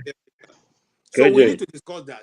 It's a problem, but it's not something we can finish now. Don't go there, Uzo, because No, I'm not going there. I don't want to Baje Golu. Nobody that person that they spread their neck. They also take that life neck. I see their life. No, come back here, Golu. You know, Paul said something the other day. I remember what Paul said one day. Let me tell you what Paul said one day. If you're a taxi driver, you bring your brother, may come stay with you. Is what 80% say you go become a taxi driver. Except otherwise. If you are into health, all this cleanness, doing this one, you bring your two brothers, may come stay with you. One day they go tell you, say, opening them for work, come work there. If you say no, he must work there. So the Indians, who know they have a lot of gas stations, how they going to eat? If an Indian guy have a gas station, he bring his brother come, what's going to happen? The brother is going to also go in the line of that business. So that's how it goes. If I bring anybody comes here, I do mechanic, all right, and I need somebody in my workshop, what my brother do? He will join me there before I know he got mechanic. So we all know say they share work. Nigeria and the Indians, we are one of the biggest community. They share work for everybody. Do your own, I do my own. It doesn't matter. It doesn't depend that the Indians are doing better than Nigerians. Nigerians are doing also good, great in their own field of work. Everybody's doing great. But it's not about community. You can't compare Nigeria community with India community. Nigeria have a large community here who may say we're not doing anything. At least this city where I am now, you can punch out in the immigrants here. You can, after Hispanic, you can punch 2, 3, 4 Nigeria communities that have a place of worship as their own, have a hall, have everything they have.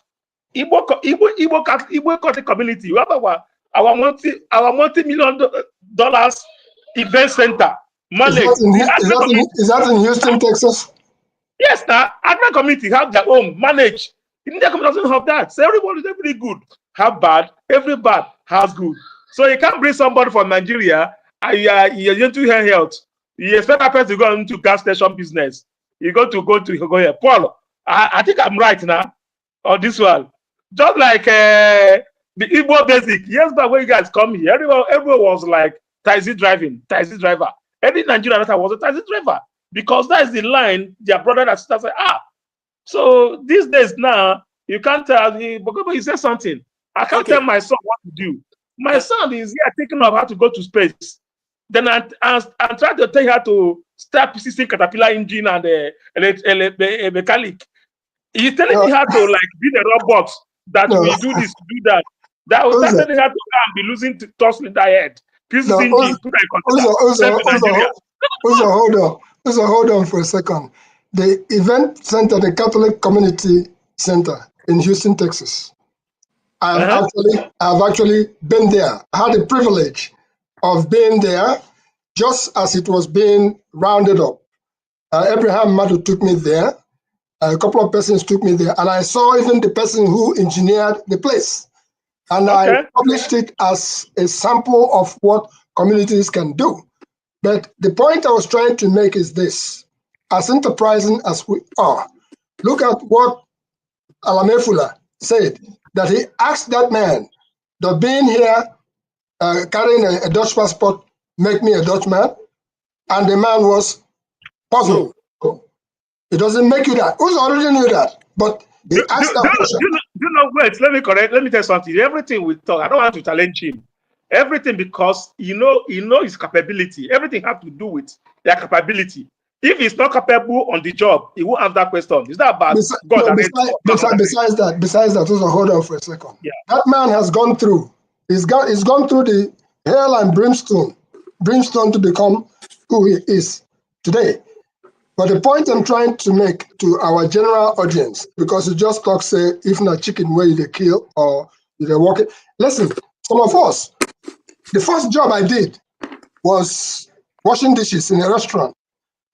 The second job I did was sawing timber to make roof trusses.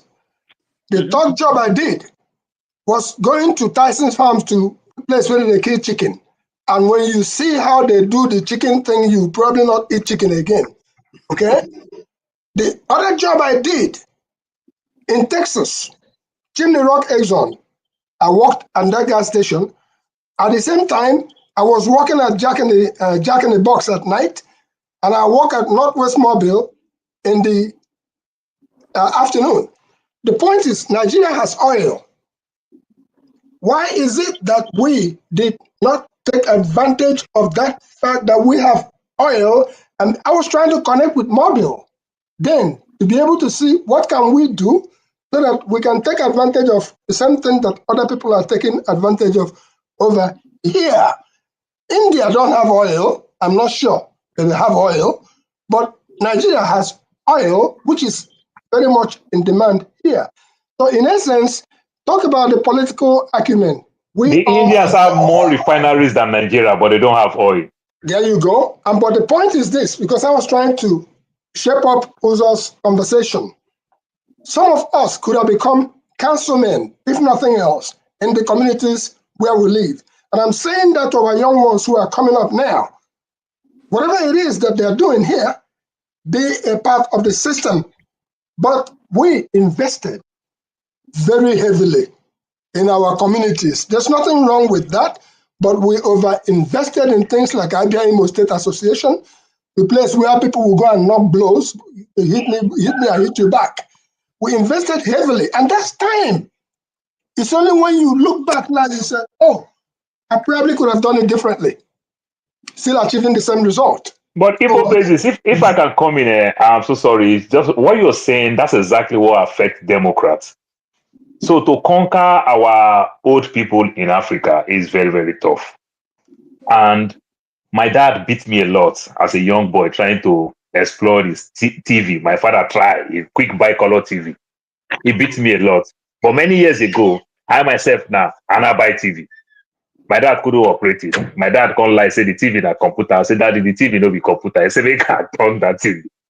My father couldn't. You understand? I never that thing. He struggled, which means life evolved. So when the young people goes to this Igbo meeting, see, something happened in Abia State. I'll use Abia as a reference. I said it the other day also. You see the best meeting tomorrow. You see the best meeting. Very fantastic man. They say this, if you owe 10 naira for meeting, this man will drive. He would drive 2 hours to come collect 10 naira. He's nice. Everybody like him. He's the one taking upon himself to teach all the young children Igbo. Teach them Igbo, teach them how to write, do everything. People like him, only for him to contest. And they push him only for him to contest. That is when they discover that he's an atheist. All head loose. His own official campaign and everything, they say, let us pray. Yeah, pray first. They know that he's atheist and everything. All the people that like him. Abia meeting in the state of Arizona is gone because of this little thing. Because now all the young people were mad.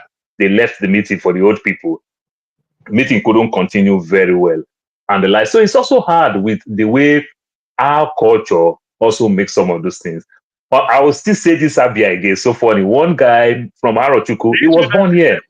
He You was, get to he have was, people here. Call the village, Ibeku. Call the village where yeah, you're talking about. All Bendel. Get an Abia. This is, oh, don't say yeah. you're not So the So it was funny. This guy was born here. The parents were doing very well in Nigeria. He was born here. Then the father late very early. The father late here in the US, 78. So the mother went back, the mother grew up to the level of a director in Odimo State before Abia All comes right. in and the likes. They were doing very well. So All his right. school in Breaking. Nigeria, came back to the US. You know the funny part of it, when he came back to the US, he was driving taxi, and all the old uncle and brother, all of them no get akuko. Him when they born here, he joined them, they drive taxi because na the only thing wey people for a community they do. That's not the one where they born here. We carry BSc come here. Not until somebody now discover that you have BSc. When he say he was born here within Nigeria, he say, shut up. True. He show them in passport, they see him say truly he was born here. Now you dey drive taxi. For them not to pull him out of driving cab, it becomes a problem because to him he's making money. Remember, his mother never asked him for any 10 kobo. He just felt that I was born in America. People keep saying this thing. So he went back to America. The cab is enough for him to live well and everything. So also for us to live, some things has become culture. May not be good part of our culture. We need to leave some of those things. The way we do things, just like the way we will force our kids to take certain majors in school and every other thing because we are so narrow that, oh, this engineer, this doctor, this, that's how you make it in life. And sometimes we don't really know that other things is going on. Today in Nigeria, Igbo basis, the biggest thing that can happen in Nigeria, doctor struggle here in America. His blog, this social media, these guys are making dollars in Nigeria. So they have a lot of money. But the money is not enough for doctor in America. Doctor, they beg us money. But in Nigeria, they are making all this money.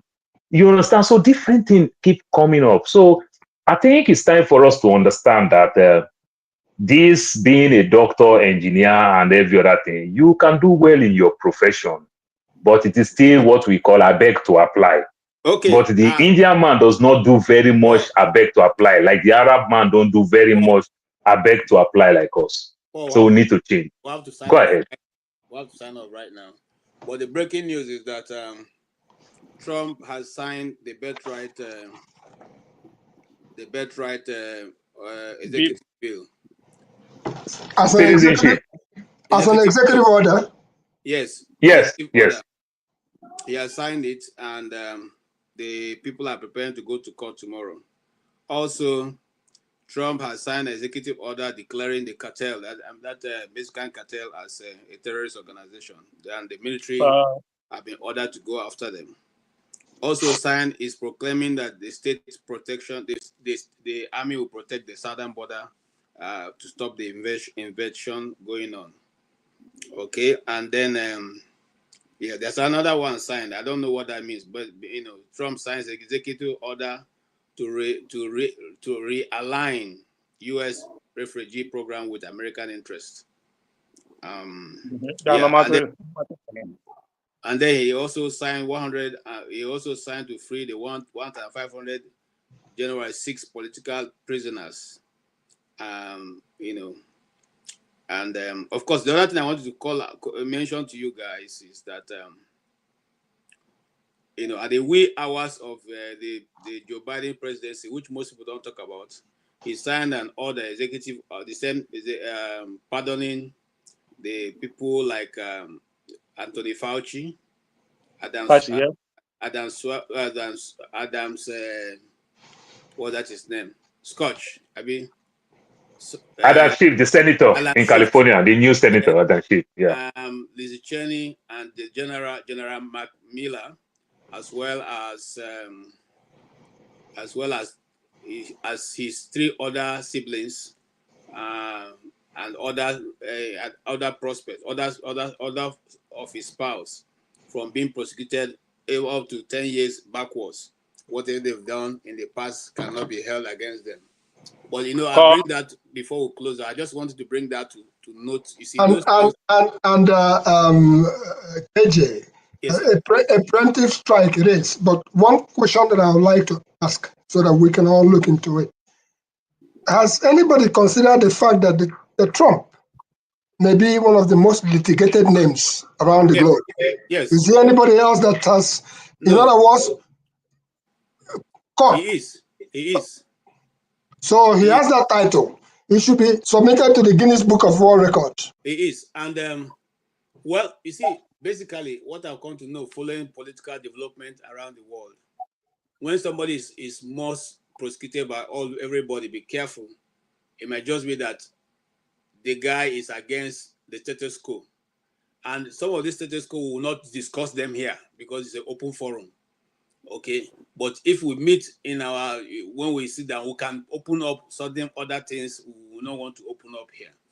The truth of the matter is that the world as it is today, go mark my word, if we don't have somebody like this mad person there, within the next 1 year, we will not know how this world will become. But sometimes because of this madman we are talking about, some people who have gone to an extreme are kind of curtailed because they don't know what. I'll give you an example. Go read up what made up the WEF, what they stand for you and I.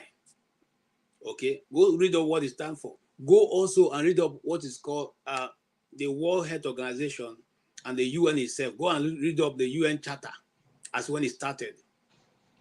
When you said WEF, are you talking about the wrestling people? No, World Economic Forum. Okay. WEF. Okay, because KJ, upon all this executive bill he signed, which one is affecting us much right now? The one that will affect us much will be the one that of well, none of us came through the southern border. That's the truth. So none of them is affecting us. But the truth is, whether we like it or not, many people will be affected, especially those who are criminal. Like I said, and that guy gave the same advice. Not much. If I was in Nigeria let me get the effect is going to be. All right. The effect I see there about the about his the first women, I think the how will I put it? Boom Boom Ray, Project 2025 is not President Trump. If you want to know his project, go to Agenda 45. That is this thing. Stop doing this thing. We have already dealt with this. And you see, that's why I don't like to, when you want to come to this forum, come knowing that we have enough information. We don't just come here and begin to talk. Project 2025 is not doesn't belong to Trump. No, it's not. But why he's saying that? Because some of these things is in Project 2025. That's why. That's why he's saying that. Yeah, right.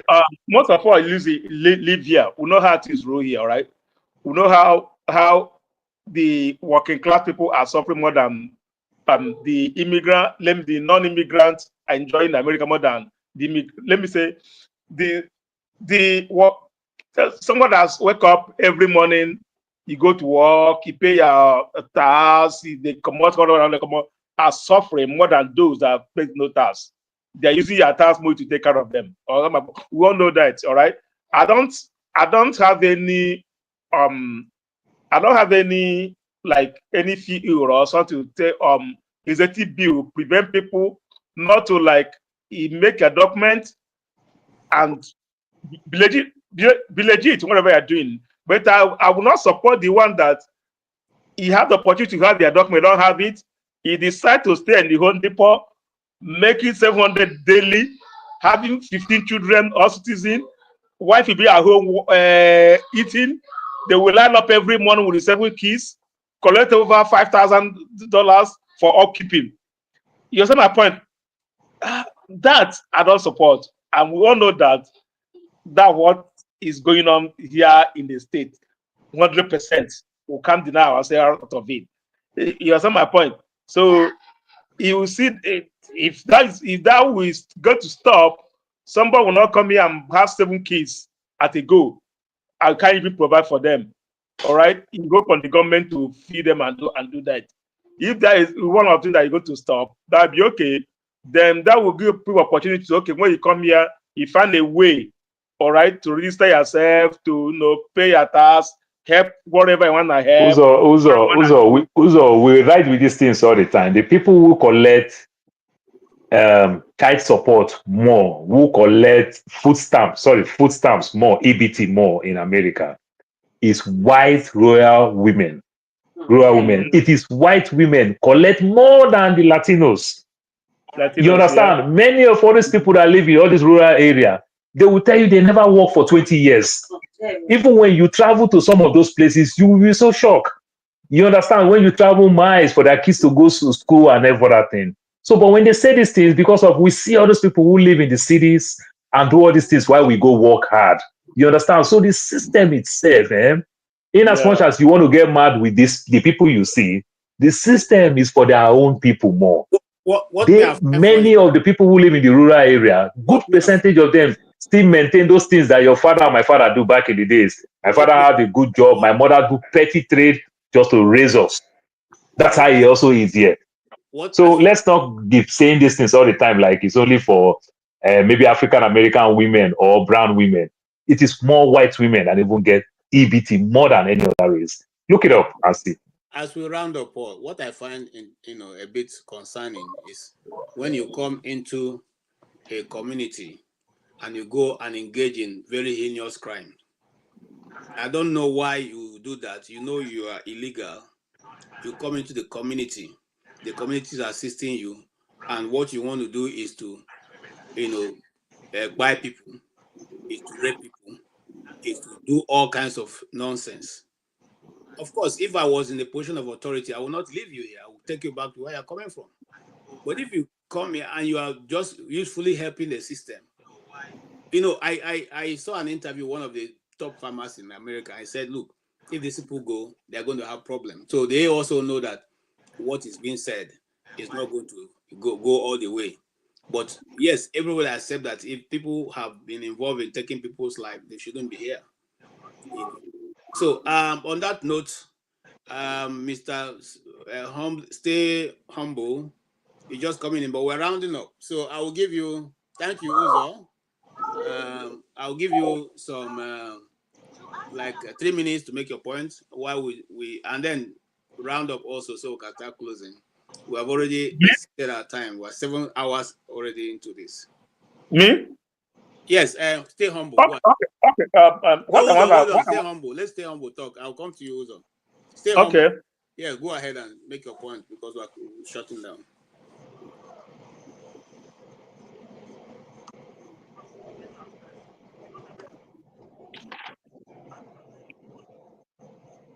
Okay, since you can't hear me, so Uzo, go ahead and make your point.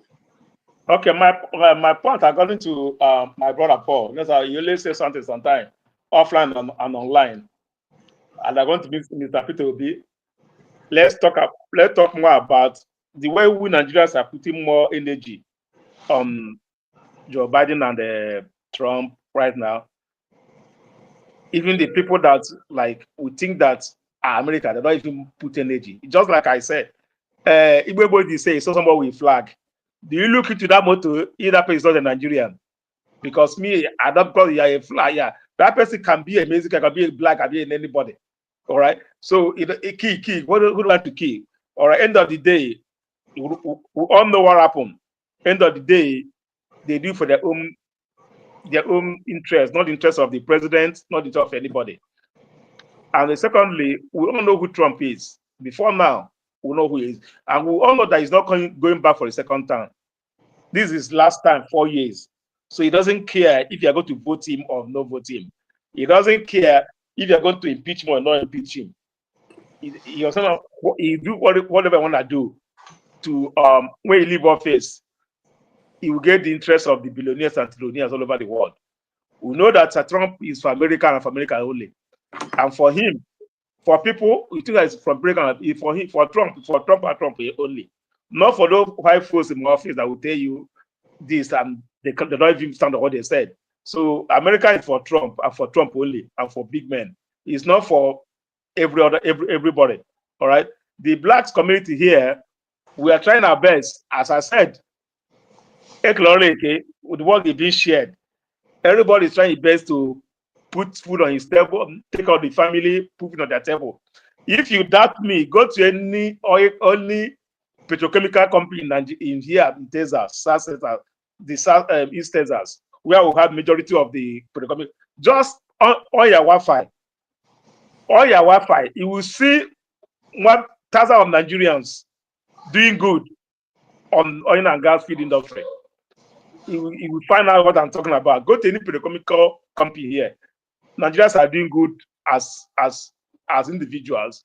And I tell you, even this city right now, Nigerians are doing good in political. I've seen so many 2, 3, 4 Nigerians that run into political offices here. And they're still working strong. As a chief master, so many posts they have run. So we are coming up. But my point I'm trying to make is this: we should not use our head to carry what we can, or what that a load that will go to heavy us. Carrying America when Nigeria is there, is there collapsing every day by day. When I joined, you guys were talking about the deep sea ports. Why is the Calabar port is not working? We led that conversation. We fall into American politics, which could have been a major force. Yesterday, somebody came here. I wanted that we need people that will pressure groups. How do we pressure for them to open the Calabar port? Because if they like, they should put the ports in Lagos. You affect everybody. You affect people in Lagos also. You put the crop in Calabar. You affect everybody. You show some certain parts. Somebody will import something from China to Lagos. They will ship it to Lagos to here to Onitsha. Somebody will still come from Lagos. The same Lagos come to Onitsha, come and buy the same part and take it to Lagos. So what are you talking about? Because we don't understand how things work. Somebody will come to Onitsha and buy the same thing that they move from Lagos to Onitsha and buy it back to Lagos and tag the price, and everybody will pay for it. It doesn't matter it's not about Igbo something, not about Yoruba something. It's about how Nigeria politics work. Because at the end of the day, my motor pass, everybody pay for it. It's an amount. All right. So that was it. All right. Thank you so much. And that simply means that as Nigerians, we need to sit down and work out our our supply chain. The reason, I repeat it again, the reason why we must develop Calabar Port, we must develop Akwa Ibom ports, we must develop One, we must improve on Port Harcourt Port. We must also take the water, the in-way waters, all the way to Warri. If we do this thing, it's even making job easier for Nigerians, for crying out loud. I don't understand. But Igbo Basics, your final thoughts on this. You have 2 minutes, sir. My final thought is just to decentralize Nigeria. Decentralize. What do I mean by that? I understand Abia State is trying to build an airport. Every state should build their own airport. Anywhere you have the ability to set up a seaport, build a seaport there. There is an Elizabeth seaport here. There is one downwhere in Pennsylvania. There's one everywhere around. But when you just keep everything to the center and then try to simply decentralize Nigeria, from the police force to everything else, decentralize it. Let every region or every state, since we have now become a state, we're not going back. You're not going to be a state and later on you become something else. They've already created you into something, but let each and every state, by virtue of its own resources, let it stand and manage its own resources, manage its own people, do its own thing. If they like, make they kill themselves. If they like, make they kidnap themselves. That is in that particular state. But don't bring me somebody from somewhere else to come to tell me what is going on in my backyard. If we do so, and if we stop all this reliance on foreign help, what kind of help are we talking about? I remember there was a time that Nigeria was going to borrow money, still in this our own era. Somebody like OUK, Odious Okalo, he came up and said, as a politician he is, he came up and said, if the big men in Nigeria can contribute, bring money from their own wealth at that point in time, then Nigeria has no need going to IMF. But today, what has happened? All Nigeria's money has been taken to the developed countries, and then Nigeria is suffering. Can they please do us a favor? Repatriate your funds. Sell off the properties you have in those places.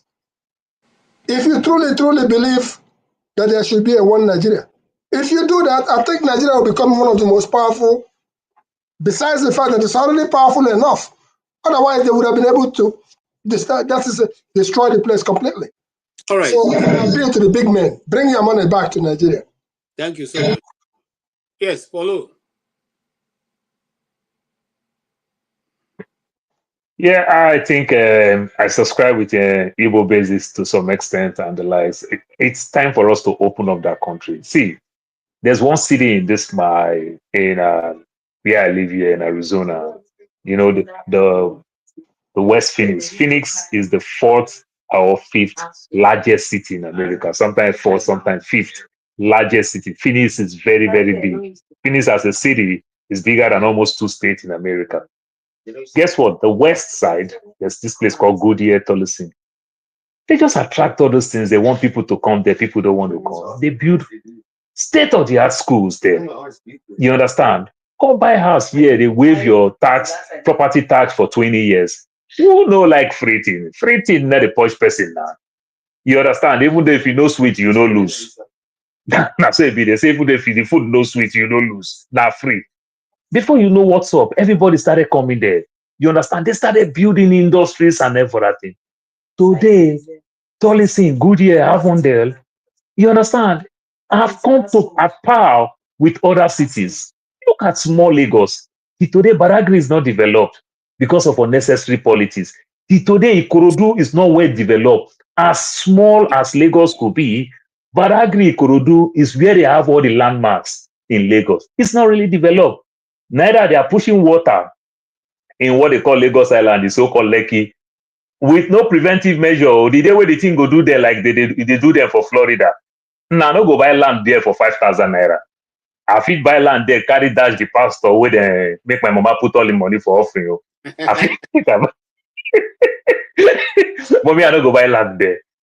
So these are the things. So we need to get our priorities right. What do I mean? Why I use all those things? I use these things is that for government to keep doing all these things. Back in the days, how did they open Nigeria? They put Delta Steel Company in Alaja in Delta. You understand? Delta Steel Company still linked to Ajakuta Steel in Kogi. Why did they put everything in one place? You understand? They tried to open up the state. Everything was touching everywhere. You understand? They play dirty politics. They think they take Southeast out. They take this one out for me to punish the man in Southeast. Even when Oneport is still working, Oneport only bring oil installation things just for the oil company, because to move some of those things, sometimes the water level will go low. If you are passing through the Solo Expressway, it's Solo there. That bridge is 16.5 feet. It can't carry so many things that is tall. No road again. So they had to say, okay, do on it. If Igbo man go try saying go route in container, go enter on it. Now one chance he enter. He die finish. Why you punish that person? You punish your economy. We have all it takes to make money. Let me tell you one funny thing. KJ, you asked this question. China, when they bring all these containers to the US, very many times they almost go empty because they don't export more like they import in the US. So they take all these recycled plastics and the likes, they take it back. And America give them up to 1.5 billion. China say they have enough. China say they don't want no more. Philippines started taking recycled plastic, $1 billion. Philippines say, we'll not take again. Do you know people pick plastic in Nigeria and recycle in Nigeria? Just imagine that if we can start to say, America, bring that 1 billion, we'll not go borrow money for IMF. Bring the 1 billion, you still give us free plastic. But vessel will reach Lagos, it go stay 3 weeks for you never fit or float. We don't have this crane, we don't have this thing. Traffic is in Ocean Expressway. Traffic is in the sea. You understand? These little problems here and there, it's affecting us. Okay, if you don't even want those things in your Lagos port, create another port for that. Let everywhere have their own hub that they will do their own things. Let the Igbo man be comfortable. And you know the funny part, You punish Igbo man. I don't understand why you say you punish Igbo man. The Igbo man still sells spare part to you in Lagos, sells spare part to you in Ekiti, sells spare part to you.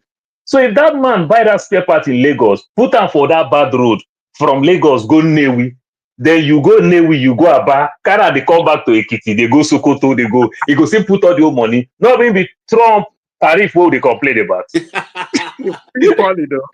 Very funny.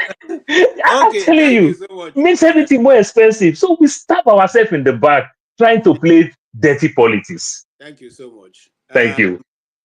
I stay humble. Unmute yourself. Sorry, KJ. Paul, is there, to all of us, is there any reason why somebody should ship a container to Nigeria 2023 or 1 year ago? 1 year ago, you ship something to Nigeria December 1 year ago, and this is 1 year later. The container is in Lagos. It has been there. What did they do? They raise things and, things just, people who even have their consignment in that container paid in advance for the clearing and everything else. But we are now in the month of January, the next year later. The people never get their thing. Is there any reason why I shipped stuff to Nigeria that I was going to use for my retirement ceremony? I went there that time, the thing never got there. I went, but it wasn't, I just want to have some explanation from Nigeria.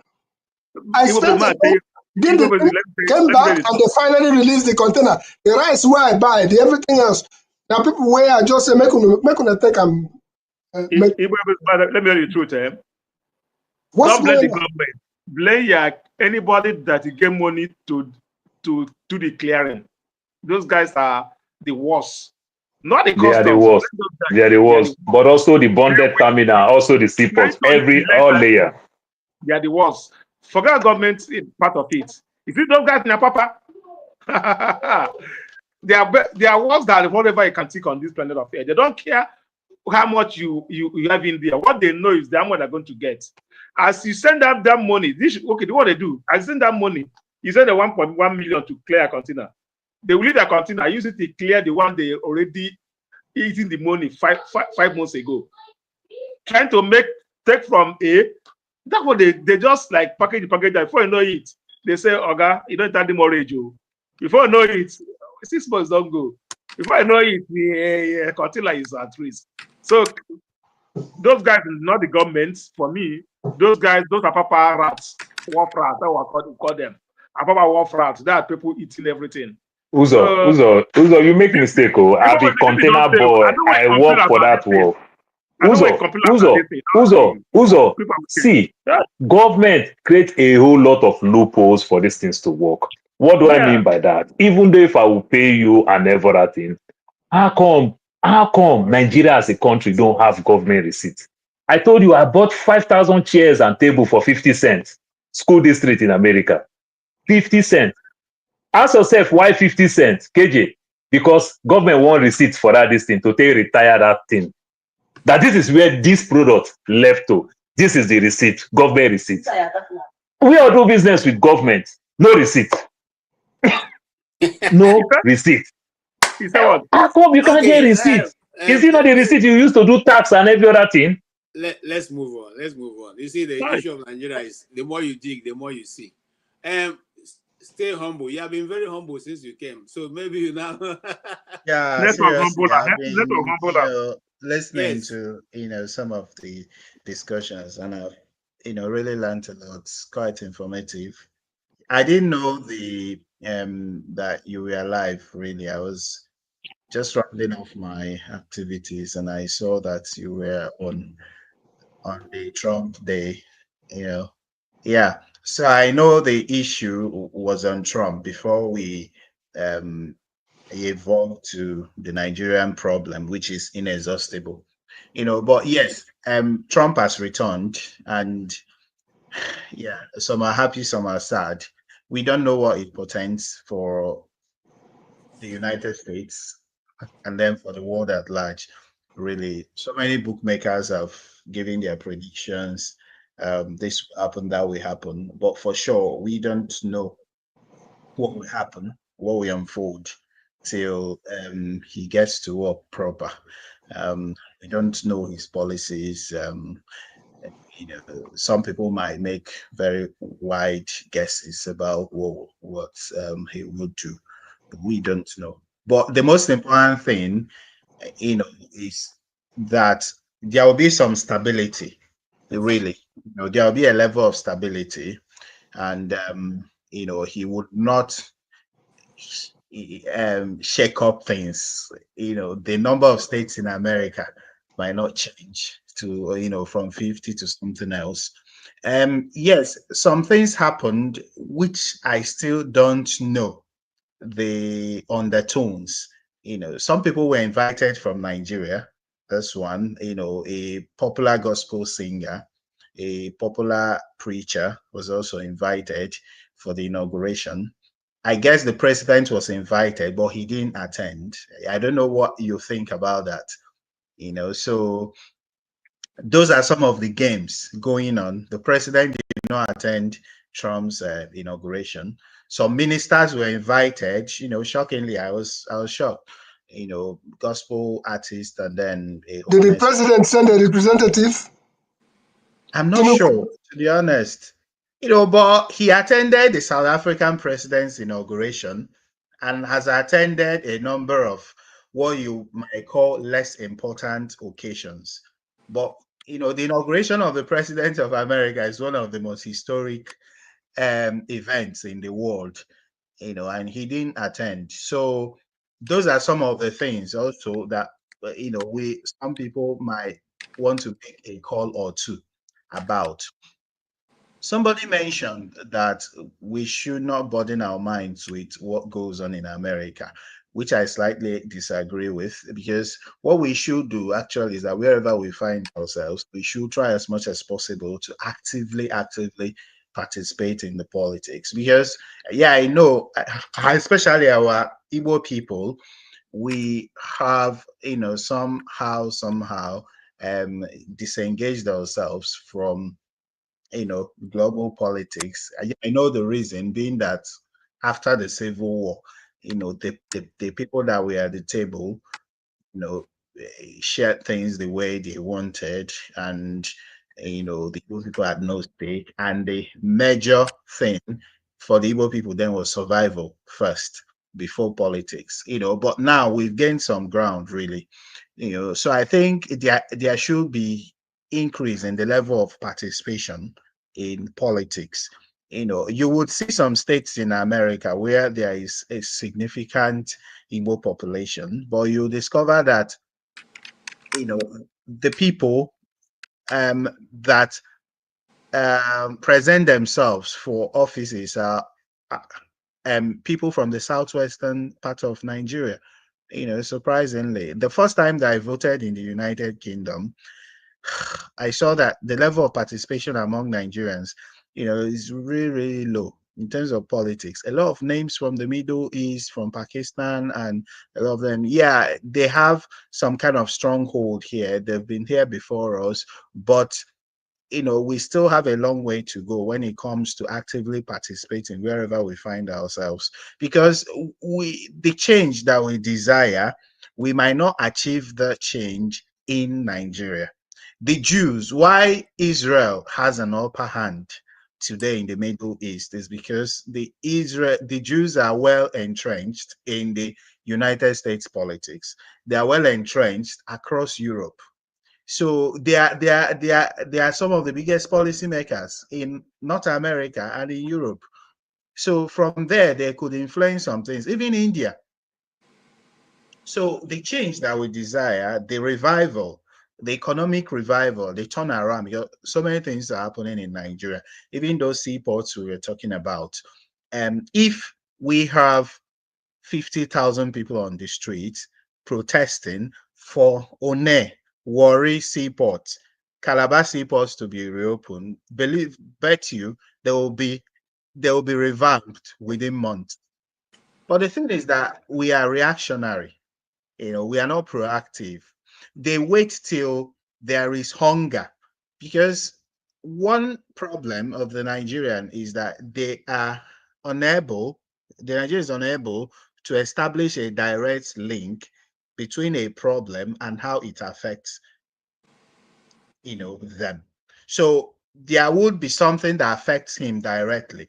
Like if they catch someone stealing a phone or someone has snatched a phone, they might burn the person alive. But someone that is misappropriating a lot of funds in one office or the other, nothing happens. In fact, the person is garlanded with all sorts of honors.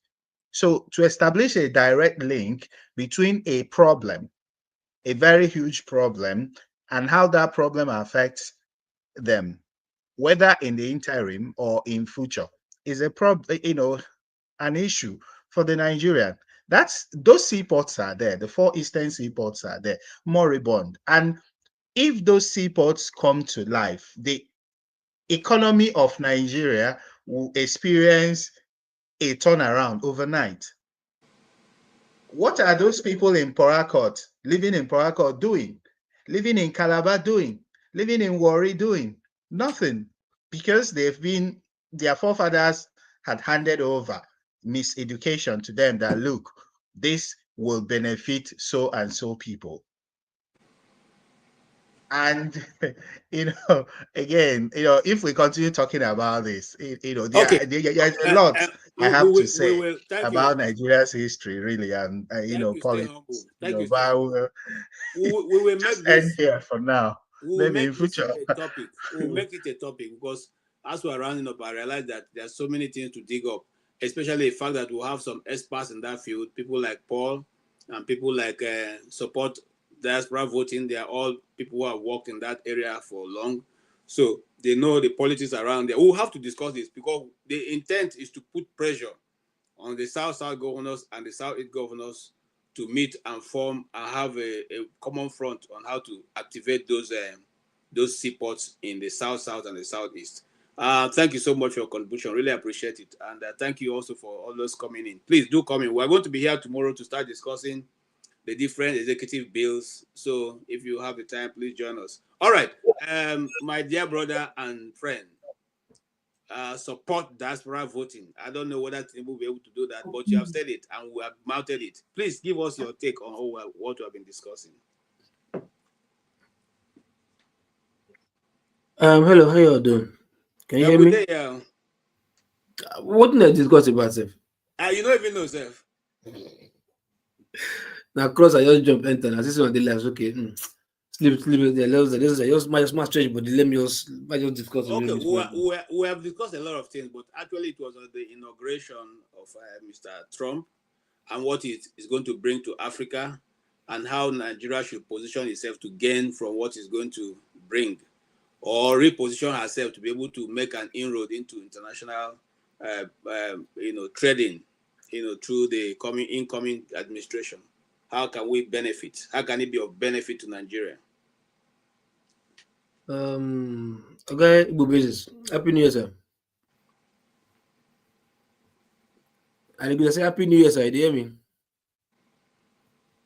The year is old now. So this is me and you, January 1st. So this is the first time I'm seeing you. So hallelujah. Good to see you, bro. Whatever, sir. Anyway, you see, I don't know, when it comes to international politics here, somehow, someway, it's because the world is a global village. Yeah, it somehow affects us, but not directly. It affects us indirectly. I will want Nigeria to start from the nucleus, from the origin, from within. You understand? Because you don't grow from outside in, you grow from inside out. You get, so even if whatever the direction American politics is playing or international politics is playing, I want to see whereby we are determined to grow, if not Nigeria, at least grow with Africa. Part of the African countries. You understand? We've seen in Africa now, it's only South Africa that seems to be spearheading anything that has to do with international, anything that has to do with global body. You understand? Like the membership of BRICS or something like that, and which I'm not sure Nigeria sees yet to be part of a member. You understand? So if country like South Africa is even trying to align with other countries, trying to maybe not from being part of G7 or G whatever, I think Nigeria also be heading in that direction. You understand? So first thing first for me, I think we should first put ourselves together, our race together for me, which is important because look, no matter you can see what even happened in America, the LA fire, yeah. Americans, they even catch their own self, they catch themselves which saying at them, they even they burn their own house because of some will say Olympic, whatever, some will say rich what's it called? Rich estate agent or whatever, real estate businessmen want to rebuild and start putting in for this and that, in our own case, what are we doing? You understand? We are still here, 21st century, still talking about whether Tinubu will go inauguration or not go inauguration. For me, that's not a problem. We have bigger issues. Till tomorrow, we are still not even refining our crude oil. We are still not even. We don't even have 247 power. It's a big issue. So when you're talking about this international politics, what's I affects Nigeria? Man, come on, man.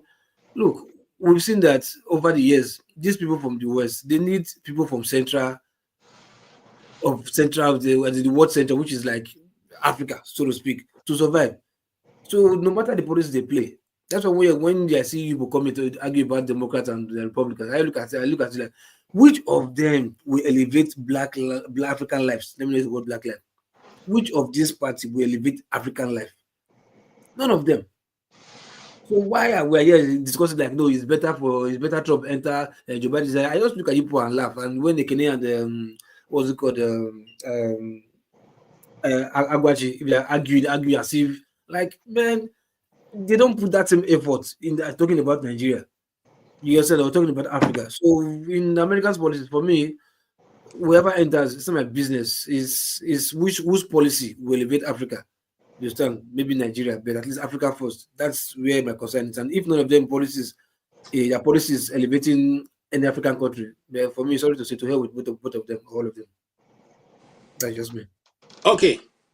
Thank you so much. And that will bring a wrap for this evening. We have actually been out here for 8 hours. Not right. 8 hours is not moi. Not I right. have not eaten and I needed to break and go eat and all that. But Rudolph will be here tomorrow to start taking on. In fact, I just saw that new order. I just got my thank God for X. X is giving us the blow-to-blow account of all that's going on. President Trump just signed to leave the WHO, has withdrawn America from WHO. I celebrate that very well. So there are many other things we're going to be discussing, but for today, we have been able to touch on numerous things. We've talked about his inauguration speech. We've talked about the importance that this will bring to the world.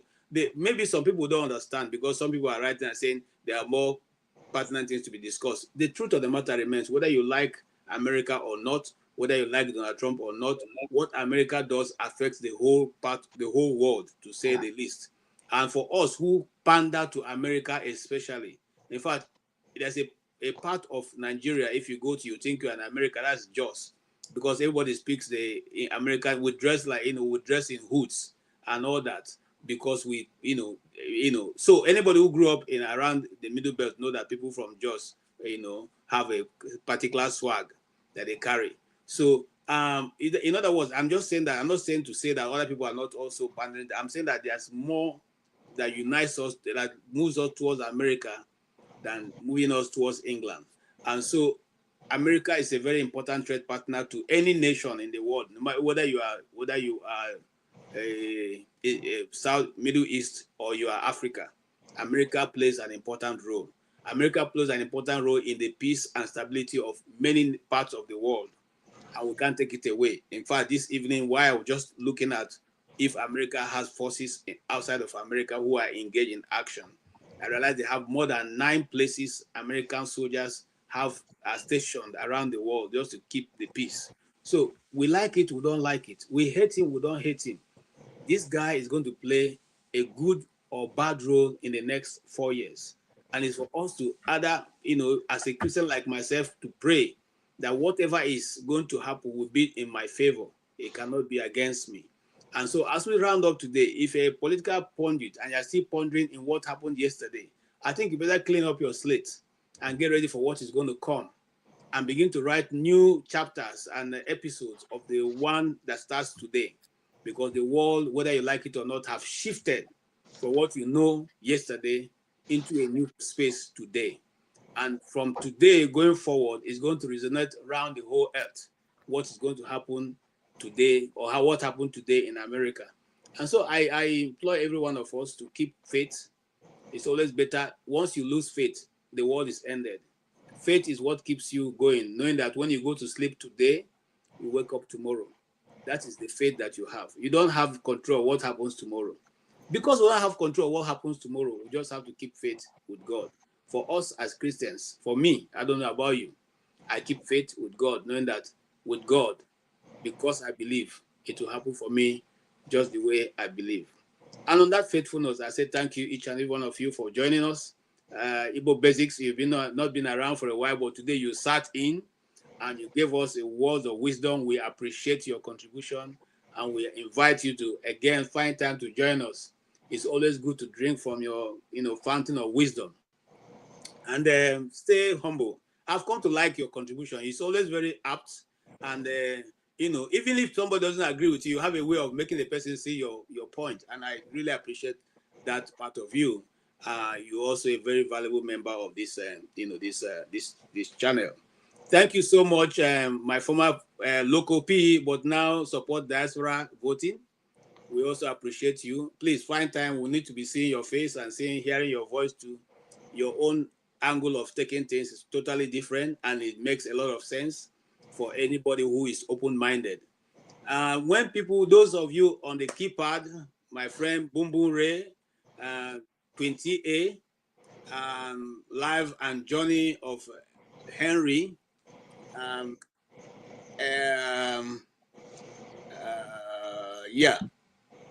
Guy Owelala. Owalele. Okay. Sometimes I wonder if you guys are Nigerians. You can't even know Nigerian names. Etc. Each and every one of you who have contributed, who have been with us, and have actually given your honest opinion, we appreciate it. Whether even if I don't, as a moderator, I don't agree with you, it doesn't matter. It's your opinion, and I respect it. And I will encourage you to keep giving them, irrespective of who is moderating. God bless you all, and do have a pleasant night rest. Thank you all. Thank you, KJ, and let us get ready for the Chief Zebrodea Okorigwemobe, Alliance 430's 75th birthday. Okay, if you have a way, we can have him live, or we can record him and play him over here. That will be good. We'll get it done. Yes. We can Rudolph is from Nobi. Yes, we can have him, and then it will be good to also, when we want to do that, advertise it, and those people like local people would like to support and all that, we can talk with him and see what we can be able to support. I personally believe that when people are alive, that's the time to show them love, not when. I don't believe in golden caskets. It doesn't make any difference. Thank you so much, Lokupi. Good to see you again. Where's Bubuleria? Where is she? She's late. Oh, she passed on. Oh, really? I didn't know that. When? Yeah, she passed on some months ago. Months ago? Yes, months ago, really. Now they don't announce of Nigeria. You know, say those people, those months. I want to see maybe years, like okay, maybe just buried, like if I remember very well, less than 3 months ago she was buried. Then Nigeria don't stand still for them. No. You see, that's why I say, what do we do to show our people that we truly man, that's very shocking, man. Jesus Christ, I know. And the only if I don't want to shut down for her, as in there's no production, no nothing. In fact, news station, all the news stations, NTA, especially all of them supposed like carry out. Man. Yeah, she passed on. So you're so annoying anyway. You're so annoying. Yes. All right. Take care, everybody. Have a good night, sir. All right, good night. And God bless you, Local P. Please, where have you been now? Make the show. They know the like this what you do now. You see, the code is strong for this end, so the work that they had, code is strong, work that they had. So, all right. Good, sir. See you very soon. All right. Okay. Okay. See you tomorrow.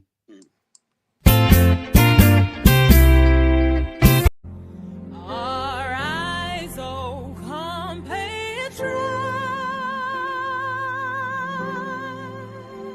Nigeria's call obey,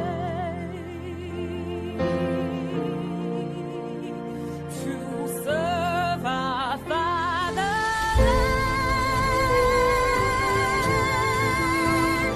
with love and strength and faith. Our heroes past shall never be in vain. To serve with heart and might, one nation bound in freedom, peace and unity. Hey, that's so. Oh yeah. Arise, O compatriots, Nigeria call obey, to serve our fatherland with love and strength and faith. The labor of our heroes past shall never be in vain.